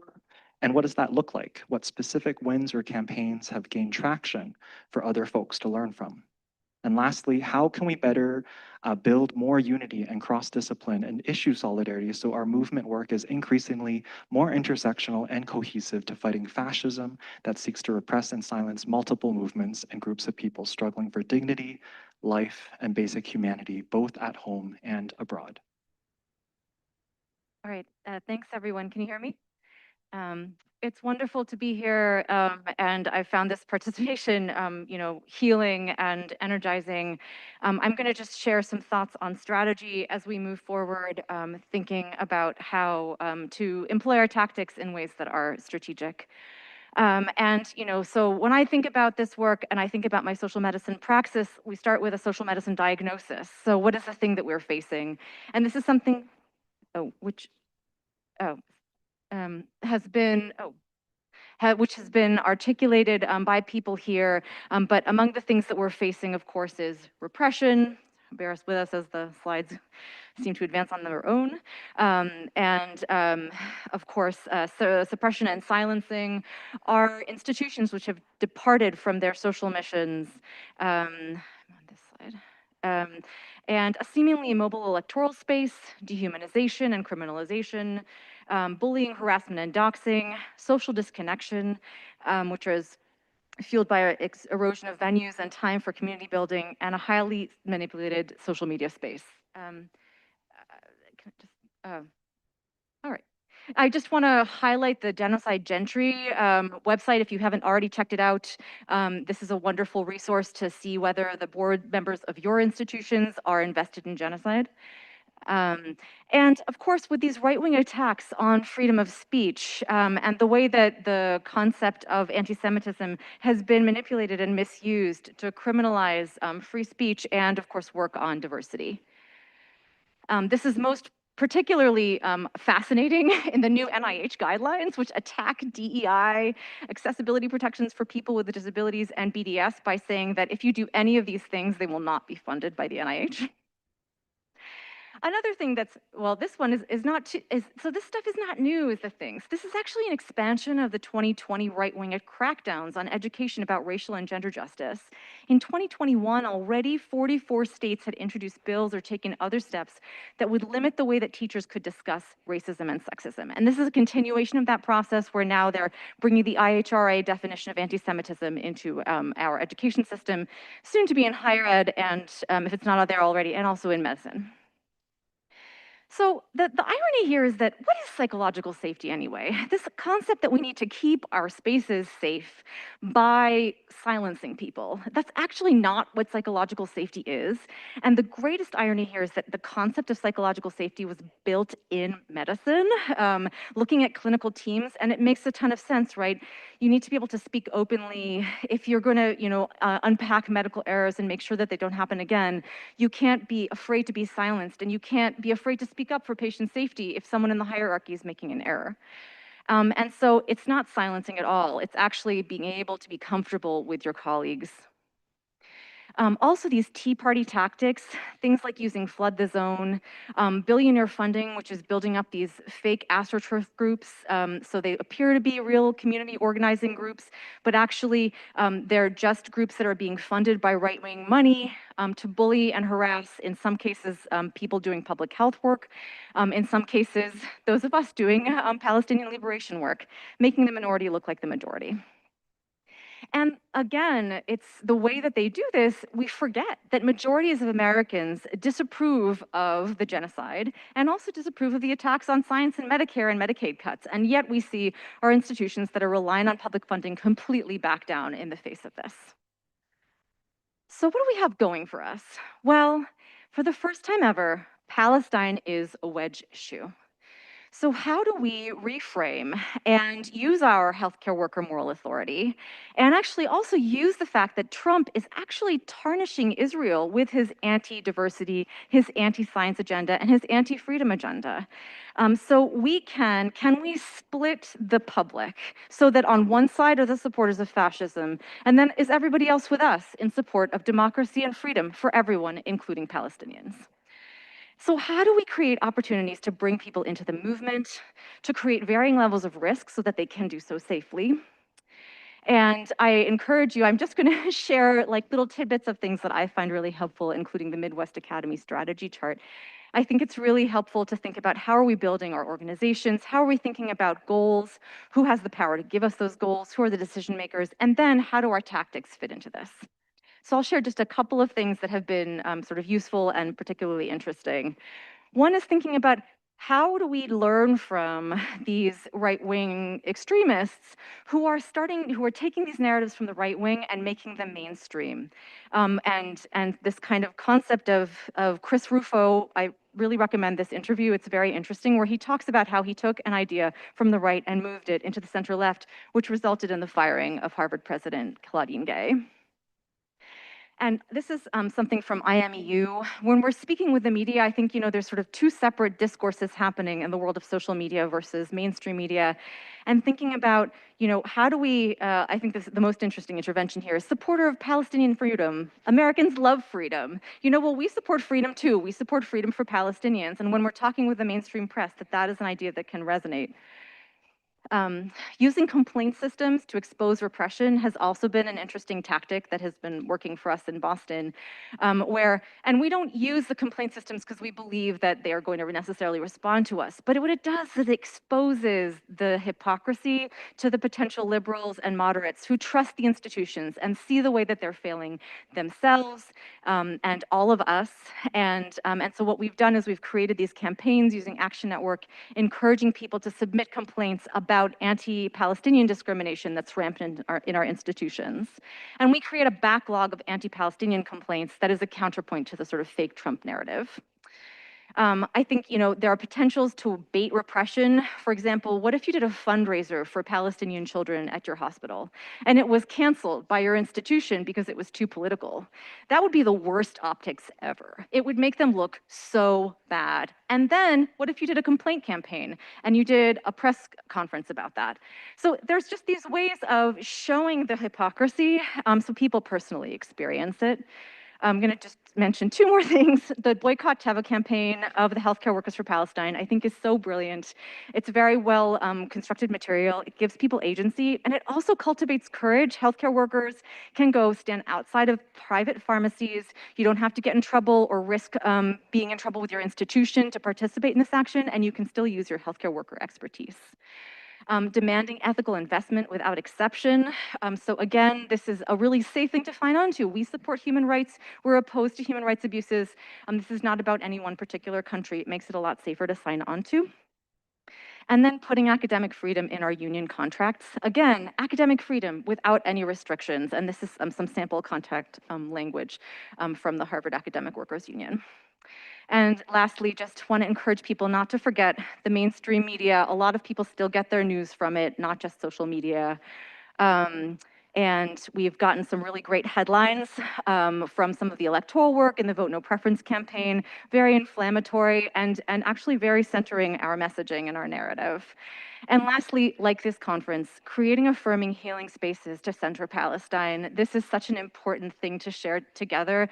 This is some images from recent actions, the People's Hunger Strike in Massachusetts, community encampments, which don't even necessarily have a demand, but create space so that we feel that same thing that we felt all together, the affirmation of being in space together for liberation of Palestine. Thank you.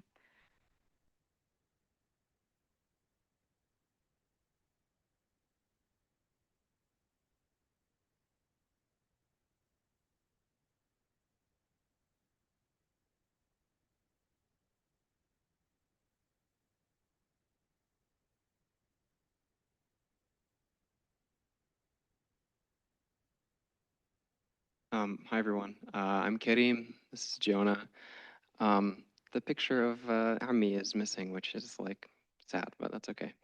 I wanted to just start by thanking again the organizers. I've just been, as Laura said, just really moved by what's been shared by all the speakers, and just really, can we just like give some applause for the organizers of? There's a lot of underappreciated work that helped us be together today, and I'm really grateful for it. The thing that we most have to contribute is a perspective on the connection between the movement to end poverty in the United States and the movement for a free Palestine. Before I talk about that, just going to share a little bit about kind of how I came to this work. So on the left was a picture of Ammi Mohammed Sari Ahmed, Allah yarhamu. My family's Algerian. He was killed by the French when he was 17. So I've never met him, and sort of but the downstream of that is my dad coming to the U.S. And on the right is Amti Horia, her sort of contribution to the Algerian revolutionary process, and we understand revolutions as processes. Was sort of the organization of women, and she was actually shot by the French during a massive women's uprising in Algiers in 1960. Horia, it's freedom. Yeah, yeah. I should never even thought of that. I put the American in Arab American.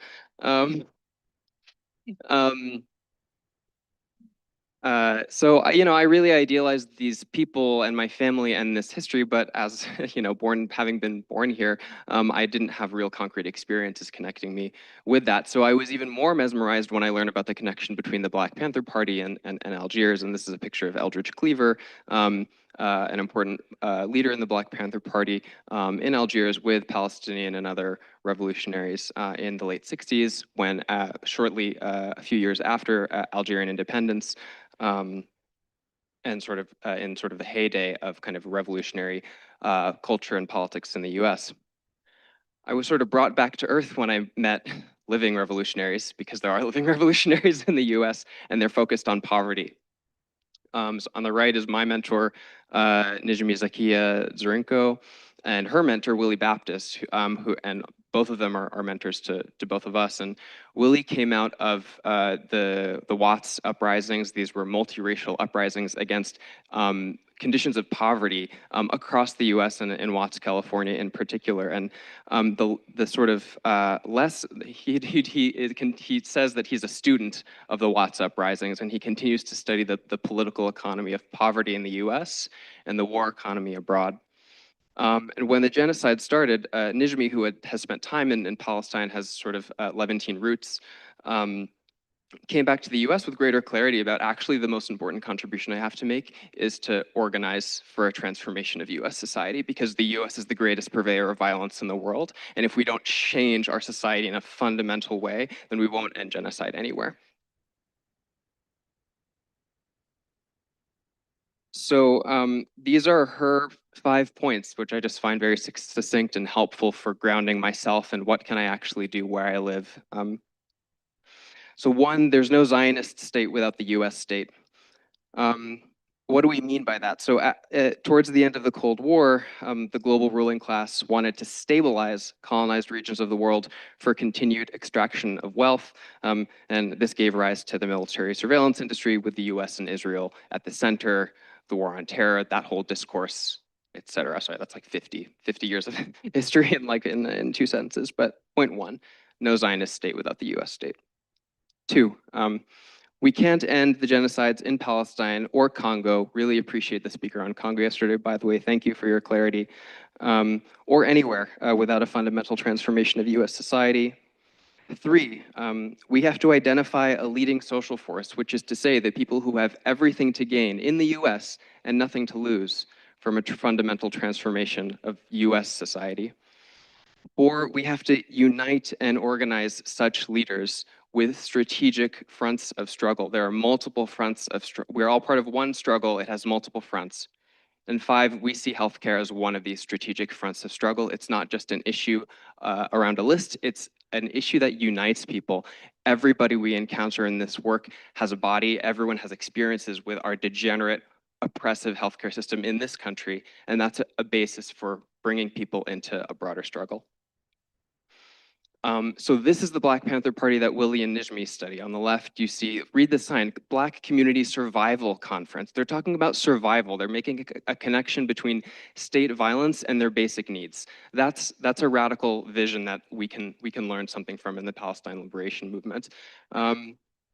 And these are people's clinics. They're providing a basic need, but then asking an agitational question. They're saying, how come this need of yours isn't met? Why are things this way? Why must things be this way? That's a radical question to ask people. And on the right, of course, we all know about Fred Hampton. And what was he calling for when he was killed at 2021? He was calling for the organization of poor people around their basic needs, around conditions of poverty, across color lines. He was trying to organize folks together. It's a very dangerous thing to organize 140 million poor people in the United States to change this society. So that's really what we're trying to do, and we're taking small baby steps. This is a formerly homeless person in Massachusetts. His sign says money for mass health, not bombs. I met him 2 years ago. This is more recently during sort of the very brief sort of war, peri-war with Iran. Fund Medicaid, not war. It's not just a slogan. It's something that's connected to activity that we do every day and that we have to do every day, organizing the bottom.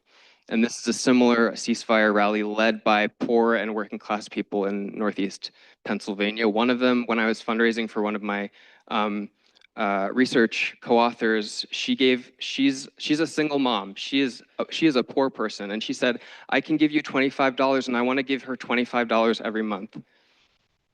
Like, the poor people are the most generous people in our society, and they're maligned. And we see them as leaders, and we lift them up. And so Jonah's going to tell us a little bit more about that.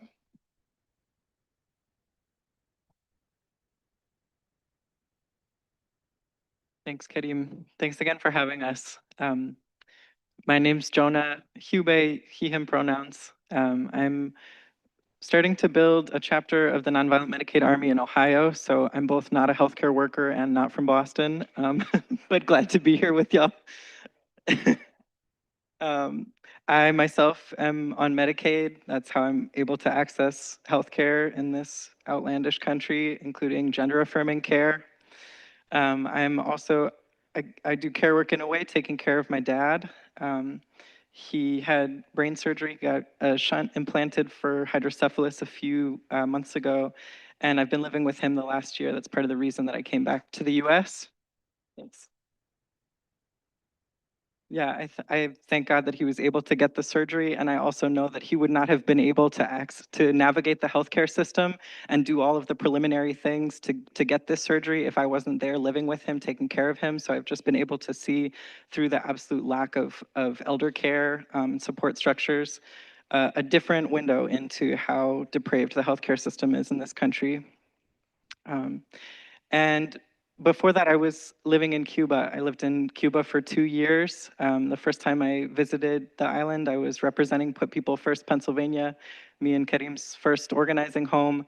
And I just was so moved to learn about a healthcare system that is a version of what we're fighting for here, where the profit motive is not the center of the healthcare system. People are actually put first, despite a 60-year blockade imposed by the US.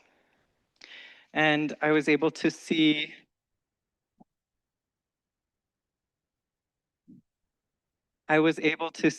and understand the possibilities of and the benefits of connecting our people across the blockade, across our countries, and so helped to organize the first brigade of nonviolent Medicaid Army leaders from across the country, including Karim, to come to Cuba last year. And in next month, we're also going to have a Cuban and Brazilian folks with us at our membership assembly, Brazilian from the Landless Workers Movement, the MST, going to be with us in Pennsylvania next month. So, but like Nishmi, and I had heard Nishmi say this before, but I had to kind of figure it out for myself that I also came back because I knew that building a movement of the poor to fundamentally transform the system in this country was going to be the best way to build solidarity with our siblings in Cuba and Palestine and the poor around the world. And so I'm back, and this is us getting started. In Ohio, we were lifting up the struggle against the sale of a hospital in Akron, Ohio, to private equity. The hospital hasn't closed yet, but we know that hospitals are closing around the country. This is just a shot of Put People First, Pennsylvania. Karim and I are both in here somewhere. This is back in 2019. But yeah, let me say a little bit more about the Nonviolent Medicaid Army. So Put People First is the organization in Pennsylvania that's been around since 2012, fighting for healthcare as a human right. And there's a few other organizations that we have, United Workers in Maryland. This is their recent membership assembly. There's also the Vermont Worker Center in Vermont. And then like Karim and I are doing, building new chapters in Massachusetts, in Ohio, and then also connecting with other organizations of people across the country. And we are taking up this mantle of Martin Luther King's to build a nonviolent army of the poor, is what he called for in 1967 before he was killed in 1968 for trying to unite the bottom across color lines, which is a fundamental threat to the power structure in this country. And so that's where our name comes from, the Nonviolent Medicaid Army, Medicaid as lifting and centering the poorest in this country as the leading social force, and also just like the best kind of format that we have to access fundamental health or universal health care in this country, right? And so we bring people in on the basis of shared material struggles. And then once they're organizing with us, we can start to do the sort of leadership development and political education that helps people develop the revolutionary consciousness and understanding of how and why to build solidarity with our siblings around the world. So this is just a couple images of a people's clinic that we held in Pennsylvania recently. We're doing this again around the country. If folks want to join us as medical workers, we welcome you. That would be awesome. This is a protest from the recent Day of Action where 8 of our comrades were arrested for doing a sit-in at a hospital that was closed, also bought by private equity, and then closed just outside of Pennsylvania or Philadelphia in Pennsylvania. The Crozier Hospital. You can look up the Crozier 8. Again, put people first. And let's see, I think, yeah, I just want to emphasize again, I guess, that the conditions is what drives people towards us, but without organization to absorb people into the movement, folks could get organized into other types of like right-wing organizations, or also just like succumb to despair and live in isolation. I think that's an extreme part of the culture that we live in this country. And so bringing people in and uniting folks from across the political spectrum, across race, across geography, around what we have in common without forgetting the things that make us different, where it's not a colorblind unity, but it's finding the kind of ways that we can build solidarity across our differences, and then developing leadership of people from the bottom, of poor folks, to fundamentally transform this system is what we're trying to do. And yeah, I want to appreciate again, like having us here at the conference, DAG, all of the work that y'all are doing. It's incredible to get to share in this space, and I want to keep building the relationship with you all. So thank you very much for the time.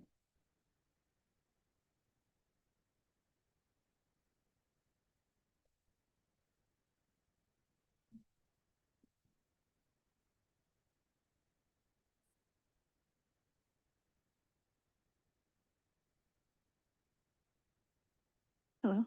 Okay. Hi, everyone.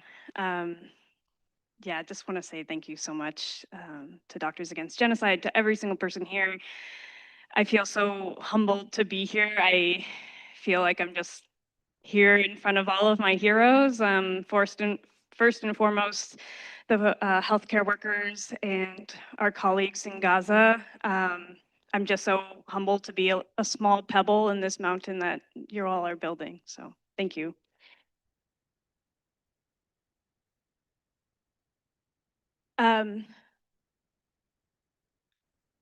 Oh, it's okay. My slides I made this morning, so it's fine if I'm a resident. I don't really. I was asked to speak about organizing, and specifically organizing healthcare workers and within our healthcare institutions. But I have to say that with some obvious exceptions here, healthcare workers tend to be somewhat poor organizers. And I think that is actually a design. I think many people in healthcare, we succeed in medicine because we're able to conform and use our current systems and benefit from our current systems, which means we hold a lot of privilege and an overall benefit from the status quo. And I think that makes a lot of healthcare workers resistant or hesitant to join in a movement like this. I also think with our medical training and the medical industrial complex, where we work really long hours, there's a constant grind and no time. I think that's designed for us to be cogs in the wheel rather than true organizers. And then I think, as been mentioned by many panelists before, this anti-political, anti-historical, anti-structural lens of Western medicine, where the individualism of Western medicine, where we focus on becoming the best provider we can be by climbing this ladder. And as we climb, we have more and more to lose because we have more and more privilege. And I think there's been so many times where people have said in medical school, when I've been trying to organize, saying like, well, be careful, wait till you're in residency. And then in residency, it's like, well, wait till you're full licensed. And that never ends. Just to break it to you medical students, like, come join us now because it doesn't get any better.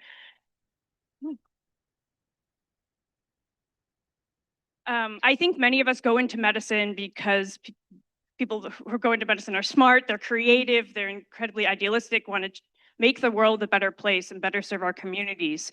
But again, our institutions are designed to take that away from us and control us, and to really keep us separate from our patients as well. And I think that's really key. And echoing what Karim and Jonah said, where this falsification of this elite class of doctors and this idea of professionalism that really separates us from our patients and their expertise. So all to say, we have so much in the Western world and in Western healthcare that we have to unlearn, and so much we need to reimagine and create.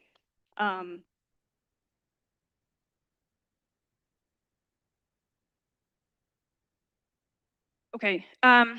So instead of learning from doctors, I've really tried I learned from some, but I really try to learn from my patients.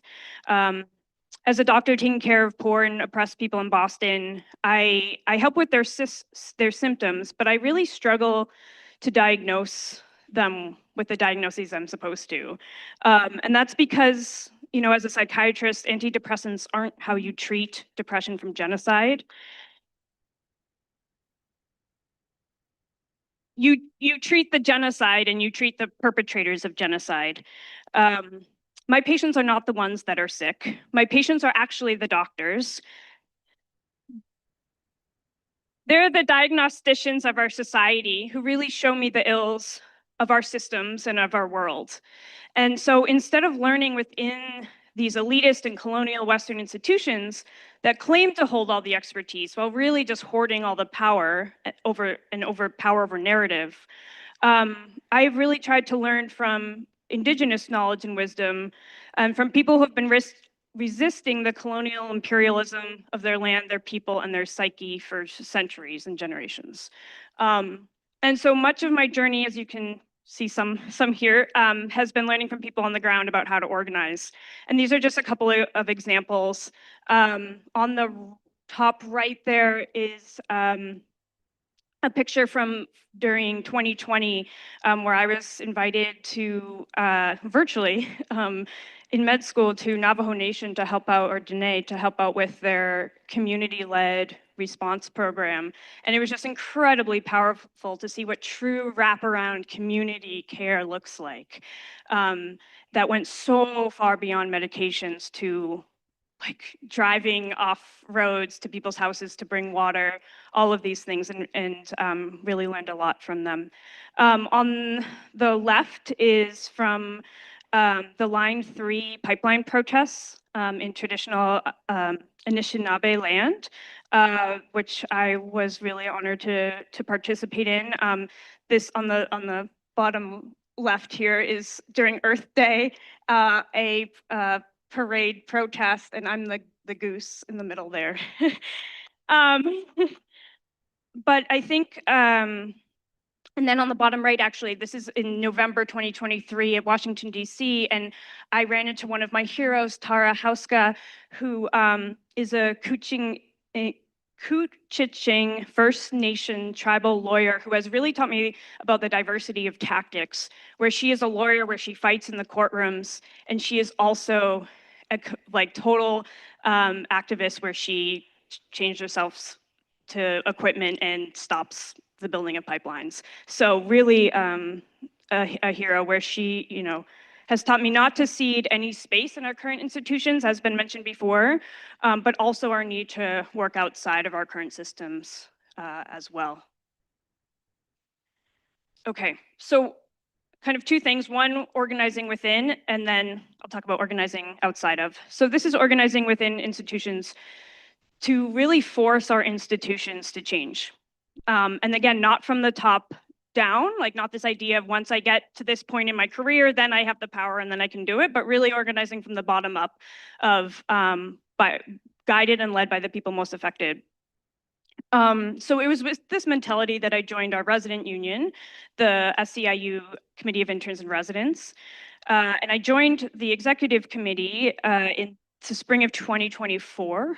And this is when I helped organize to pass 2 resolutions against apartheid and against genocide and for free speech.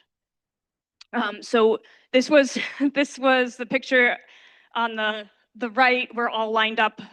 This was a 2-day long. It was supposed to be a small part of our national convention in DC. It ended up being the entire 2 days. I missed my flight going home because of all the filibustering that was happening against these resolutions. And here's our comrades and allies lined up at the mic to give testimony. But we ended up passing actually both resolutions, close to 80%.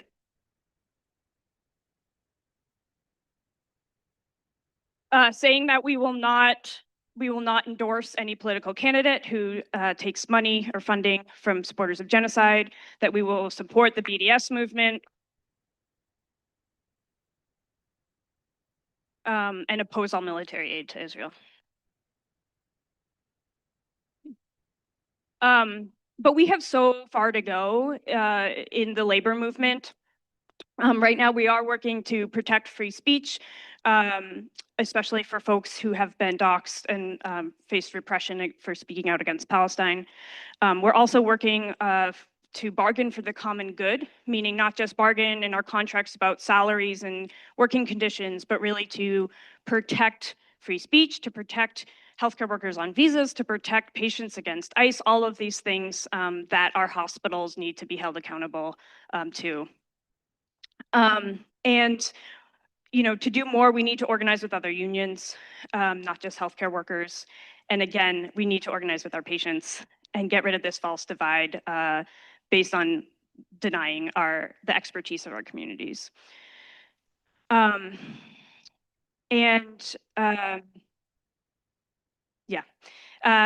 Just to echo Dr. Hiti, like we cannot cede any space in this, especially as the Trump administration is really cracking down, and all of our institutions are caving in response. So this is where the people need to stand up and say, no, we're not going to let this happen. So, oh, and then on the bottom right, you may recognize one person in there. But I put this picture of healthcare workers at the student encampments because if our institutions won't protect us, we really must protect each other. And I've said that we have privilege as healthcare workers, but it is a spectrum. And as always, those of us with more privileged as white people, as attendings and residents, we really must protect our medical students, our undergrad students, all of each other. We need to lift each other up and protect those who are disproportionately targeted and doxxed. So thanks to the students.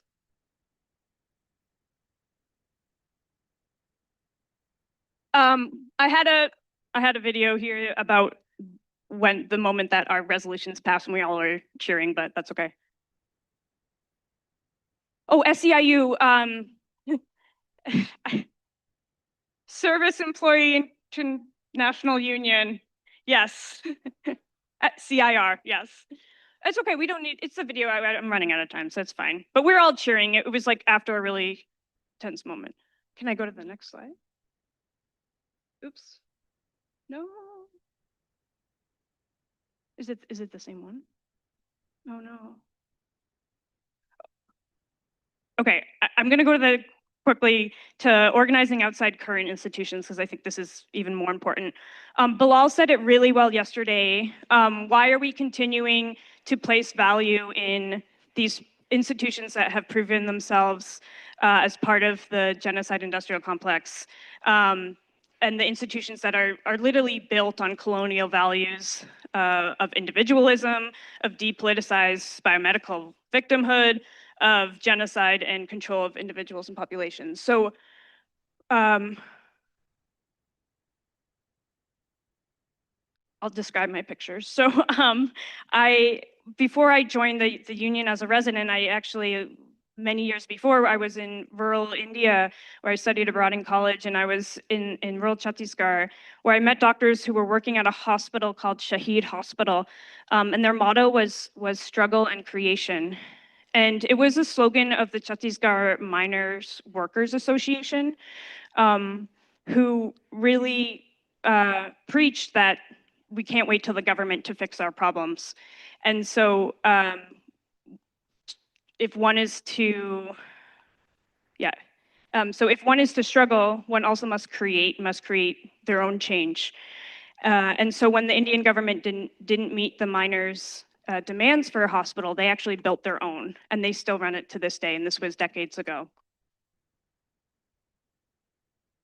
I also have the privilege to visit a autonomous Zapatista community in the south of the land that is commonly known as Mexico today, where they have built their own university, trade schools, they manage their own healthcare needs. And I visited with my friend, yes, on the right, my friend Candace Jimenez, who's from another Indigenous community on Turtle Island who I organize with, and really just goes to show the sharing of Indigenous knowledge and wisdom across communities who are facing this US state. And so, yeah, it's not to say that We also can't learn from other healthcare workers. I know Kareem mentioned the Black Panthers and their people's clinics. There's also the Young Lords, the Puerto Rican revolutionaries who occupied the hospital in the South Bronx, and the Cuban doctors. But we must continue to remember and remind ourselves that one, the master's tools will never dismantle the master's house. And also the master's tools will never build a new home that's based on liberation.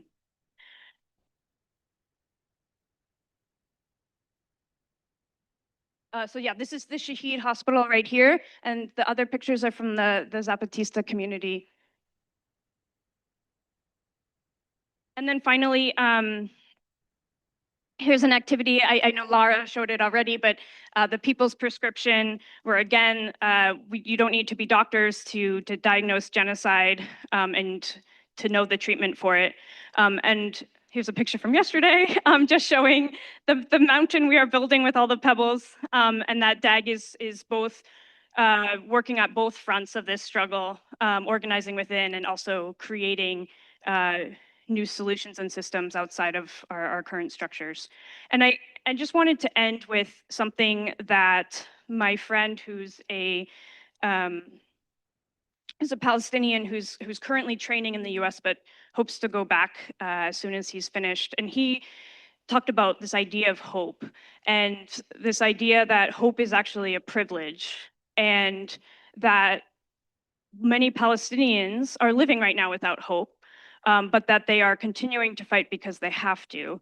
And I want to say that we also, in the belly of the beast, really cannot rely on hope, that we must continue to fight, because the true sickness is not in Palestine. It is not this humanitarian crisis far away. This is right here, as we've heard, and we really must continue this fight and organizing together, creating these communities with each other, and naming the structural and systems of oppression and the perpetrators in itself can be healing in the first step. So thank you all again. I really am honored to be here, and thank you for everything.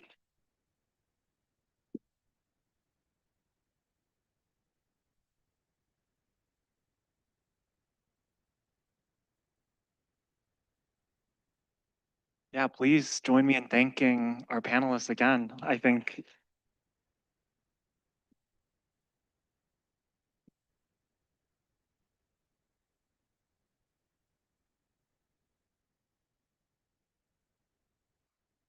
we might be out of time, but we did start a little bit late, so I don't know if maybe we could take time for one quick question, if there's any burning questions in the audience. Yes? Maybe for folks online. Yeah.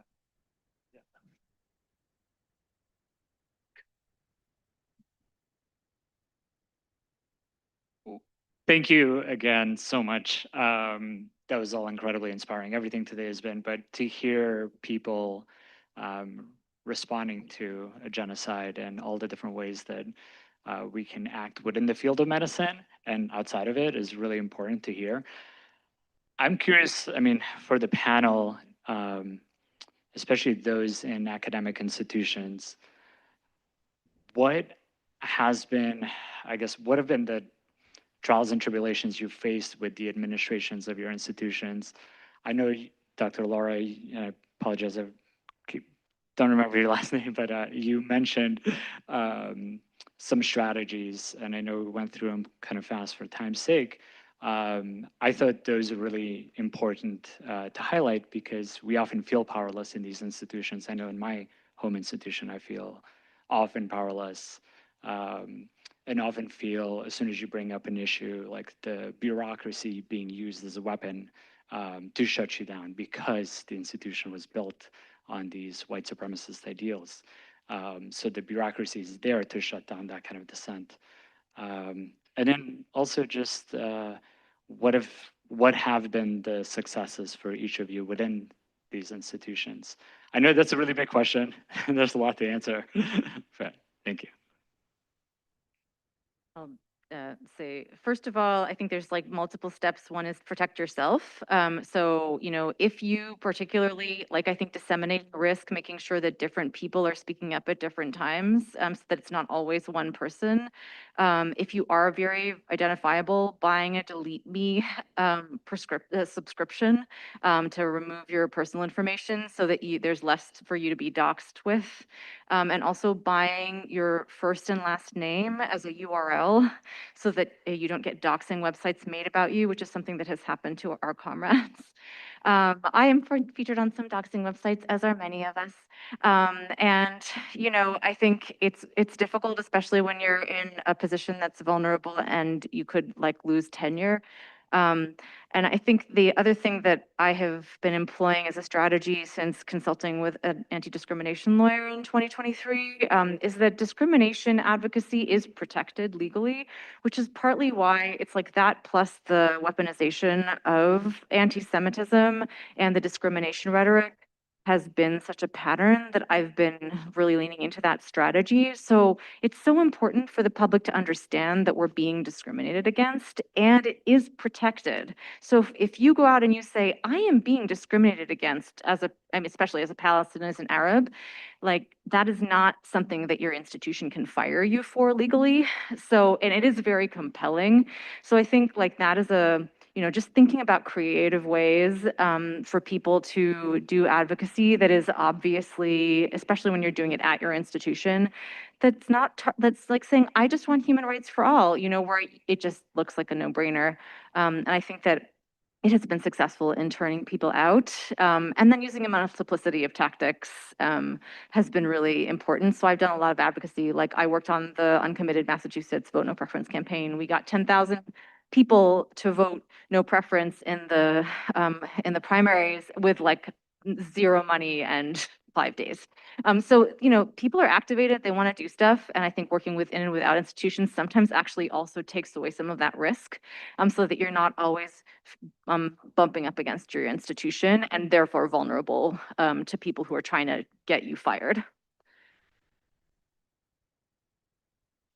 Yeah, and just as someone, representing a union, I think unions are a really important space right now, and we really got to bring Palestine into the labor movement and into our unions and really talk about it and protect each other using our contracts and using our union power and people power, because I think, the idea being, we don't win contracts with the logic of like, this is something you should do and it's good, but we win it because we pressure the hospital and we rally and we get all of the residents out for unity breaks and all of this stuff. And so in terms of when people are facing repression in their academic institutions, it is a leverage that we have in terms of protecting people. And we have had experiences in CIR of people getting doxxed and not losing their jobs, in part, not in whole, but with just feeling protected because they're in a union. So that in itself, but I think we need to do a lot more.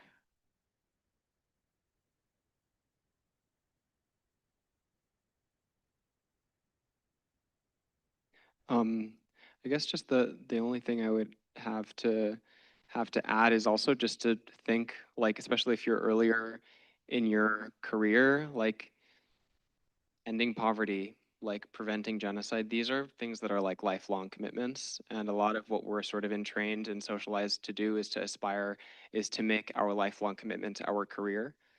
And so that's just always a fundamental tension. Like I work at an academic medical center, I like do research and I like write grants and whatever.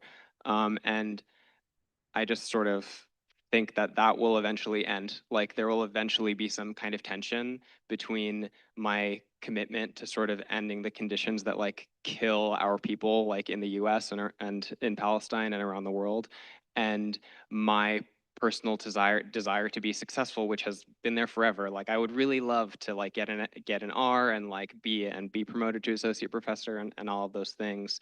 And I recognize that we focus on organizing people who have nothing to lose, because like those are the folks who are like willing to fundamentally transform society. And like we should, bob and weave around our administration to try and extract the most that we can. And we need to make lifelong commitments to transforming society, because like our universities, our like institutions, as you can see, they're lining up to like lick the boots of the militaries that are coming to like crush people around the world. Like we can't afford to sort of rely on like or wait for a time when these institutions develop a consciousness because they don't have one. Yeah. Sorry, I just want to say one more thing with that, with like the institutions. Yes, we need to like not cede any space, and like we also don't need the AMA. Like we can, you know, there.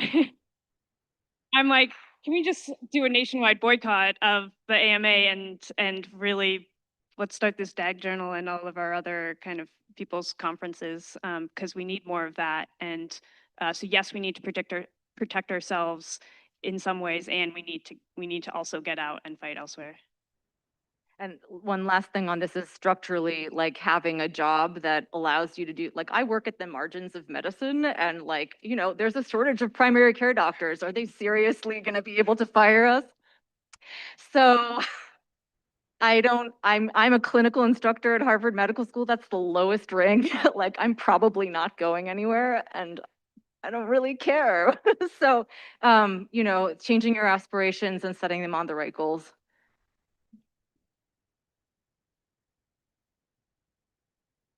Yeah, and I would just add that I think the only safety and the only power that we have comes through organization.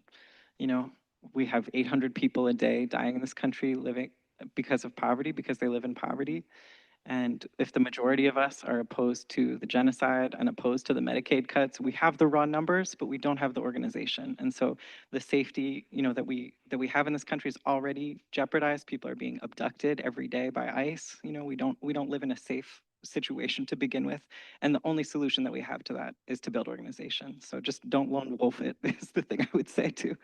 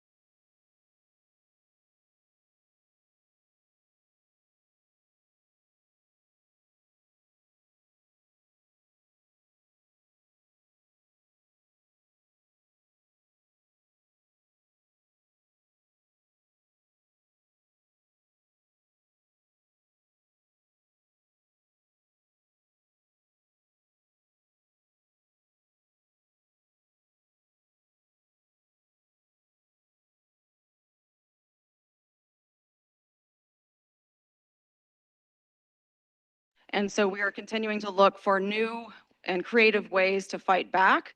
And that, for those of us who are risk averse, can be a bit of an uncomfortable space.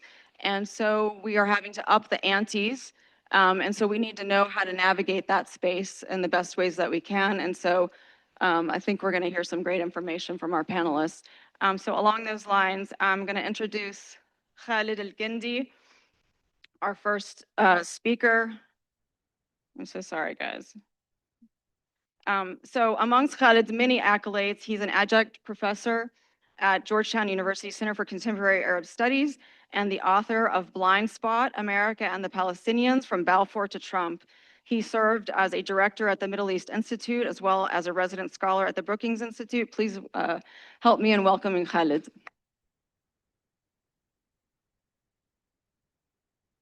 Thank you, Adla. Is this on?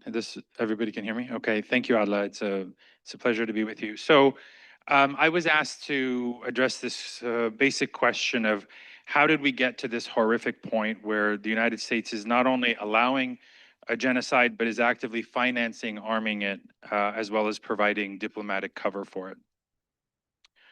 The short answer is because basically that the international community in general and the United States in particular, including two successive US administrations, have refused to do what is needed to stop it. The US bears a unique responsibility. If not for the US, the genocide would have ended long ago. Europe does not really have an independent policy. They've staked out different positions, but for the most part, they've generally acquiesced in the United States' position. The US is at once the only party that can stop the genocide and the only party that won't. The original sin happened right after October 7th, basically in not setting out very clear red lines for Israel. I think the scale and the brutality of October 7th itself more or less assured that Israel was going to have a massive retaliatory response. We all know how Israel operates. In addition, the enormous outpouring of sympathy and solidarity for Israelis across the United States, across the Western world, and really across the globe. All of those were expected, but the reality is that neither the United States nor the Europeans, nor the great powers, the keepers, the authors of the rules-based international order after the horrors of World War II, none of them actually invoked any of those principles. And they completely failed to put any guardrails or lay out any limits on what Israel would do. And instead, the United States, the UK, the European Union, and others effectively gave Israel a blank check. In fact, I can remember on at least 3 distinct instances in which the White House spokesperson was asked in the early months of this onslaught in late 2023, they were specifically asked, are there any red lines that the United States is pushing with the Israelis? And the response was explicit. Quote, there are no red lines with Israel. It was quite shocking because it's one thing to have no red lines. It's another thing to say so out loud. And that is, I think that was the original sin. In addition, of course, to fueling the incitement and dehumanization of Palestinians that we saw in Western media, and particularly here in the United States, with you remember the many fabricated stories about beheaded babies and so on that are still being repeated today. Once the blank check was given, it was then almost impossible to rein it back in. It would take significantly more political capital than the United States was willing to expend, mainly because those paying the price were basically only Palestinians. And it would also mean conceding that they screwed up at the very outset. And that's not something politicians and world leaders like to do publicly, at least. Instead, they relied, and specifically the Biden administration, as well as Europeans and others, relied on appeals, cajoling, and occasional threats but that were never really backed up with any costs or consequences. That's the short answer, okay? The longer answer has to do with the US-Israel special relationship. This is a special relationship. I would probably characterize it as the most special of special relationships. The US has special relationships with the UK and with other countries, but there is nothing that comes close to the US-Israel special relationship. The UK doesn't get billions and billions of unconditional military aid. In addition to the countless privileges in trade, technology, intelligence sharing, cooperations really in almost every sphere imaginable, in agriculture, in tech, in anything you can imagine, there is close governmental and civic and corporate cooperation. I can't think of any two countries in the world that have a relationship that is as intimately connected as the United States and Israel. So this special relationship has largely been immune from partisan, political, and even personal differences. It exists sort of in a plane above politics. For example, the largest aid package ever between the United States that the United States has given to Israel was signed. $38 billion of military aid for 10 years was signed by President Barack Hussein Obama in 2016 with the Netanyahu government. And it's well known Obama and Netanyahu were not fond of each other. The special relationship began in the 1960s, but its roots go back more than 100 years. Of course, the United States has always viewed Israel and Palestine through a distinctly Zionist or Israeli lens, even before 1948. Hence the title of my book, Blind Spot, America and the Palestinians from Balfour to Trump, that looks at covering, trying to explain that dynamic. The United States was the first country to recognize Israel in May of 1948. But in doing so, it was highly conflicted. President Truman had flip-flopped back and forth on the question of partition. Should they, shouldn't they push for partition? Specifically, there was a divide between the White House and the State Department, between the White House on the one hand and the State Department and the intelligence community on the other. State and CIA and others were arguing, we don't want to push for a Jewish state because that will alienate our Arab allies. And of course, that most important of resources, oil, will then be threatened. And also, we don't want to push the Arabs into the arms of the Soviet Union. So there was some reluctance at that time. By the 1960s, the special relationship comes into being. This is the term that is used by both the Kennedy and Johnson administrations. Israel is seen as a bulwark against Soviet-backed Arab states. Precisely the thing that they had warned of course, now becomes a reality.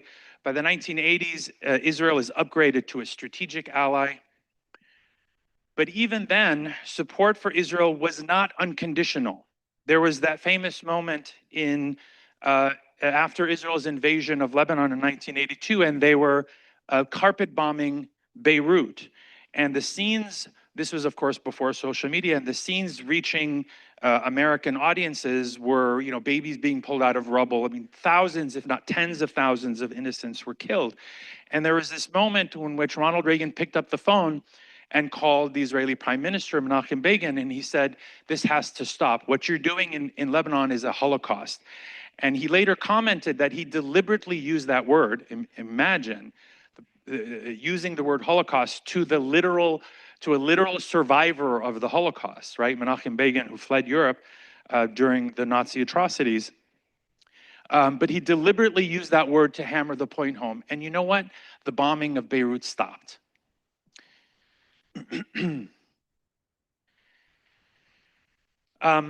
Then came, of course, the peace process in the 1990s. The US-Israel special relationship deepened even further.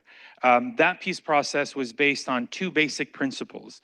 One is that for Israel to make peace, Israel would have to be reassured, right? There would need to be only positive inducements for Israel to take steps, you know, quote, what Americans called risks for peace. And the second, the second pillar of this US-led peace process was, while Israelis are being reassured, Palestinians have to be reformed. And so in short, Israelis got the carrots and Palestinians got all of the sticks. That's how this special relationship translated in terms of a US-led peace process. So in other words, the US basically reversed the normal model of mediation. Instead of putting pressure on the stronger side and try to boost up the weaker side or level the playing field a little bit, the US did precisely the opposite, which is to put pressure on the weak side and prop up the stronger side. It's not hard to imagine the consequences. The results of this was to deepen that power asymmetry. And if you study conflict resolution, power asymmetry is the driving force in a conflict. Because one side gets to impose its will through brute force on the other side, and the other side has to resort to other methods. That's why they call it asymmetrical warfare. That's why terrorism is referred to often as asymmetrical warfare. So what I argue in the book is not just that the United States failed as a mediator, but that its interventions actually made a peace agreement more difficult to achieve and the situation on the ground worse. It deepened the power imbalance and further weakened Palestinian leaders.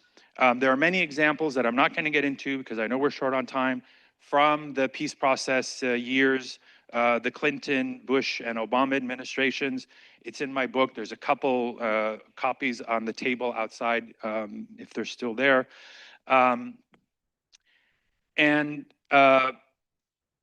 It's really only in the last decade or so that the relationship has become unconditional. This is partly a function of, I think, Israeli politics that have moved more and more to the right, and American politics, which have also moved more and more to the right. And we can get into, people have specific questions about that. If in the past the US had a blind spot to Palestinian politics and aspirations and rights, then under Biden and Trump, that blind spot has extended also to Palestinian humanity. The special relationship is sometimes called bipartisan, but in reality, it transcends politics and is probably more akin to religion. I think the Biden administration, or to a religion, the Biden administration, I think, perfectly embodies the irrational nature of the special relationship. In December 2023, in the midst of this overwhelming onslaught and the mass destruction of the basic means of life in the Gaza Strip, even Biden came to the conclusion that Israel's actions were, quote, over the top and indiscriminate, which, by the way, not coincidentally, are also the two standards of international humanitarian law in terms of the laws of war, that attacks have to be proportionate and have to abide by the concept of distinguishing between combatants and non-combatants. So here's the president basically saying Israel has violated both of these concepts, right? But then immediately in the same breath, he says, but we're not going to do a damn thing but support Israel, right? So he knows that what Israel's doing is wrong, is bad. He's saying it publicly, but commits himself to continue supporting it anyway. The US continued to provide unlimited weapons and political cover to Israel, even as it expressed anger over its conduct in Gaza. This was the result of the bear hug policy. The bear hug being the belief that only positive inducements and constant reassurances in the military, diplomatic, and other realms could actually restrain Israeli behavior. This is accepted in Washington as, again, something akin to a religious dogma. Very few people challenge this doctrine, even though it has never actually worked, and precisely the opposite has always happened.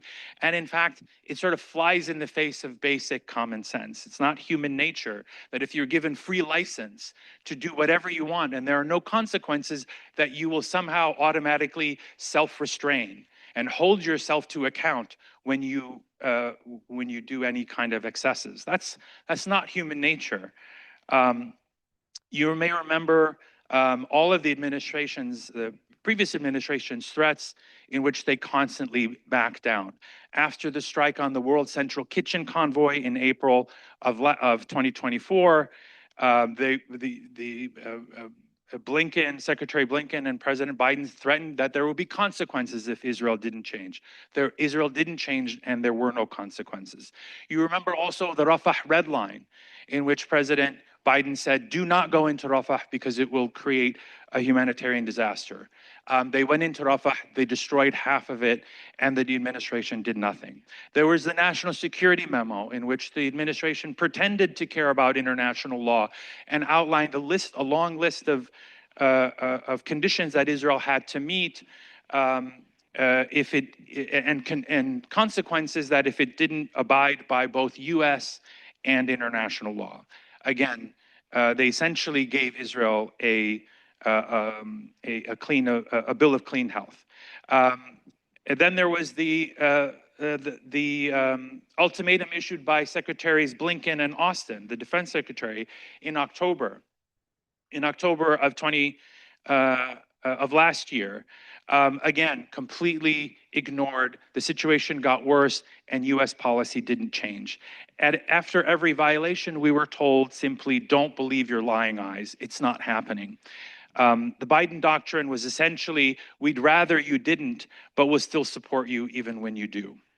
The Trump administration, of course, has continued this policy of total unconditional support for Israel, but without any of the pretense about human rights or international law, and of course, without the gaslighting. So I'm not endorsing the policy. I'm not saying it's good or better, but at least it was honest with us about its real intentions and motives. And even the plan to expel Palestinians from Gaza was openly endorsed by President Trump. The only way to stop the genocide is to impose costs for Israel. And the only way to do that is to create costs for American politicians and others who support genocide. Thank you.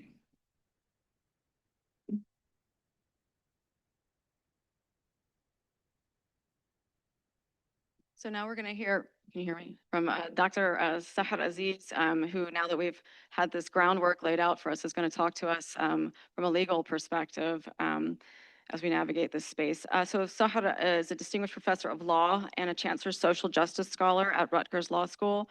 Her scholarship examines the intersection of national security, race, religion, and civil rights. She is the founding director of the Center for Security, Race, and Rights at Rutgers Law School.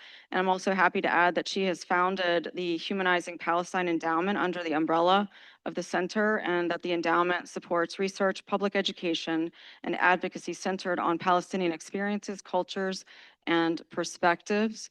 And there's a flyer being handed out right now. أهلا وسهلا. Assalamu alaikum. Thank you so much for inviting me to this important conference. It's very difficult to sit through many of these presentations because it can be very demotivating and depressing, but we must fight for the humanity of the Palestinians that are trapped in a genocide in Gaza. We have no other choice. So I'm going to talk today a little bit, very briefly, about how law is weaponized to discriminate against Palestinian, Muslim, and Arab doctors and their allies. But I want to center kind of the experiences of these identity groups, because we can't disconnect the racism against these groups from the justification politically of why the U.S. can so easily support Israel's genocide of the Palestinians. So first, let me just make the usual disclaimer. The information in this presentation is intended to provide general information. This presentation or information in it is not to be construed as legal advice. And if you have specific questions about a case or legal matter, you should consult with an attorney about the specifics of your situation. So the first point I want to make is that existing discrimination or anti-discrimination laws already protect individuals and groups from harm motivated by bias that's based on religion, national origin, and ethnicity, as well as other bases like gender, disability, age, etc. And that includes Palestinians, Muslims, and Arabs. However, self-described, and I want to emphasize self-described because this is how they describe themselves. Pro-Israeli and Zionist organizations and individuals are aggressively and intentionally doxing, harassing, tortuously interfering with the economic opportunities, and discriminating against doctors and healthcare workers on account of their identity as Palestinian Muslims and Arabs. And I'll explain why. And as a result, you are seeing the disciplining, firing, or defaming of Palestinian Muslims, Arabs, for their expressions of pain, empathy, indignation, and opposition to the Israeli military occupation in the West Bank, to the systematic or systemic racism against Palestinians in Israel that have Israeli citizenship, and to the genocide in Gaza. And all of this is in violation of anti-discrimination laws. So let me just quickly go over the anti-discrimination laws that exist on the books that apply to everyone, not just Jewish Americans, but also Muslim Americans, Palestinian Americans, Arab Americans, and others. The first are, these are the typical protected classes: race, national origin, color, religion, gender, age, disability, veteran status. These are the federal statutes that are on the books, most of which are a direct result of African Americans making significant sacrifices to their lives, their liberty, their safety in the 1950s and 1960s and the 1960s civil rights movement. So had they not done what they had done and made those sacrifices, we would not have these laws.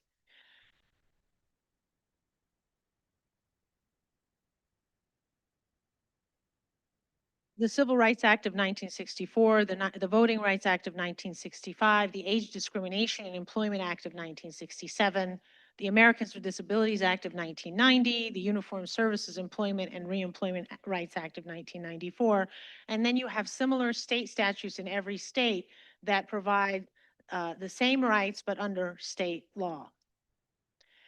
And I want to focus a little on the Civil Rights Act of 1964 because this has been the law that has been weaponized the most, especially against universities and against doctors and faculty and students when their employers receive any type of federal funding, including research funding. Essentially, in the places of public accommodation, though, tends to be the universities, right? Especially the public universities. But then the Title VI is the non-discrimination in federally assisted programs. Now, again, I support these laws. The problem is they've been weaponized to engage in racism against Palestinian Muslim and Arabs and to violate the First Amendment in regulating viewpoint-based speech. So Title VI essentially says that any entity, private or public, that receives federal funding cannot discriminate in the provision of those services based on race, color, or national origin. Notice that religion is not in there. So I wrote an entire book called The Racial Muslim, When Racism Quashes Religious Freedom, explaining how Muslims, in fact, have been treated like a race and that they should be treated similarly as Jews in terms of having Title VI interpreted to include Islamophobia, because in December 2019, Trump in the first administration issued an executive order that explicitly stated that anti-Semitism counts under Title VI. So even though Title VI says race, color, or national origin, doesn't say religion, because of that executive order, Jews are now included under Title VI, but Muslims are not. So if you want to see the argument of why I think Muslims should be, read my book, The Racial Muslim. Title VII is the employment, and that, again, that's whether it's public or private. Race, color, national origin, sex, and religion are included. There are three types of discrimination, and I'm saying this because I want you need to educate yourself, because many of you doctors, as you know, are one of the ways that people are trying to silence you is by going after your livelihood, and that's very intentional. And so disparate treatment is essentially a legalese term for intentional discrimination. And usually it is when someone or an employer, which could include a supervisor, it could include a coworker, someone who has some authority over you, treats an individual or a group less favorably than other groups because of a protected characteristic, such as race, color, religion, sex, including pregnancy, sexual orientation or gender identity, national origin, age, disability, or genetic information. So it's a very broad protection, especially in the employment context. and as a result takes adverse action against you, fires you, demotes you, doesn't give you a promotion, provides you with some kind of disciplinary action. The other form is hostile work or educational environment. This is when you're subjected to what we call severe or pervasive discrimination, where people, racial slurs, things that are dehumanize Palestinians, things that justify what's happening in Israel, or excuse me, in Gaza against the Palestinians by Israel, things that are offensive. And you have to show that it is very severe. So in the case of African Americans, one could arguably say that saying the N-word would be considered severe, right? Or it's pervasive, where it's said multiple times. And what I would argue is the way in which people are talking about Palestinians in such a dehumanizing way is creates a hostile work environment, particularly for those who have family in Gaza, those who have friends in Gaza, those who have some personal connection to Palestinians and Gaza. You don't have to be Palestinian yourself. And also stereotyping. So when you hear things in the workplace or at the university level where they're calling or categorizing Muslims or Palestinians or Arabs as terrorists, as Hamas supporters, as Jew haters, as presumptively anti-Semitic, those are all racial tropes. Those are ways to dehumanize and make that community feel and be perceived as bad, as outsiders, and then justifies discrimination. And then finally, if you complain or if you express some concern that you are experiencing disparate treatment at work or in the university environment, or you're experiencing a hostile environment on account of your protected identity, if they retaliate against you, that is a separate legal claim. So even if they find that in their internal HR process, which usually will favor the company or the hospital. But even if they find, no, we don't find you've been discriminated against, but then as a result of your complaint, discipline you or fire you or don't give you a promotion or may take some adverse action, they have now unlawfully retaliated against you for exercising your right to say, I think I've been discriminated against. So it's really important that you do not allow your employers and the hospitals, the universities, to treat you as if you are not protected under these laws, because you are. You are equally protected as any other person in that environment, including Jewish Americans, right? And I say that saying, I want Jewish Americans to be protected by the law. But unfortunately, there are very many people in this country who think they're the only ones protected by the law, and they're not. And they are not above the law, whoever they may be, whether they're expressing anti-Palestinianism because they're Jewish or Christian or any other identity. These are the 5 staple anti-Muslim racial tropes, and they're commonly the same anti-Palestinian racial tropes. So although we all are familiar with the fact that not all Palestinians are Muslim, for whatever reason, fortunately, unfortunately, they are racialized very similarly to Muslims, especially in the post 9/11 era. So when someone calls Muslims terrorists or treats Muslims as terrorists or supporting of terrorism, that is a racial trope. It is as offensive as someone using racial tropes that are anti-Semitic or racial tropes that are anti-Black or racial tropes that are anti-Asian. And this is something that Americans need to understand. It is deeply, deeply offensive.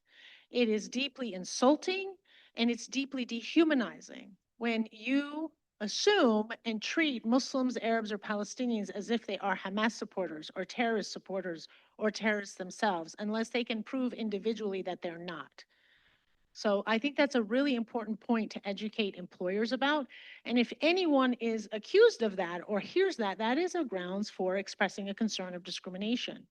Other stereotypes are that Muslims are invading the West rather than contributing to the economic and cultural development of societies in which they live, that Muslims' presence is a threat to liberalism and democracy and a threat to the security of the nation, even though most of them right now are exercising the First Amendment rights in America in ways that are causing them taking a lot of risks, and that Islam is misogynistic and anti-women. So anytime you hear these types of narratives, that's Islamophobic. And it's also anti-Palestinian if it's in connection to something related to Palestine. And then finally, one of the most pernicious forms of Islamophobia is the presumption that Muslims are anti-Semitic. That is deeply, deeply insulting. Deeply insulting. To assume that simply because someone is Muslim that they hate Jews, simply because someone is Palestinian that they hate Jews. It is as deeply insulting as accusing all Jews of controlling the banks, as deeply insulting as assuming that all Jews control the government or the world. And it has to stop. Just like that is unacceptable, so is assuming that Muslims or Palestinians are anti-Semitic.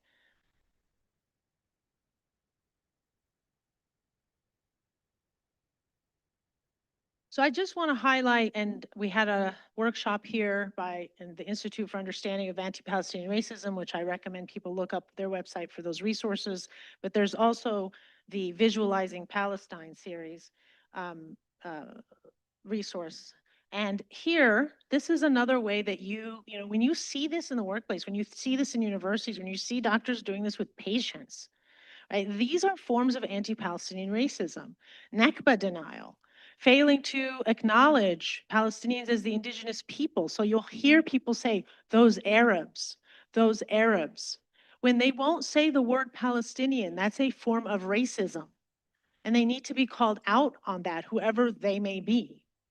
Violence or justification of violence against Palestinians, erasing the humanity of Palestinians, or pressuring others to erasing the human rights and equal dignity of Palestinians, excluding or pressuring others to exclude Palestinians or expressions of solidarity with Palestinians, denying, distorting, or silencing Palestinian narratives.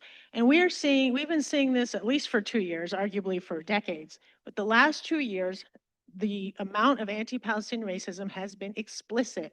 But these are the types of things that you have to call out when they happen, if they in your workplace or in the university or in the schools or wherever, the environments that you're in, because unfortunately people are engaging in what I think is discriminatory behavior, and no one is calling them out on it.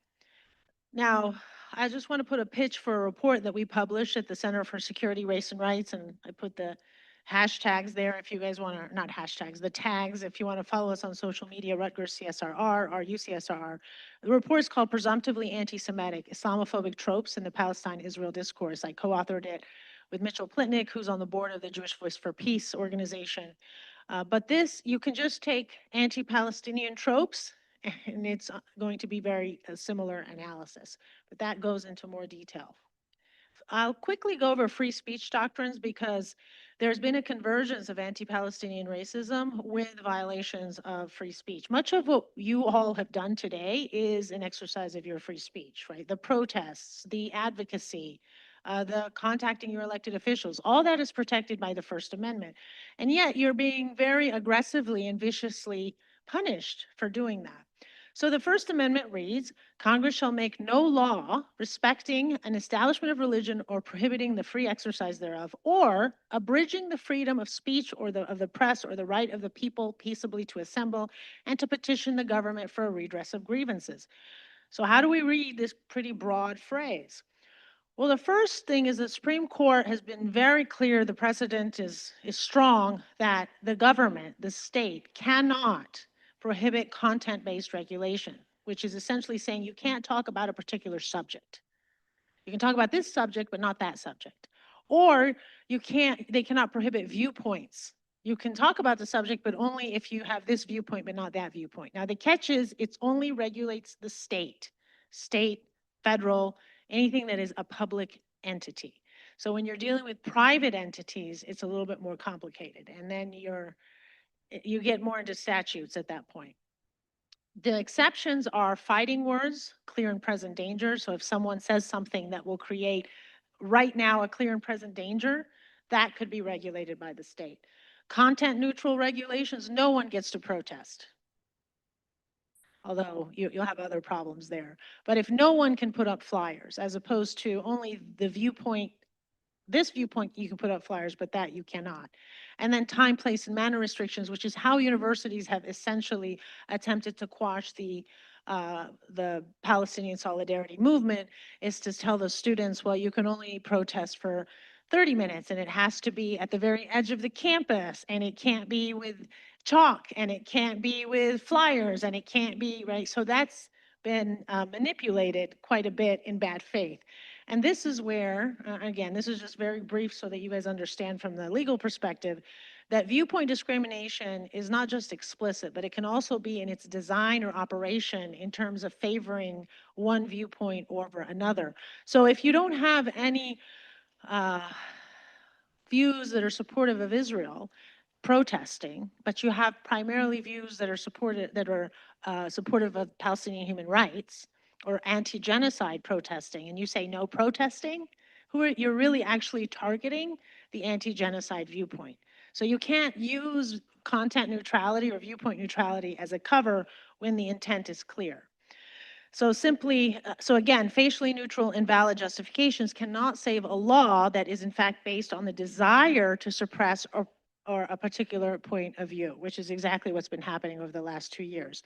Similarly, you can't single out specific speakers, especially if it's aimed at restricting certain content or certain viewpoints. So if you are seeing this in your workplace, then you should think about contacting a lawyer. And then finally, a facially neutral law may be viewpoint based, but if in operation it actually restricts or promotes a certain viewpoint, it may be in violation of the First Amendment. And then it's really important to understand that political speech is the core of what the First Amendment is designed to protect. So everything that Doctors Against Genocide is doing, all of the speech, the expressive conduct, the political engagement is at the core of First Amendment protected speech. And so anytime the entity that is suppressing that is a state entity, an agent of a state entity, when I mean by state, I mean government, federal, or state, then you may have a First Amendment claim. And promoting and discussion and debate on issues of public interest, U.S. foreign policy toward Palestine and Israel is an issue of public interest, lies at the heart of it. All right, let me quickly go to I'm running out of time, but I want to just quickly talk about the IHRA definition of anti-Semitism because that has been the primary tool that has been weaponized to essentially create this perversion where anti-genocide activists, anti-genocide speakers, anti-genocide citizens are now being accused of being anti-Semitic. So effectively, the IHRA definition of anti-Semitism, which was created in 2016 for non-legal reasons, has become used as the quote-unquote gold standard in 37 states, and now it's proposed in the Anti-Semitism Awareness Act, the federal level. It hasn't passed yet. I would recommend you contact your elected officials and tell them that it is something they should not support, not because we shouldn't support combating anti-Semitism, but because this definition is not about combating anti-Semitism. It's about suppressing anti-genocide viewpoints. It's about suppressing the humanization of Palestinians under the cover, it's a very perverse cover of anti-Semitism. Specifically, of the 11 examples of anti-Semitism that this definition provides, 3 of them directly are racist against Palestinians. 1, if you claim that the existence of a state of Israel is a racist endeavor, you will be legally responsible, legally liable for anti-Semitism, when from the Palestinian perspective, the creation of Israel is a racist endeavor.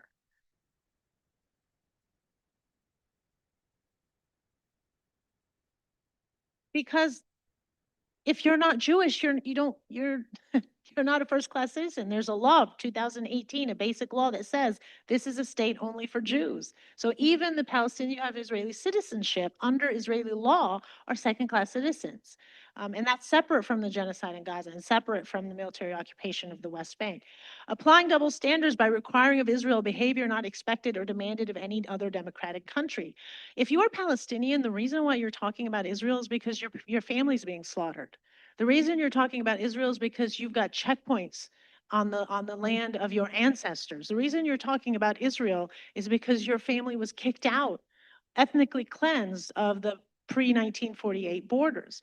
So what they will try to say is, well, if you're just focused on Israel, it's because you're anti-Semitic. It's like, no, actually, we're focused on Israel because it's deeply personal, because we've been harmed personally by it, because the politics surrounding Israel has caused all sorts of devastation in the Middle East, and we are of people of the Middle East. And so the bombing of Israel of Tehran, the bombing of Israel of Doha, the bombing of Israel of Damascus, the bombing of Israel of Lebanon, of Beirut, all of this affects us, right? Because we have family there, we have heritage. So when we're critical of Israel, it's not because we hate Jews, it's because that particular state's foreign policy and military actions is directly hurting us and our families and our communities. But they will use this definition to say, no, no, no, no. The only reason, your only motivation is that you hate Jews, which of course is disingenuous. And then finally, drawing comparisons of the behavior of Israel with Nazis. No state no state is immune from being fascist. No state is immune from creating an environment that could lead, right, to genocide and produce genocide. It doesn't matter what that state is, whether it's Israel, whether it's the United States, whether it's Saudi Arabia, pick your country.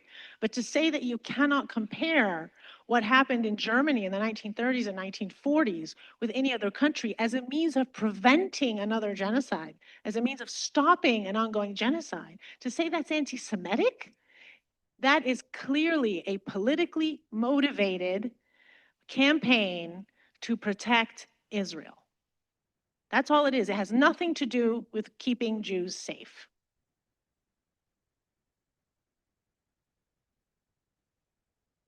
And then I also just want to point out that no one seems to care about the Palestinian Americans' experiences of trauma.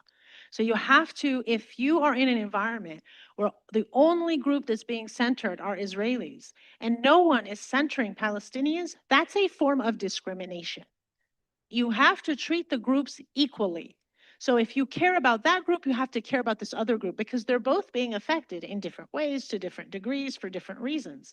But that is a form of discrimination, to treat one group unfavorably compared to another group. Similarly, this is essentially the way in which Palestinians are experiencing discrimination. They're denied the same empathy and recognition of trauma as their Jewish colleagues, neighbors, and fellow citizens. They're portrayed by university administrators, politicians, and Western media as criminals, as hateful, as anti-Semitic for protesting against Israel and the US's direct funding of killing, maiming, forcibly displacing, starving, and bombing of their family, friends, and ethnic group in Gaza. Palestinians are denied their constitutional right to express dissent against U.S. foreign policy, their government's policy in Palestine, Israel. Palestinians are victims of harassment, frivolous and malicious complaints of anti-Semitism based on their political beliefs, their public speech, their writings, and because of their human rights advocacy in defense of Palestinians. Palestinians are being fired from their jobs after being targeted in torturous campaigns to interfere with their economic opportunity, specifically to fire them, based on their political beliefs, public speech, and writings, and because of their human rights advocacy in defense of Palestinians. And finally, Palestinians are being doxxed, harassed, intimidated, threatened with violence by self-described pro-Israeli Zionist special interest groups and their members. And this has to stop.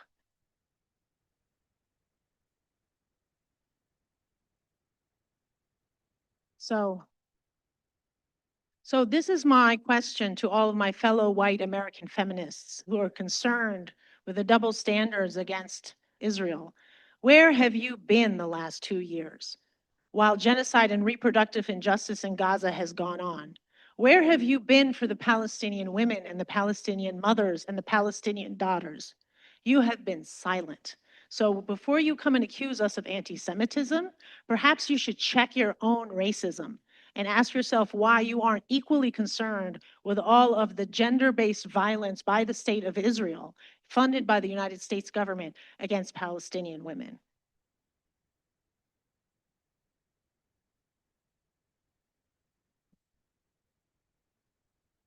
So I'll just end, I know I've taken too much time, but I'll just end with some tips. Again, this is not legal advice, but this is really important because they're coming after you and they are after us. And they are the people who hate us because we are Muslim.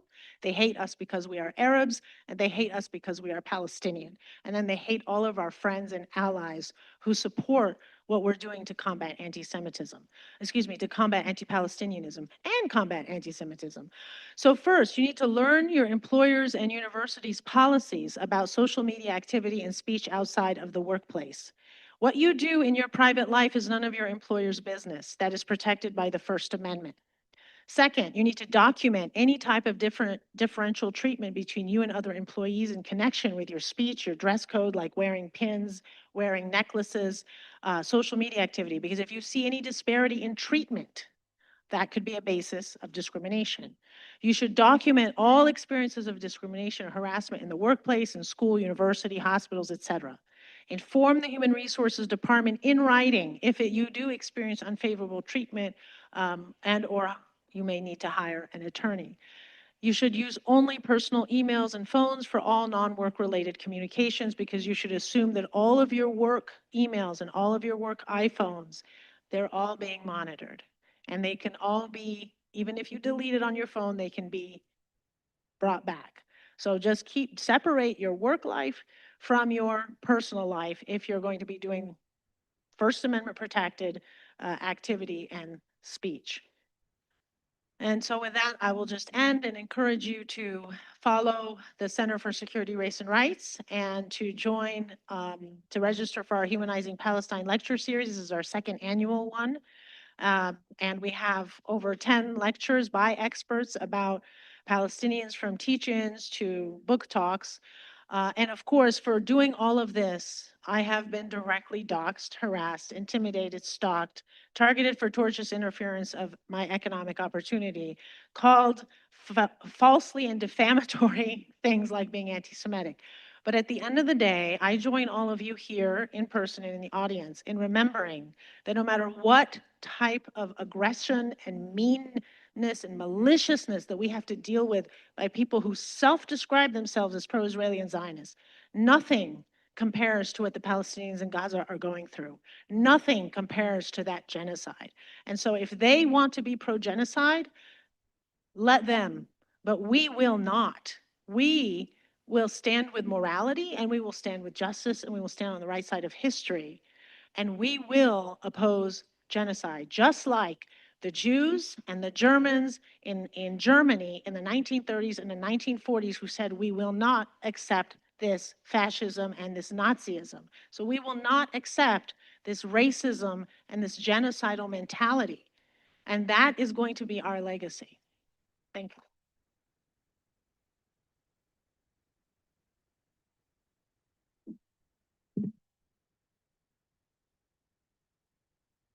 Thank you so much, Sahar. So now we are going to hear, I'm going to make sure I don't butcher your last name, Poirot, okay. Colin Poirot. Colin is a movement lawyer based in Brooklyn, New York. He works closely with community and movement organizations, including DAG, to equip our people with legal advice and representation so that we can fight back more effectively and safely against political repression and genocide. He is a longtime anti-war and Palestine solidarity organizer and worked within the Palestine Solidarity Committees at the University of Texas and Harvard Law School. Thank you so much. Yes, good afternoon, everyone. Thank you for that introduction. It's an honor to be here with you all today to follow two fantastic speakers and so many really, really wonderful presentations and speeches today at this conference. So as was mentioned, my name's Colin. I'm a movement lawyer. Right now I'm based in Brooklyn. I have been a Palestine Solidarity organizer for a little over a decade.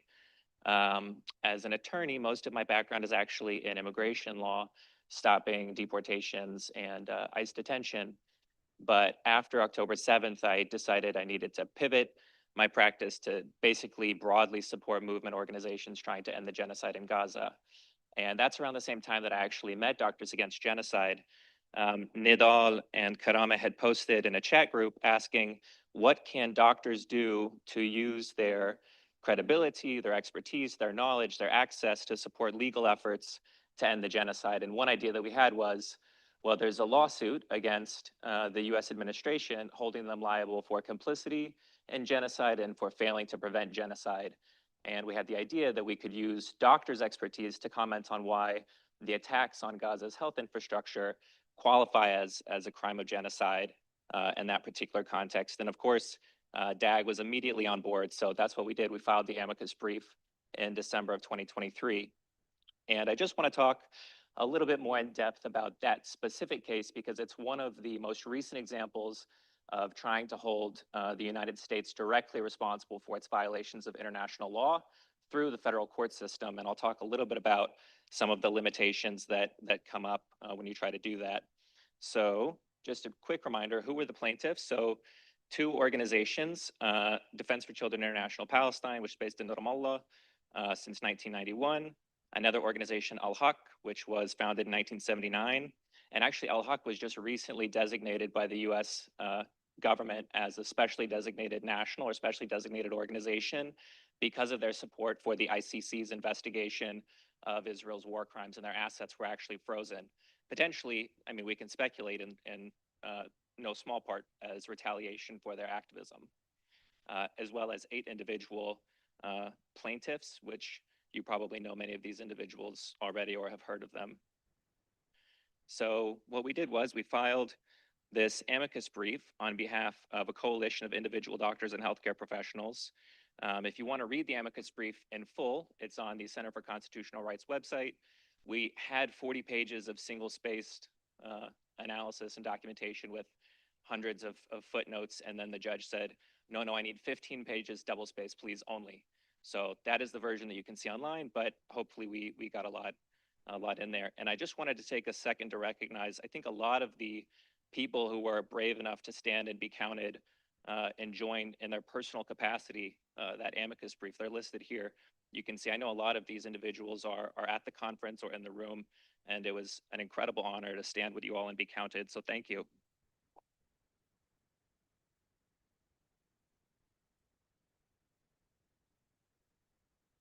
There were also some other amicus briefs that were filed that were really fantastic and persuasive for the judge. You can see here who filed them. You can read them all actually on the Center for Constitutional Rights website.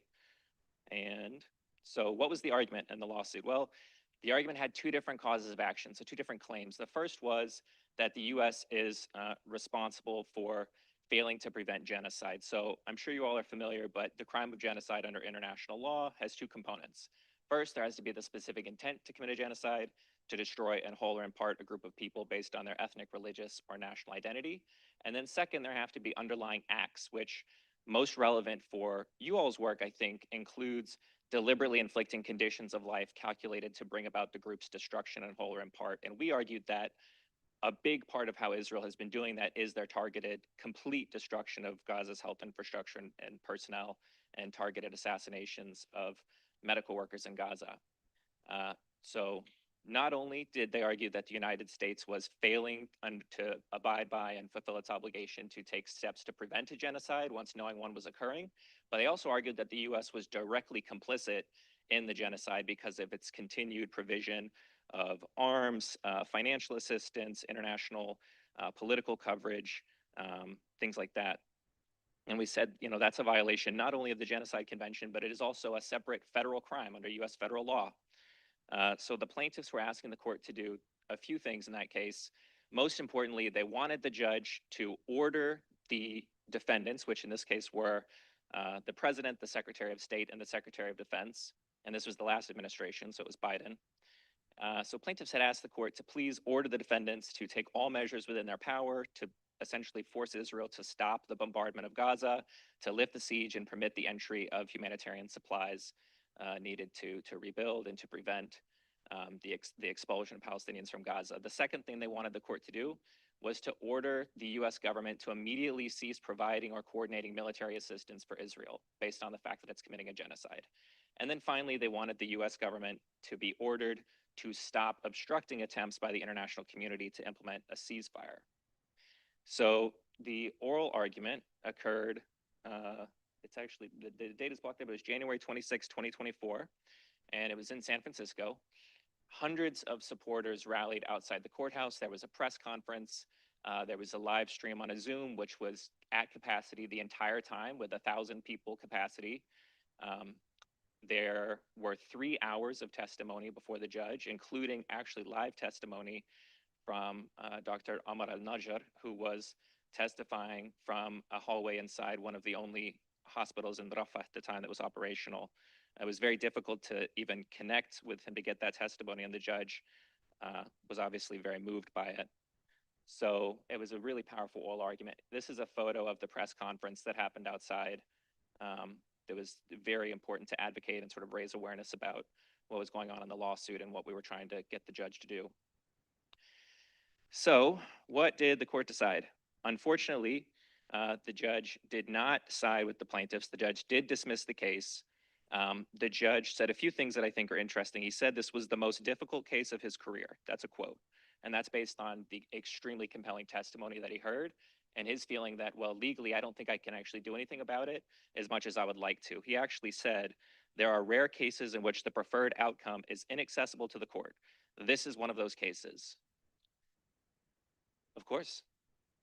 The judge also, just a few more quotes from his decision. He said, the undisputed evidence before this court indicates that the current treatment of the Palestinians in the Gaza Strip by the Israeli military may plausibly constitute a genocide in violation of international law. This is another quote. It is every individual's obligation to confront the current siege in Gaza. And then finally, as the ICJ has found, it is plausible that Israel's conduct amounts to genocide. This court implores defendants to examine the results of their unflagging support of the military siege against the Palestinians in Gaza.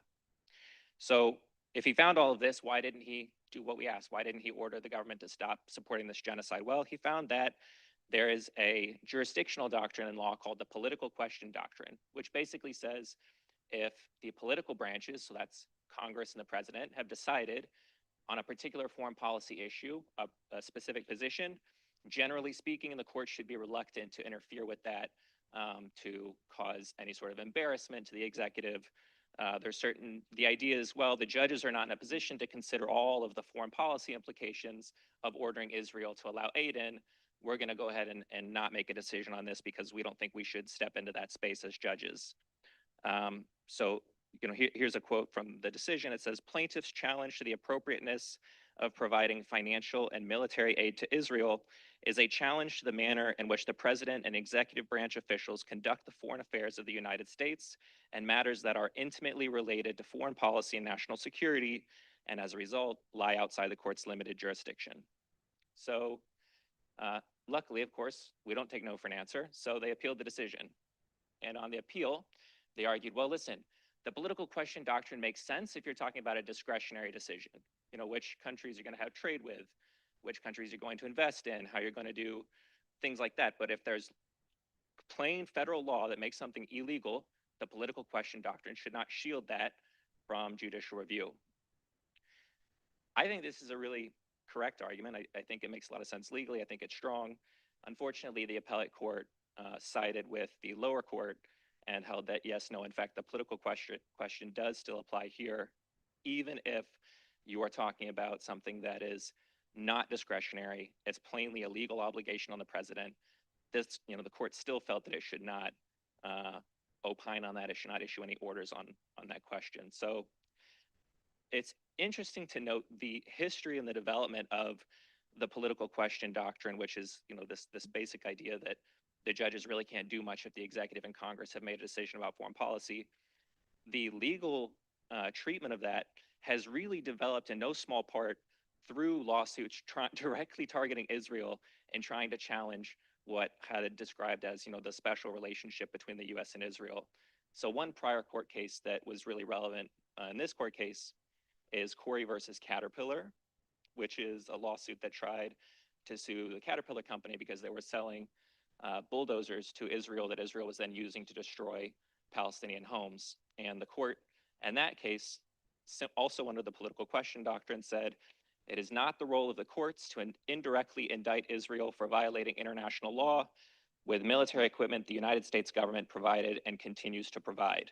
We could not find in favor of the plaintiffs without implicitly questioning, even condemning United States foreign policy towards Israel. And of course, in the 2023 case, the administrative court, the appeals court cited that Corey versus Caterpillar decision. So that's where we stand today in terms of legal efforts to hold the U.S. administration directly liable for violating international law through the federal court system. It is a pretty big hurdle to try to overcome the political question doctrine, but I don't think that's not to say that it isn't worth trying again, especially if we can bring lawsuits that coincide with significant shifts in public opinion. One thing that the court mentioned was, in its decision, was that it's particularly bound by the political question doctrine where the president and Congress have spoken with essentially a consensus voice on what foreign policy should be towards Israel. I think if we organize well, and you know, we do enough organizing work, and we can kind of push for some cracks in the political consensus in Washington, or near consensus around Israel, it would be worth revisiting and attempting again to take another stab at overcoming the political question doctrine's very strong barrier to getting justice for Palestinians affected by U.S. support for Israel. Just briefly, are we doing follow-up questions, or should I just? Okay. Okay, in that case, I was going to save this for the follow-up, but I'll just do it right now. It'll be quick. A few other things that we can do in the meantime while we, you know, consider a new attempt at overcoming the political question doctrine. Some legal, some organizing. One legal strategy that might be worth looking into is to sue corporations and individuals rather than the U.S. government who are benefiting from or complicit in or are part of the genocide in Gaza, or you know, other war crimes by Israel. I think there's, you know, there's something called the Alien Tort Statute that we can use if we can show that these entities, these individuals or corporations, are violating universally established norms of international law, and we can show that that violation in part has some strong connection to the U.S. territory, whether it was planned in the United States, funded in the United States, maybe the perpetrators are U.S. citizens. These are all factors we can point to, and if we can show all of that to the court, we might be able to hold individuals and corporations liable for war crimes and genocide. And the political question doctrine would not apply in that context, since we'd be suing these individual corporations and you know, an individual. In this case, it would probably be IDF, dual citizens. And then the last thing is, I think documentation is also really important. You know, I think volunteer for immigration medical evaluations anytime you see a call to do so. As an immigration attorney, I can tell you I need a lot of support from doctors to show persecution of, especially I have a lot of clients from Gaza, and it's very important to show the judge the lasting medical effects of persecution, the lasting medical effects of chemical weapons attacks and things like that. Those are all really essential, and the evidentiary burden can sometimes be a little bit high. So that's one way that doctors in particular support a lot of the work that I do. And then I think beyond the legal system, you know, I would just uplift the comments from the panel prior, talking about the importance of union organizing. I think that what we've seen right now is not only the U.S. government support for Israel, but even the private sector, Zionist NGOs, Zionist corporations, Zionist boards of directors are really taking every possible measure to silence, intimidate, and crack down on the anti-genocide movement. And I think standing together is always more powerful if we have a union to do it. So I do, you know, I really think that's very important. And then showing up for organizations that are getting sued by these Zionists. There are many, many lawsuits by these Zionist law firms that are working directly with the Israeli government to sue U.S. Movement groups, student organizations, individuals, and you should keep an eye out for those lawsuits. And if there's a call for supporters to pack the courtroom or go to a press conference or help raise money or something like, excuse me, something like that, that's another really important way to help. So thank you all. It's been a pleasure, and I'm happy to talk to anybody after. Just come up.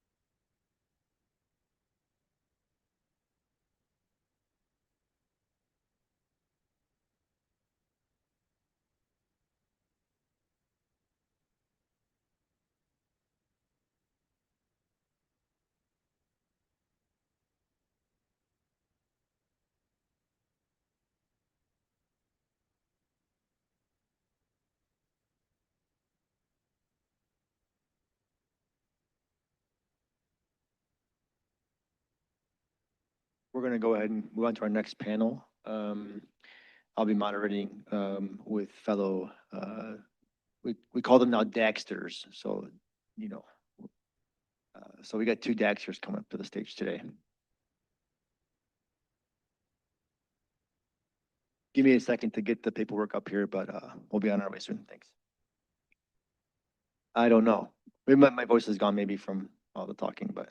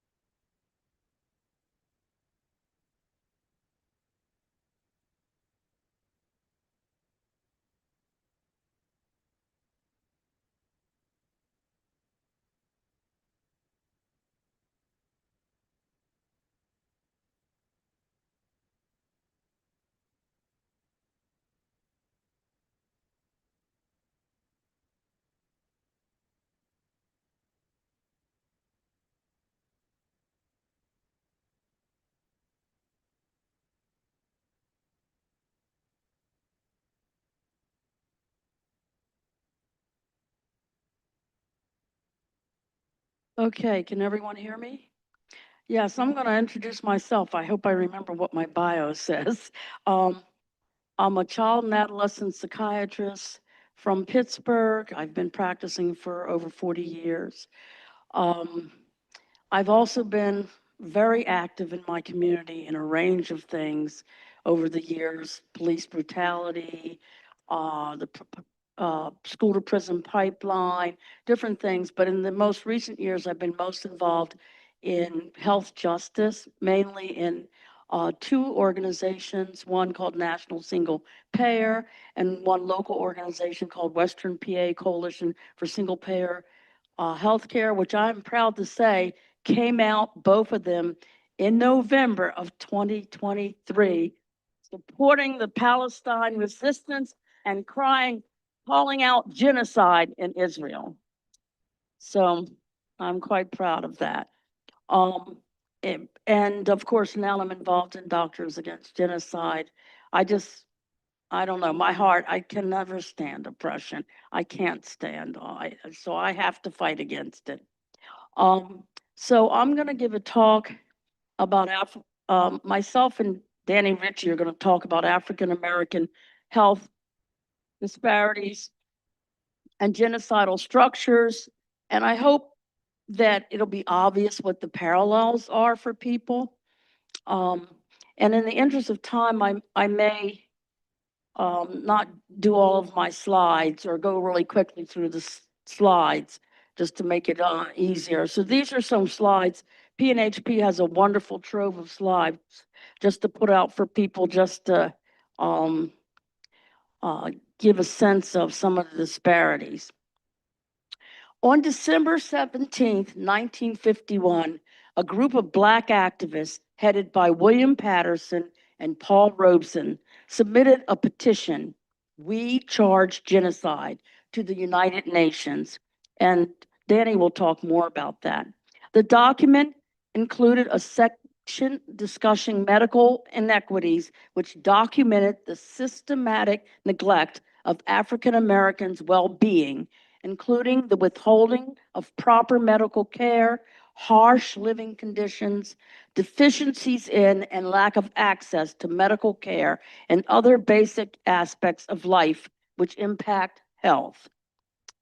My proposition is that the main genocidal structure of the American health system is it's being built as a system to provide profit, mainly to private insurance companies, large hospital systems, and pharmaceutical companies, instead of as a system to treat all human beings, regardless of race, gender, and ethnicity, humanely and with respect, to prevent disease and to provide healing care for all. And furthermore, that the pervasive racism of American society has enabled, facilitated, and sustained the continuing functioning of the American medical unhealth system to this day. To make my case, I will focus on 5 particular health areas individually and as they are related. The first is adverse childhood experiences. The second is the weathering hypothesis and Black maternal mortality. The third is hypertension in African Americans. Fourth is type 2 diabetes in African Americans. And the fifth is mental health. So I'll just go through some slides here for you just to look at right quick. Okay. Adverse childhood experiences, or ACEs, was a concept developed by Fellini and Anda after their landmark 2-year study of over 13,000 adults in 1997. And they just looked at Black and white Americans. The concept overlaps with trauma, but is not synonymous, as it also includes things like extreme poverty, living in a neighborhood with high crime and violence, experiencing parental divorce, living with a parent with serious mental illness and or substance abuse, and experiencing prejudice and discrimination due to one's race and or ethnicity. The study indicated that adverse experiences in childhood can have significant long-term impact on physical and mental health throughout the lifetime of affected persons, especially if a person has more than one adverse experience. ACEs put persons at a greater risk of hypertension, diabetes, endocrinological disorders, obesity, autoimmune disorders, cancer, liver disease, heart disease, problem pregnancies, sleep disorders, depression, anxiety, suicidality, and substance abuse. Countless studies since then have confirmed and expanded this construct. The more adverse childhood experiences, the greater the risk. Data from the 2017 to 2018 National Survey of Children's Health Reports indicated, and this is before COVID, that 33% of American children have experienced at least one ACE by age 18, while 12% of non-Hispanic white children have experienced two or more, 20% of Black children have. The original study just looked at Black and white persons, but since COVID, a number of studies have indicated that the children experiencing at least one ACE by age 18 has risen to 64%. These studies, which have included more demographic groups, have indicated that in addition to African Americans, Indigenous Americans, and self-identified LGBTQ youth also have a higher rate of experiencing ACEs and a higher rate of two or more ACEs. The concept of weathering was actually developed before ACEs in 1992 by Arlene Geronimus, who just happens to be a public health researcher here at the University of Michigan. She developed it to help explain the persistently, disproportionately high level of maternal mortality for African American women.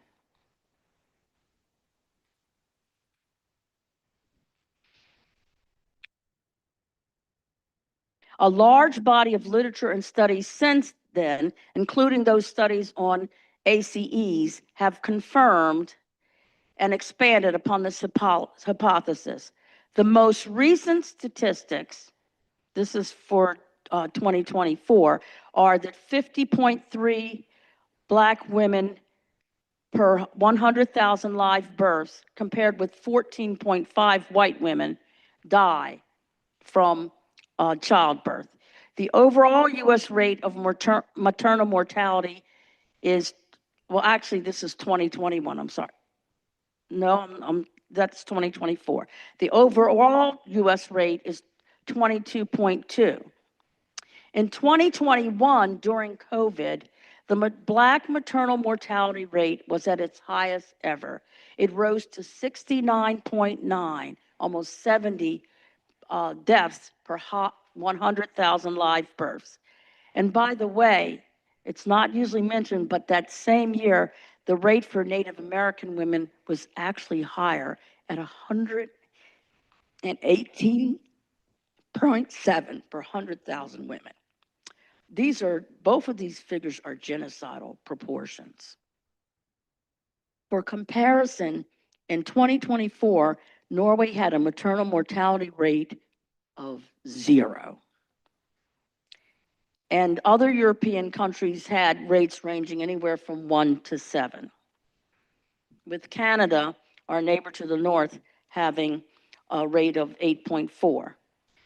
The condition causing the highest number of deaths in Black women is preeclampsia, a condition which includes the blood pressure spiking dangerously high.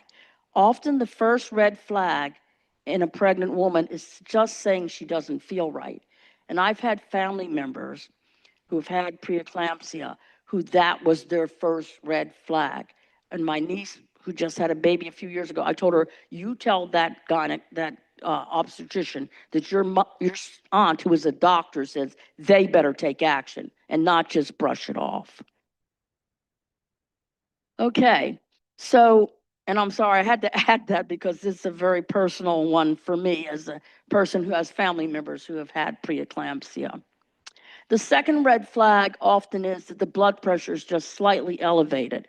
And because of this, It's been recommended, it's my understanding, I'm not an obstetrician, but my understanding, it's been recommended that if a woman, if any woman, but particularly a Black woman, says she doesn't feel right when she's pregnant, or you notice her blood pressure is slightly elevated, that you closely observe her.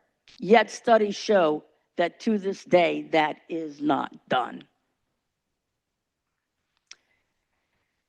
Hypertension in Black Americans. 58% of Black Americans have hypertension, the highest rate of any population in the world.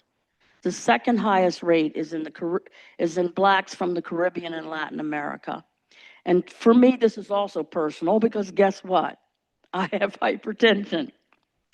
It has been well established that this is not genetics, but a combination of diet and stress, mainly the stress of racism. In fact, all members of the African diaspora due to slavery have a higher rate of hypertension than the rest of the world. Since hypertension untreated leads to kidney failure, heart attacks, and strokes, Black Americans have a higher rate, and Black Americans also have a higher rate of lack of access to health care. They end up with a higher rate of deaths from strokes and heart attacks and higher rates of kidney failure. The only reason why they don't end up with a high rate of death to the kidney failure is because Medicare covers dialysis, so Black people have equity in getting dialysis because they're on Medicare. Unlike hypertension, diabetes is a genetic disorder with genes found for it in many African and certain Asian populations. But as with many genetic disorders, environmental factors affect phenotypic expression. Thus, many Africans do not realize they have diabetes until they come to the United States or move to large African cities that have been greatly Americanized, like Lagos in Nigeria. Indeed, there was an interesting study done at the University of Pittsburgh several years back in which they had 20 Black Americans switch their diet with 20 African students who had come from rural South Africa. And within 2 weeks of this switch of diet, the African Americans' health dramatically improved, and the Africans' health dramatically deteriorated. It's a fascinating study. It was done in 2015. You should read it. And they were recommending that people do longer studies to look and see what was going on. But it's clear that the American diet is not good for Black people, and it's probably not good for anybody. So mental health. It has long been documented that Black adults are given a misdiagnosis of schizophrenia at an alarmingly high rate when they should have been given a diagnosis of a mood disorder or PTSD. And the discouraging thing for me is this statistic is still true. This has been true for 50 years and it has not budged. Often clinicians mistake Black people's natural suspicions of racist intent for paranoia. And often resistance against oppression has been medicalized and treated as something like psychosis or conduct disorder or something like that. Psychiatrists has actually been used more unethically and maliciously in some cases, such as the case of Paul Robeson. And I feel particular sense of connectedness with Paul Robeson. For those of you who don't know, he was this famous, brilliant Black activist who was a lawyer, an actor, a singer, and a big activist in the struggle in the 50s. And he didn't get out of the United States fast enough like W.E.B. Du Bois. So his passport was confiscated and he was holed up under house arrest in Philadelphia, where I grew up, not far from where my grandmother lived until he died in 1976. And they shot him up with all kinds of psychiatric drugs to keep him chemically restrained. And I still remember my dad saying, "That's Paul Robeson's house right there. See what happens if you get too radical, Dr. Natal?"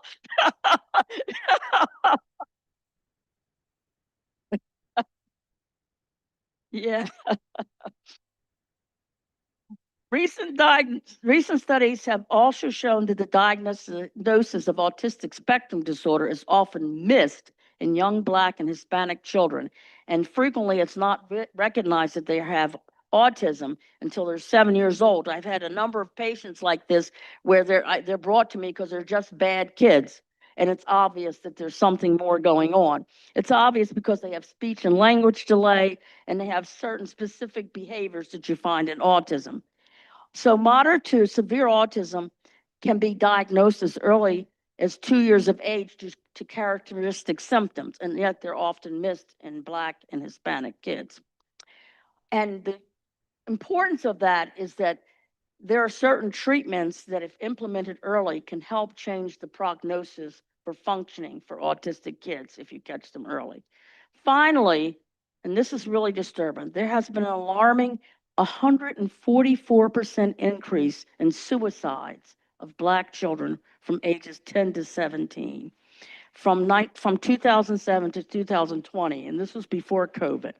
While at that same time, before COVID, the overall rate of suicide for that same age group was going down, but it was going up in Black teenagers and older kids. In addition, since COVID, the suicide rate for children ages 5 to 12 before COVID was not on the map, but now is high enough to be on the map.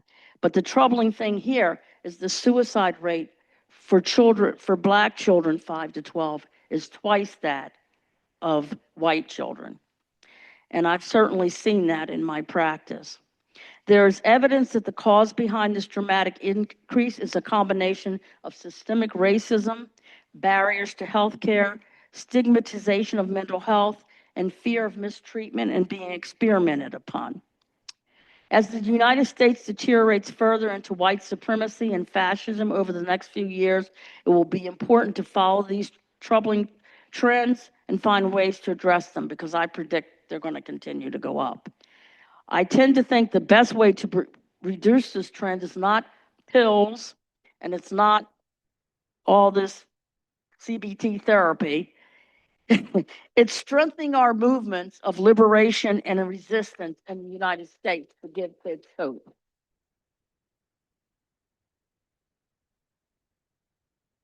To conclude,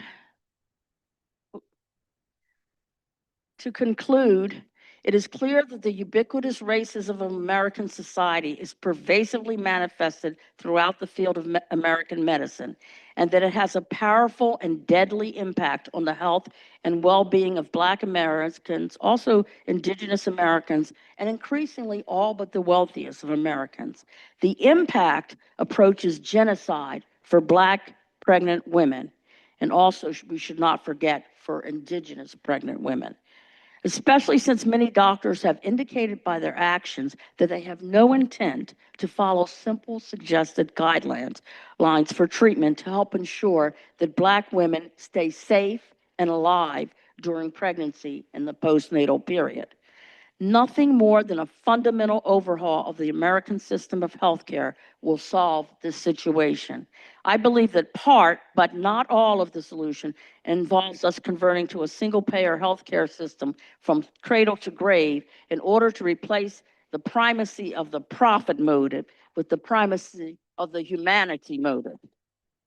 But we will need more than that. We will need a fundamental overhaul of American society to rid it of white supremacy and capitalism so that we can create a just, equitable, and truly democratic society with a medical system based on prevention, healing, and respect and care for all human beings, regardless of race, ethnicity, or gender.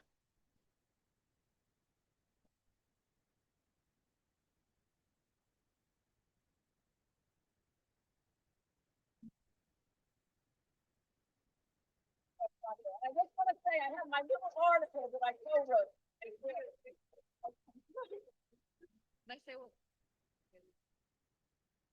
This was incredible. I also want to say that every time I go to the Hill, you two ladies are there. It doesn't fail. So thank you so much for your dedication. It's not just what you said, it's what you do. It's your spirits, it's your energy, and we love you. Thank you so much. Thank you.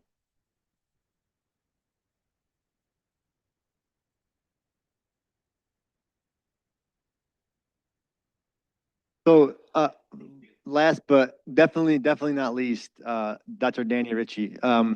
So quickly, I want to just give a shout out to Yaping for the Liberation is Good Medicine idea. He always posts on Instagram. So yeah, liberation is good medicine. Dr. Danny Ritchie for.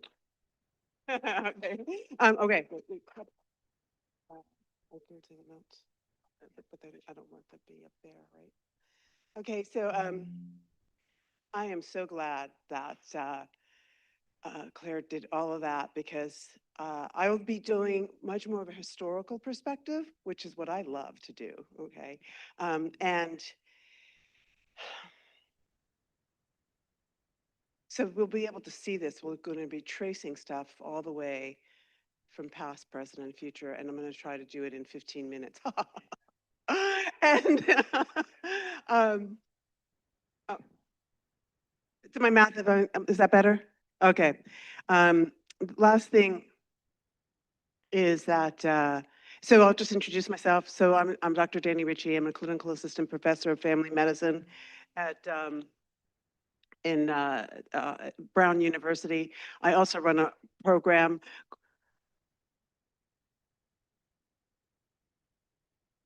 I run a nonprofit called Community Health Innovations of Rhode Island. And I work from policy to, from community to policy. And I say that we check the pulse of the community in order to address the things that we need to improve the health of the people. I'm a preventionist, and so I felt that I needed to be out in the community working in order to prevent a lot of the things that we're seeing. There were so many times that I just wanted to jump up and Claire say, and you know, the history of that is, because it is so much about how we've created the conditions that have set up the dynamics that what we see. So we're going to start with looking at the ports marker project. And the part of the reason that I have us doing that is that that was just now dedicated in Newport, Rhode Island. The ports marker project is all across the nation to kind of to document ports that were involved in the slave trade. And you can see, this was just a couple of weeks ago, the loveliness of the child, right? The spirit of the child. And so when I saw what we had yesterday when we were looking at the children and their spirit and their liveliness, I think we always have to remember our inner child because it hasn't gone anywhere, to recreate the joy and to keep us focused in the future that we want to see and we want to develop.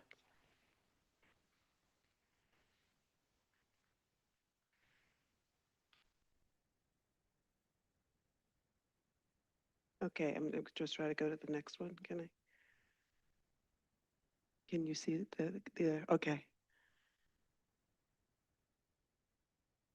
Well, this is, well, oops. So, hello.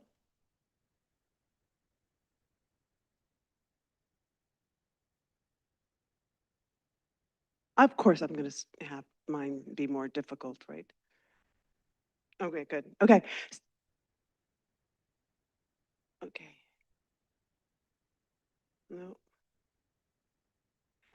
So while this is really in the future, I'm going to just talk about my 15 minutes of fame, just because I use health disparities actually to have done this campaign. I was a National Health Service Corps scholar, which is what paid for my medical school. But when I was a scholar, they wouldn't allow family physicians to stay in the inner city. And so I raised a huge campaign to change that because of the methodology that they were using in order to make that determination. And at the time, McCord and Friedman, it was in 1990, did a paper that showed that African American men died at an earlier age than men in Bangladesh. And the leading causes of death were heart disease, diabetes, and cancer, not the idea that it was stroke. So this did not help me in my particular pursuit, but it did eventually change our federal policy so that family physicians could practice in urban areas. I was in the South Bronx, and so others can now practice in urban areas.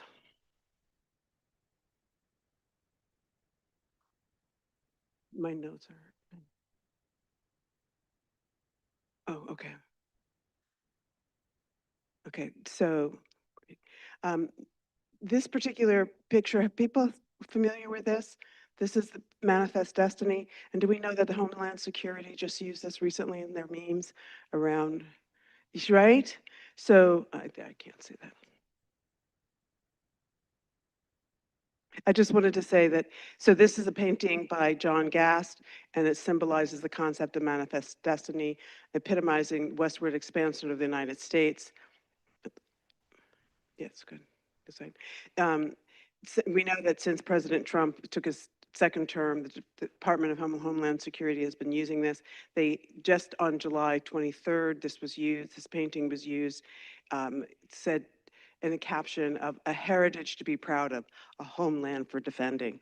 So if it was in any doubt that our system of racism, is identified, you can see that it's being done in real time. This particular philosophy was widely held belief in the 19th century that the westward expansion was sanctioned by God. Have we heard that any time recently? And the point being is that we need to know where these thoughts and these beliefs and these concepts come from. It came from here. When I see the hunger that is happening in Palestine, this is what I thought of. And this is the massacre of that happened in the buffalo in the 1870s in order to deprive the Native Americans of their livelihood and their food. Many of us know about the Trail of Tears. And basically, this was from 1830 to 1850. And it was the 60,000 members of the Cherokee, Muskogee, Seminole, Chickasaw, and Choctaw nations were moved from their ancestral homes in southeastern United States to the newly designated Indian territories in Mississippi. Just for you to, right? Okay. What we don't hear about a lot of times are coffles, right? Coffles are a gang of Negro enslaved people chained together and marched to market by their owners or by slave traders. Coffles were rarely mentioned in Southern newspapers because they were so common that they were unworthy of remark. Most depictions of coffles were accounted for by by travelers from other countries.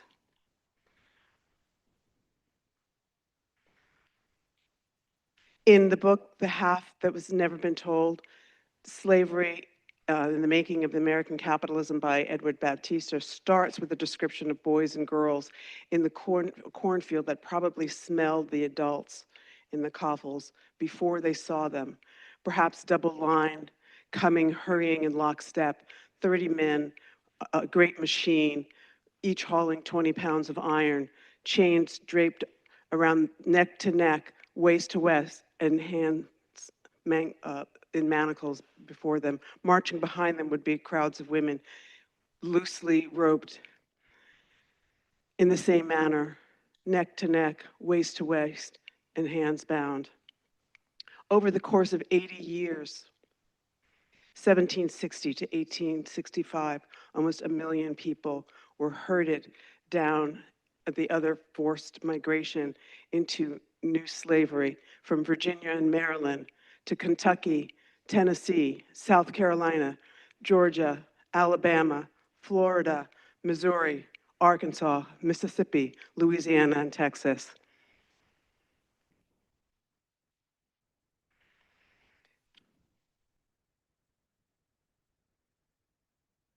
We understand that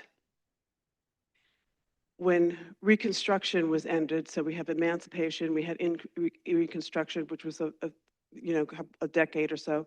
When that was ended, we had Black laws and the codes, and vigilante persecution was allowed, right? So we have the lynching, right? It was the racially segregationist and discrimination of the US laws that limited the freedom of Black people. It stereotyped and linked Blackness to criminality. Sound familiar? It is the legacy of slavery that continues to fuel the racial profiling, prejudice, and perpetuates the need for violence and makes the ordinary actions dangerous for people of color. While it is true that the word picnic did not originate from from lynching, pick a nigger to lynch, numerous lynching scenes were social gatherings with people shared food, laughed, drank, and celebrated. Postcards were made and sent.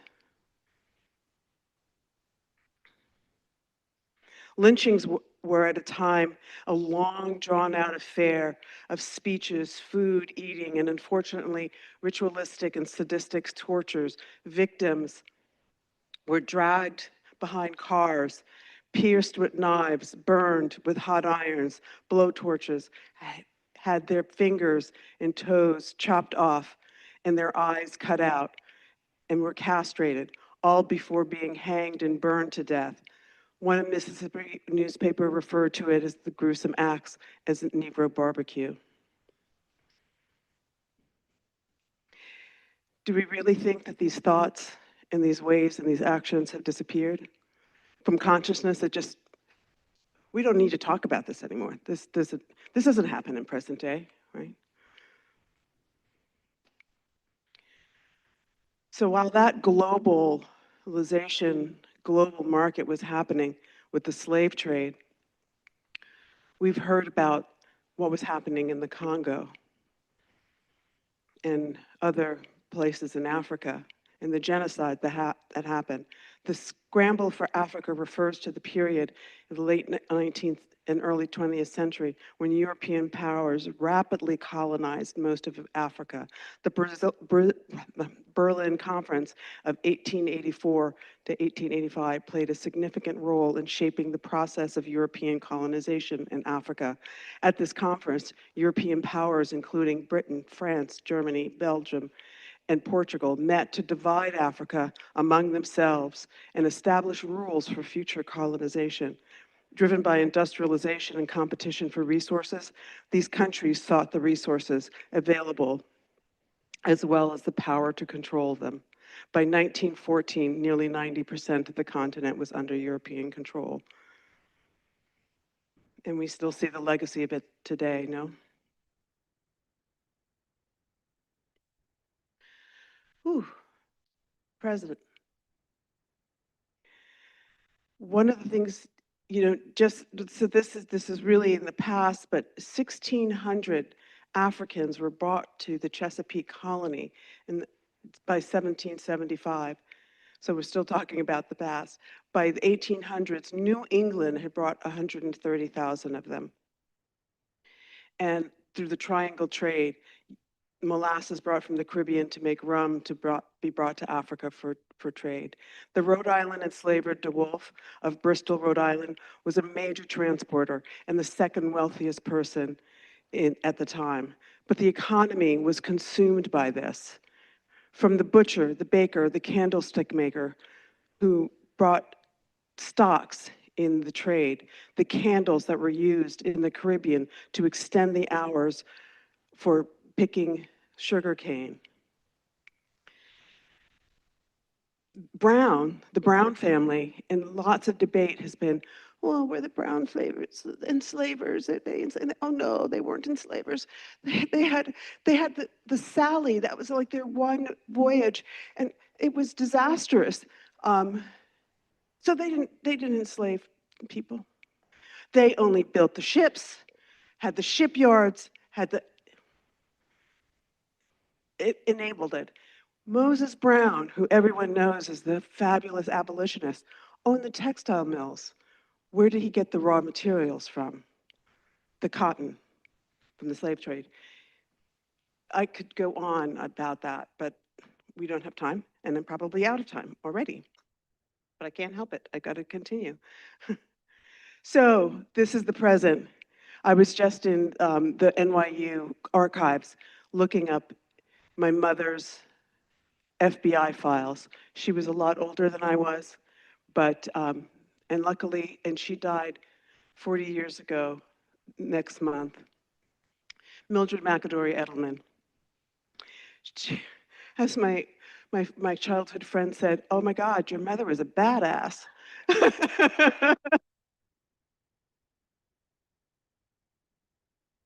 She was one of the first to, in the campaigns to desegregate the buses in the South. In 1940, she was part of a group that actually refused to move to the back of the bus after she was beaten and the trial that went on.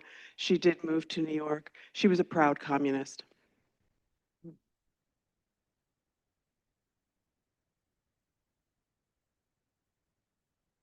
This paper talks about how she was the only Negro woman delegate for the Progressive Furniture Union, Union 140, at their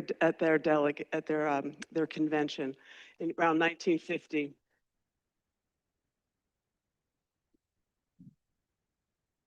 I only have this and found it because I found it in her files. Thank goodness for the FBI, you know?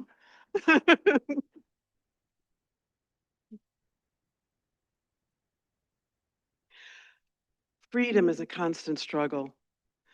So many of us may know of Angela Davis's book, Freedom is a Constant Struggle, and they want to attribute it to her, but it actually was part of the freedom songs from the civil rights movement. And I had to look at it because I grew up in the 60s and the 70s, and to me it was just like something that was from long ago. It was then, and if I had time, and if we have time, we'll play it as we maybe close out or something. I have the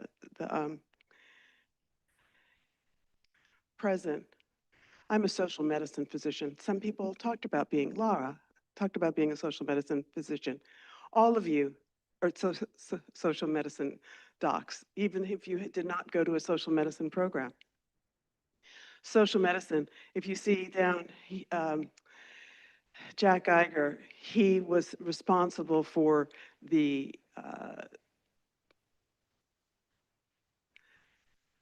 community health movement and community health workers within community health centers. Where I trained was the Family Health Center, was a community health center. He thought he had invented social medicine. And then he went to the library and he found Virchow and others. Virchow was actually coined the term social medicine. Mary Beth, I'm winking at you. But she has one saying, but the saying that I love of his is that medicine is a social science, and politics is nothing but medicine on a grand scale. He was mentored by the Karks, and okay, were by the Karks, who were South African. So social medicine spread across the world, and they immigrated to the U.S. because they would not tolerate the apartheid system. This is Salvador Allende. He was a health minister in Chile and was elected socialist president that the CIA killed. Here we have Kamara Jones. Kamara Jones is an American physician, epidemiologist, and anti-racist activist. She was the past president of APHA, and she is an alum of the residency program that I attended, social medicine at Montefiore.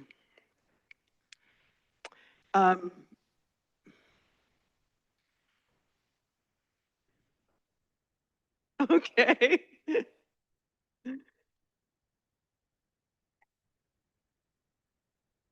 It's not progressive. It's going.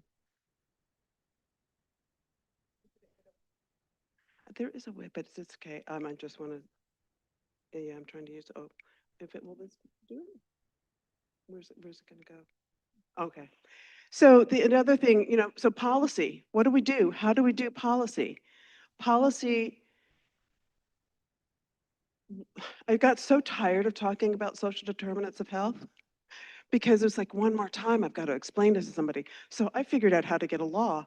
Also, we were trying to promote the community health worker workforce. We got a law that created a commission on health advocacy and equity, and it's through the Department of Health. And so every 2 years, they have to put out a report on the disparities in Rhode Island and create benchmarks for measurement. And it has to be reported to the General Assembly and the governor, so it can never be off their radar screen.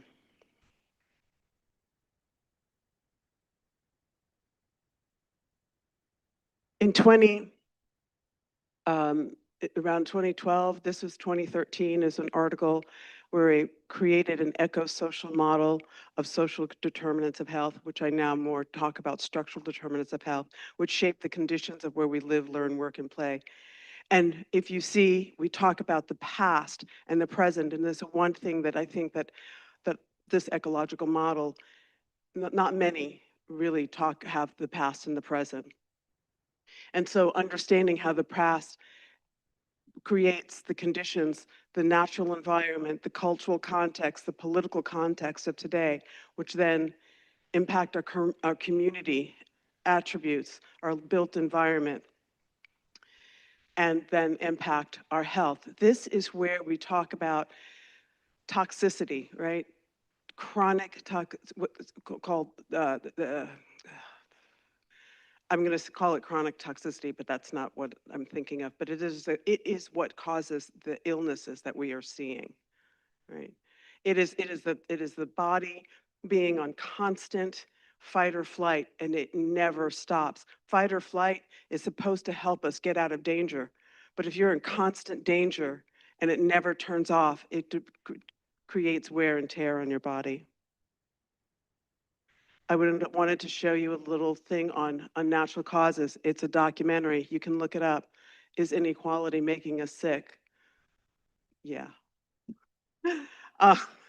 What you see is that, of course, those that are poor and that are the most burdened and the most oppressed have the worst outcomes. But it is across a gradient, right? So as you go up the financial gradient, the one below that one has worse outcomes, and you go further up. But the truth of the matter is,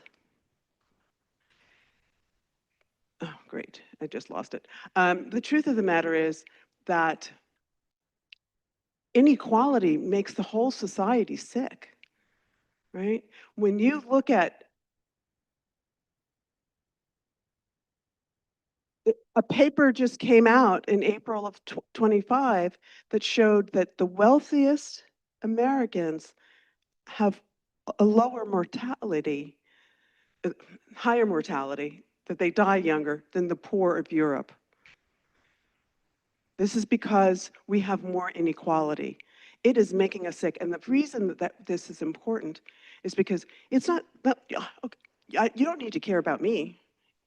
Okay? I mean, no matter what I do, I'm not going to make you care about me. Just leave me alone. But the fact is it impacts you. If you're white, if you're wealthy, the toxicity that you create in order to maintain your position is sick.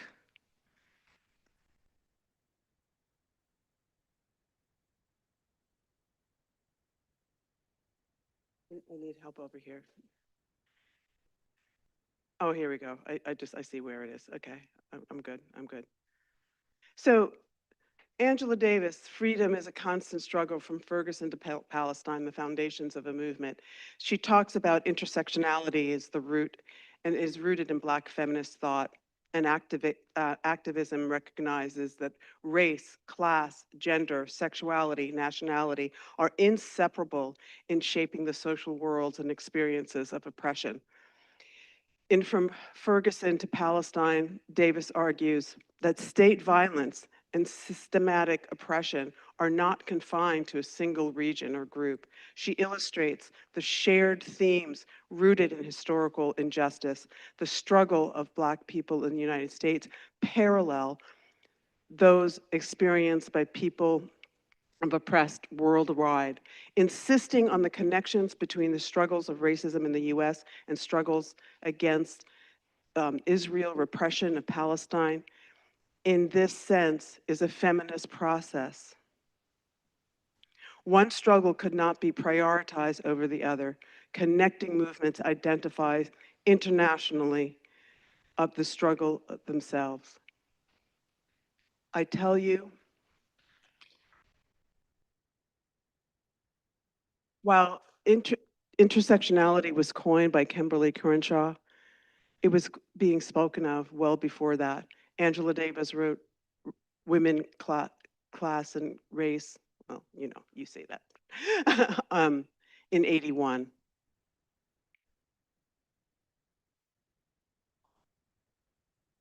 So we are all connected and we need to struggle together. It is our collective action together that will make a movement. We cannot do this alone. We think better together. We work better together.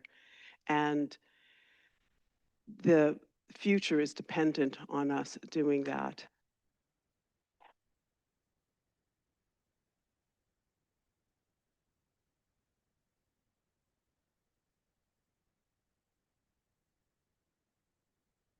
Just to make sure that it's clear, we have seen worse times. We have seen worse times. We've seen the lynching.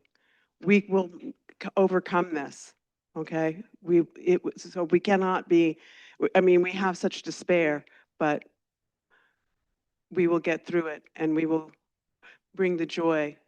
Remember to bring the joy always, because that is a form of resistance too. Thank you.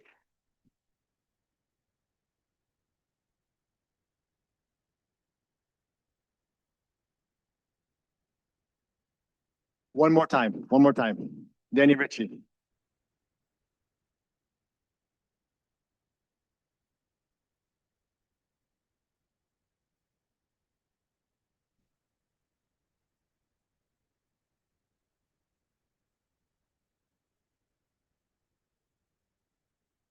Welcoming me into this. I didn't thank Nadell and all of you for welcoming me into this family. I was sick from genocide and sick of genocide.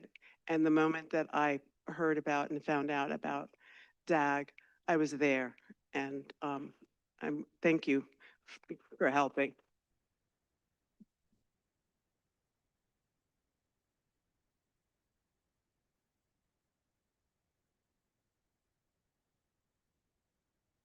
Just to add a few notes from the last two wonderful, spectacular talks from our fellow members. If it happens to somebody, it can happen to anybody. It can happen to anybody. No one is safe. So if we're not in this together, we're all going to fail. As they mentioned earlier, we're sick because it's an unjust society. That's why we're sick. We're not sick because of our individual behaviors. Those behaviors come because of the world we live in and how the society treats each other. And that's why we're sick. And we're sick from genocide.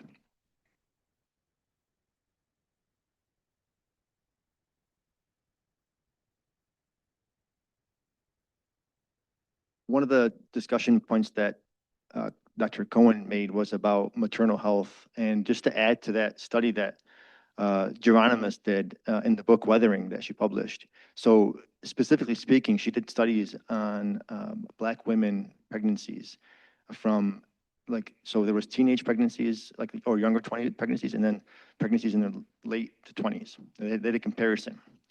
And the teenage pregnancies were actually more healthy. They've had better outcomes than those of Black women who were 25 and older.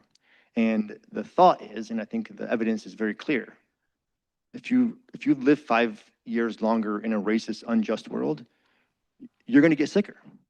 And pregnancy is another form of chronic stress. So if you're already living in a chronic stress world where your fight or flight is constant throughout your entire life, when you get pregnant, you're at risk for complications of that. Not because they're unhealthy or they live an unhealthy lifestyle. It's because the society treats them unjustly. Secondly, yeah, thank you. The same thing goes for others in other minority groups and vulnerable groups in this country. One other study of that same book was with Mexican immigrant families in Detroit. And the Mexican immigrant families in Detroit, they had two different study groups. One was the mothers who immigrated here and had children versus their daughters who were born here and then had their own children. And the daughters who were born here spoke language fluently and could kind of go around society a little bit easier than their parents who had just gotten here, were actually sicker during pregnancies. Why? Because they sensed the othering more than their parents did. They sensed the vulnerability more than their parents did. Their fight or flight was there all day, every day. They had worse sleep because they had higher anxiety.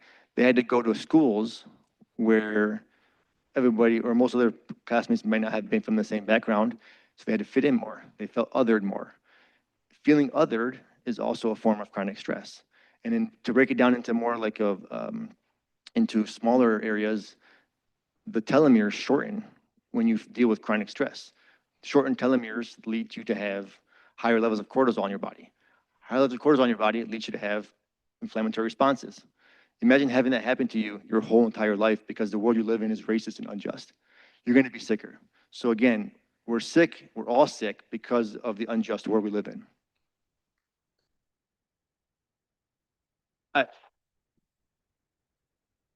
Just to close out, I think we're going to have all of our DAG members come and speakers who are here to come join us on the stage. I think we're going to close out the session.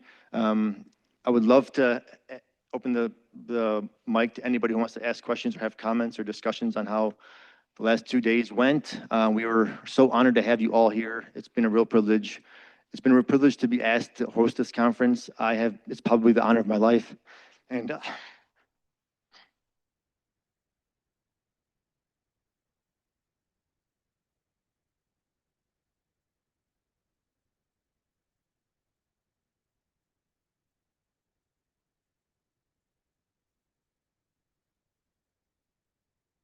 about 4 hours ago, I got a phone call from Iyad, the journalist in Gaza, just to thank me for what we did this weekend. So it's all of you. It's not just me. It's all of us that did this. So thank you again. I don't want to talk anymore. Nidal, please save me. Thank you. Thank you, Ahmad. And yes, we need to recognize Ahmad's role in making this happen. Without Ahmad, we would not have been here. The second person that we recognize for this conference is Kuram and Arusa. No more taking pictures. She did 80% of the work for this conference. So thank you. These are the heroes who made this Saad, Asil, Karama, Maisa, everyone.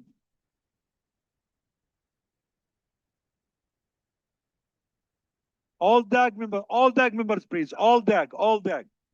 And all DAG. So thank you for everyone who came. Thank you for your support.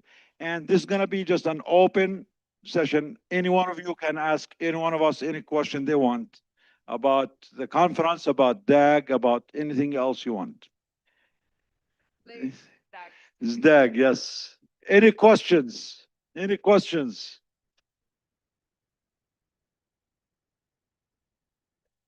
Then. Yes, you have a question? You can come in, please. Questions, come in. Join DAG. Ask from here.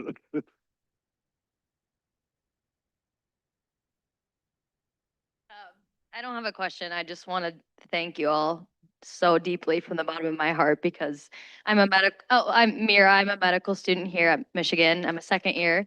And I know there are lots of medical students here and sorry. I just, I just am so grateful for all the work you do and giving us hope as young people that we can have role models that we look up to. And over this past year, it's been, or past 2 years since I've started here, it's been very difficult to feel like there's something we can do, especially being in a medical student role. So today, I wasn't able to be here yesterday, but I'm so grateful to be here today, and just to see all of you in one place is magical. So thank you so much.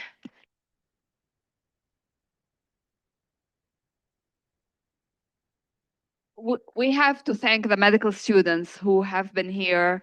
For whoever was at the session where the medical students shared the abstracts and the articles they wrote, shout out to them.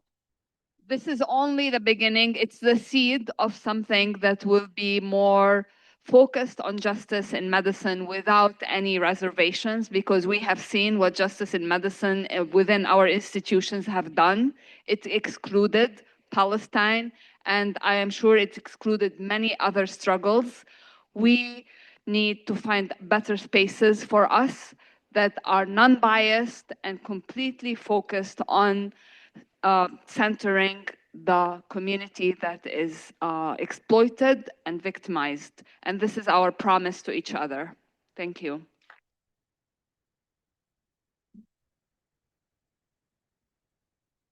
So again, thank you all for coming. Thank you for your support. A wise doctor once said, none of us can do it alone.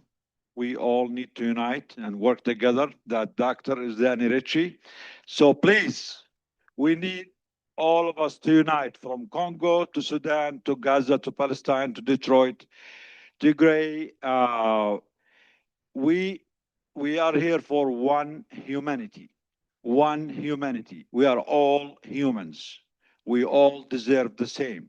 We all should be equal. We should all be treated the same system, the same worth. And if I know I'm not very religious, but we do have a saying for the prophet that said, humanity is like one body. If one organ is hurting, the whole body should hurt for it until it feels better, until it's cured. And this is what we should look at us. We are not just doctors, we are not just healthcare workers, we are not just Americans, we are not just black or brown or Palestinian or Christian or Jews. We are all humans. And for all the dysfunction that's happening in the world, that's created by the war profiteers, the 0.1% that's exploiting all of us, that's creating division between us, that's making us hate each other and go against each other, and that are taking the whole world and our all humanity into a dark hole. We, the people, with the help of each one of us, we need to stop this and create a better world for ourselves, for our children, for the future, where every human being is living in peace, in comfort, and in love with everyone around them. Thank you. Chant, the people united.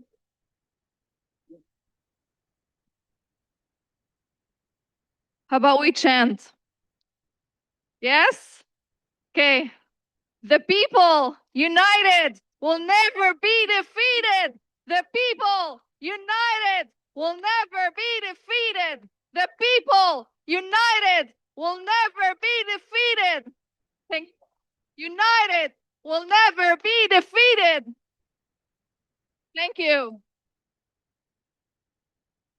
And I'm sorry to be always the annoying one, but there's a Palestinian poet. His name is Tawfiq Ziyad, and he said in Arabic, وأعطي نصف عمري للذي يجعل طفلا باكيا يضحك. I'm going to say it in Arabic one more time, and I'm not going to translate it because I want all of you to learn how to understand and read Arabic.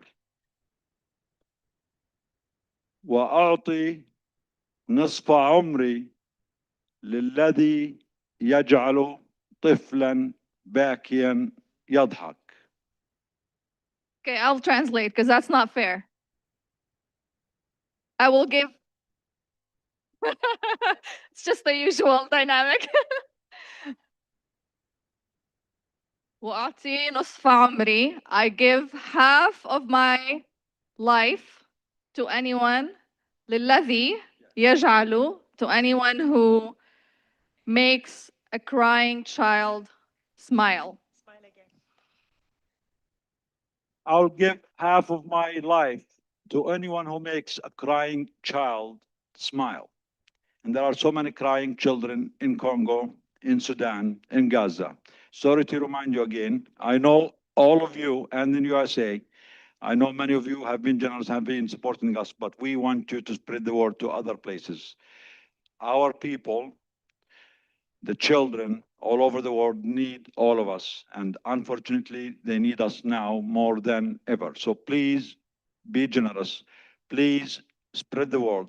We need more help for the children. In the last few days in Gaza, we have been trying to stay away from aid and relief because we wanted DAG to be a medical advocacy to take care of the root problems of issues, not just to give aid or band-aids.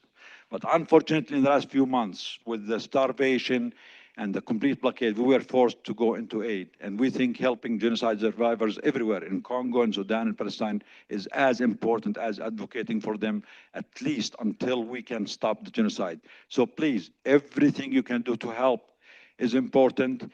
And all the campaigns that we have been helping with in the last 2 months, unfortunately, since yesterday, the day before, every one of them, every team there on the ground is saying that our capacity, what we have been able to do, is completely overwhelmed by what's happening now, the new forced expulsion of the people from the north to south, and we need to triple or quadruple our capacity, our amount of money or amount of aid that we're giving to barely touch the service of the need there. So please be generous. Don't forget about them. Don't forget about the victims everywhere.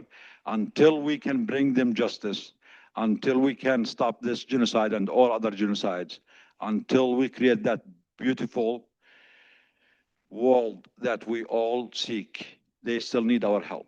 Thank you again for everyone. Two more things. Yes.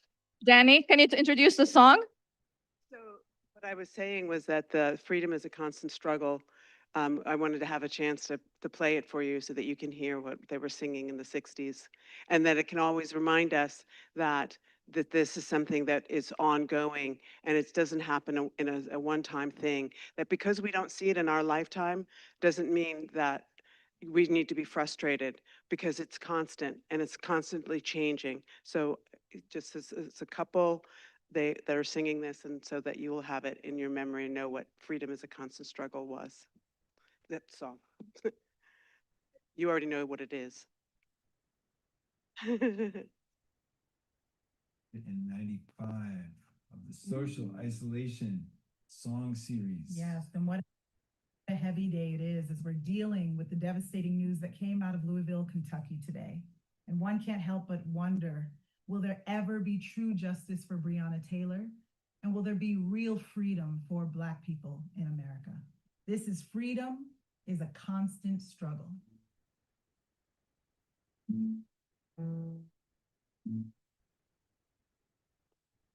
They say that freedom is a constant struggle. They say that freedom is a constant struggle. They say that freedom is a constant struggle. Oh Lord, we've struggled so long. We must be free. We must be free. They say that freedom is a constant crying. They say that freedom is a constant crying. They say that freedom is a constant crying. Oh Lord, we've cried so long. We must be free, Lord, we must be free. They say that freedom is a constant moaning. They say that freedom is a constant moaning. They say that freedom is a constant moaning. Oh Lord, we've moaned so long. We must be free, yes, we must be free. They say that freedom is a constant dying. We see that freedom, it's a constant dying. Oh, we know that freedom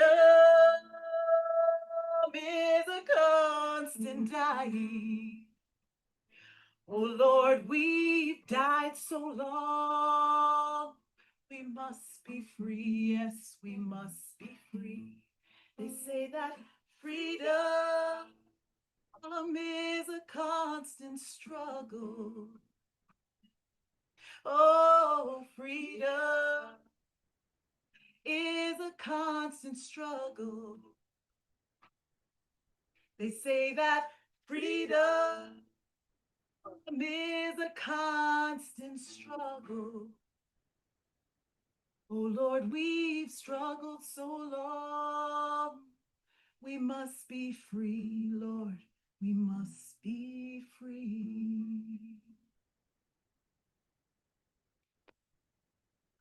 Thank you all.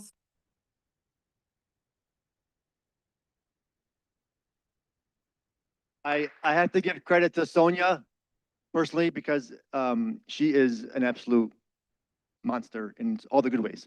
So Sonia was the one, I gave her a vision to do the posters outside. I said, I need a timeline of all the healthcare and destruction that's happened in Gaza in the last 2 years. And she put out a masterpiece. So thank you so much.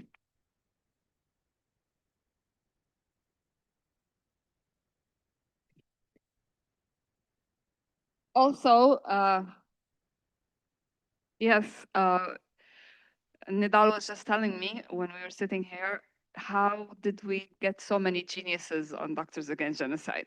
So, how did we get so many geniuses on Doctors Against Genocide?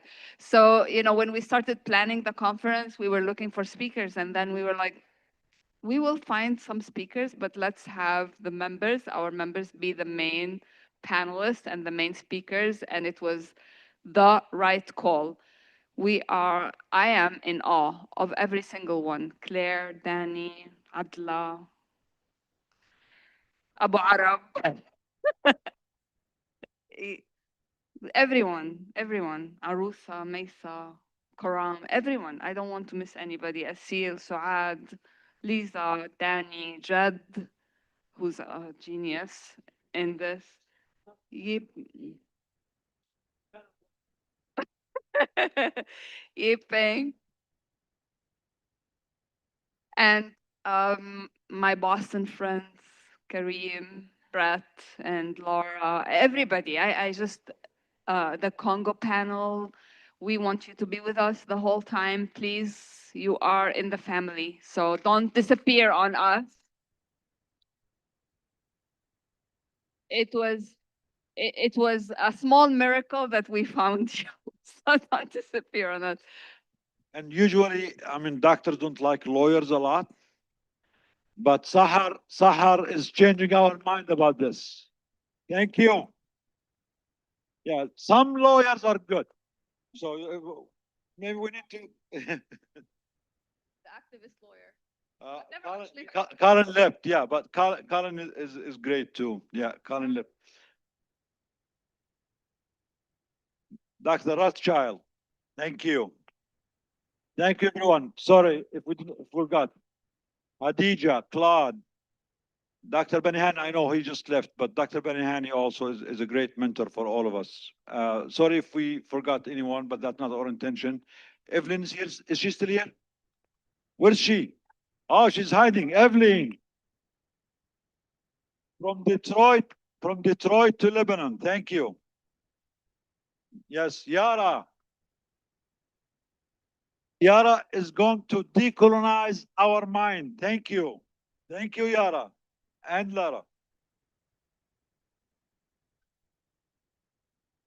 مقاومة مستمرة. Yes. Yes, let's sing all together now. سوف نبقى هنا. That's the favorite song by the people of Gaza. لا غيرنا. سوف نبقى هنا. Yeah, سوف نبقى هنا. And let be the song of Gaza the end of our conference.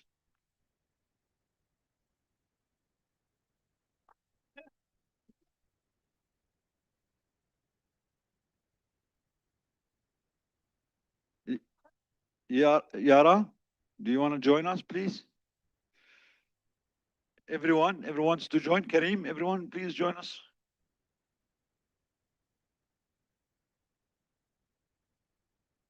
I just wanted to appreciate you guys more. I wanted to just um, add to what the medical student, where is she? Hi. It's really, it's not just like medical students who need role models. Like, I know we're all tired of being very emotional, but I think the reason I think people are so moved to be here is because to be like, I'm a junior faculty. There are a lot of like young doctors here, and it is just like, it's like the Walking Dead, the sort of the false leadership that we have, the people who we're surrounded by, they're like, there's just this profound like heartlessness and dissociation that it takes to have an entire department, to work in an entire department that has nothing to say, nothing to say.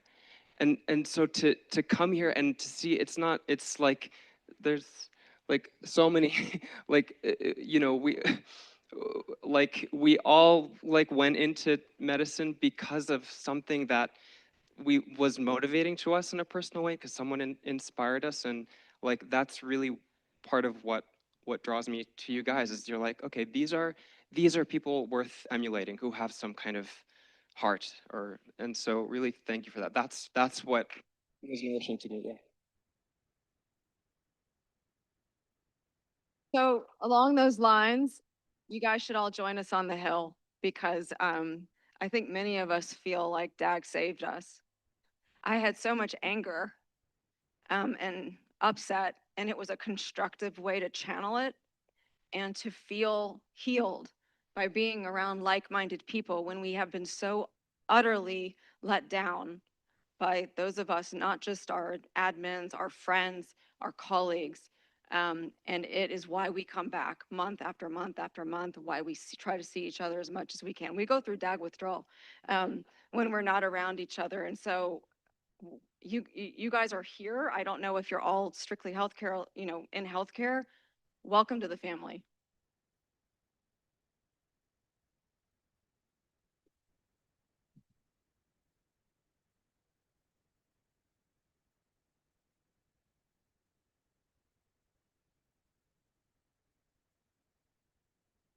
نبقى هنا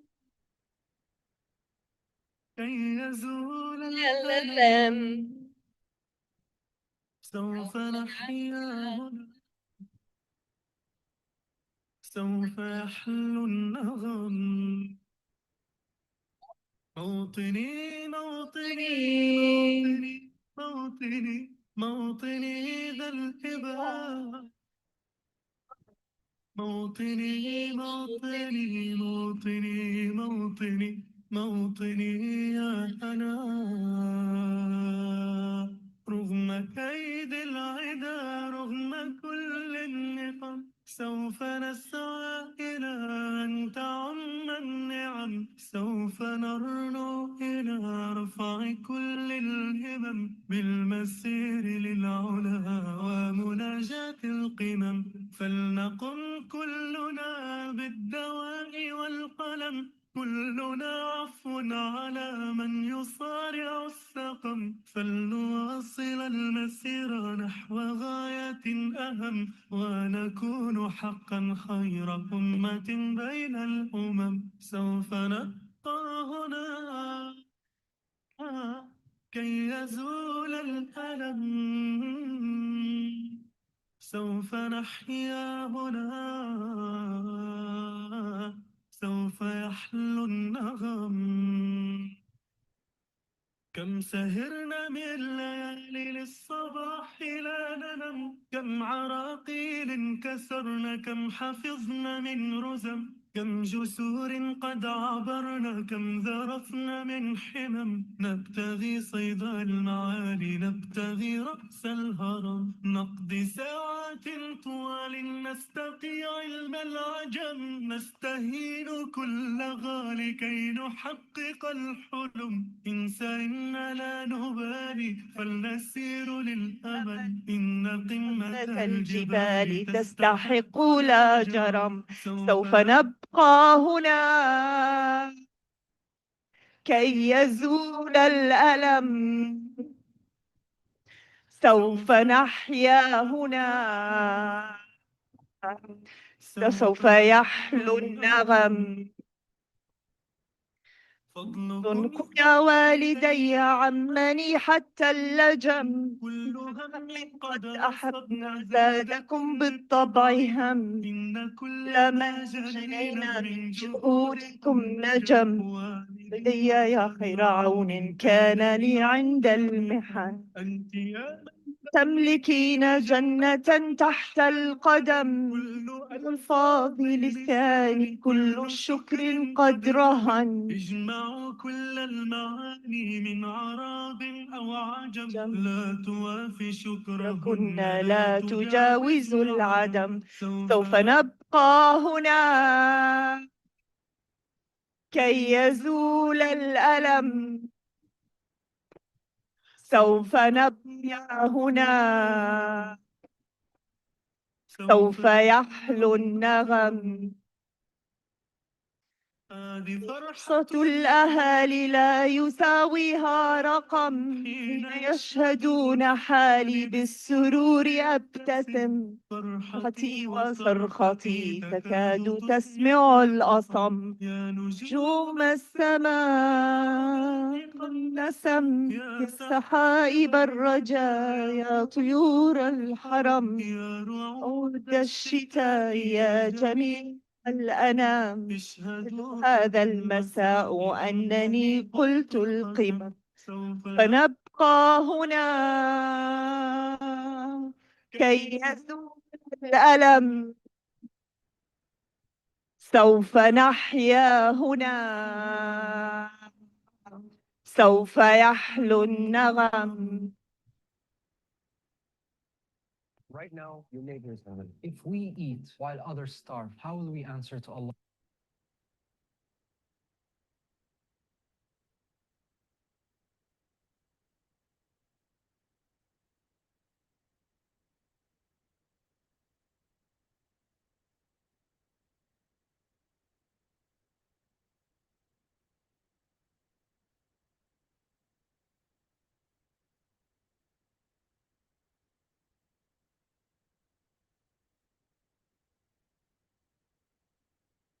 Goodbye, everyone. On the Zoom, on the Zoom.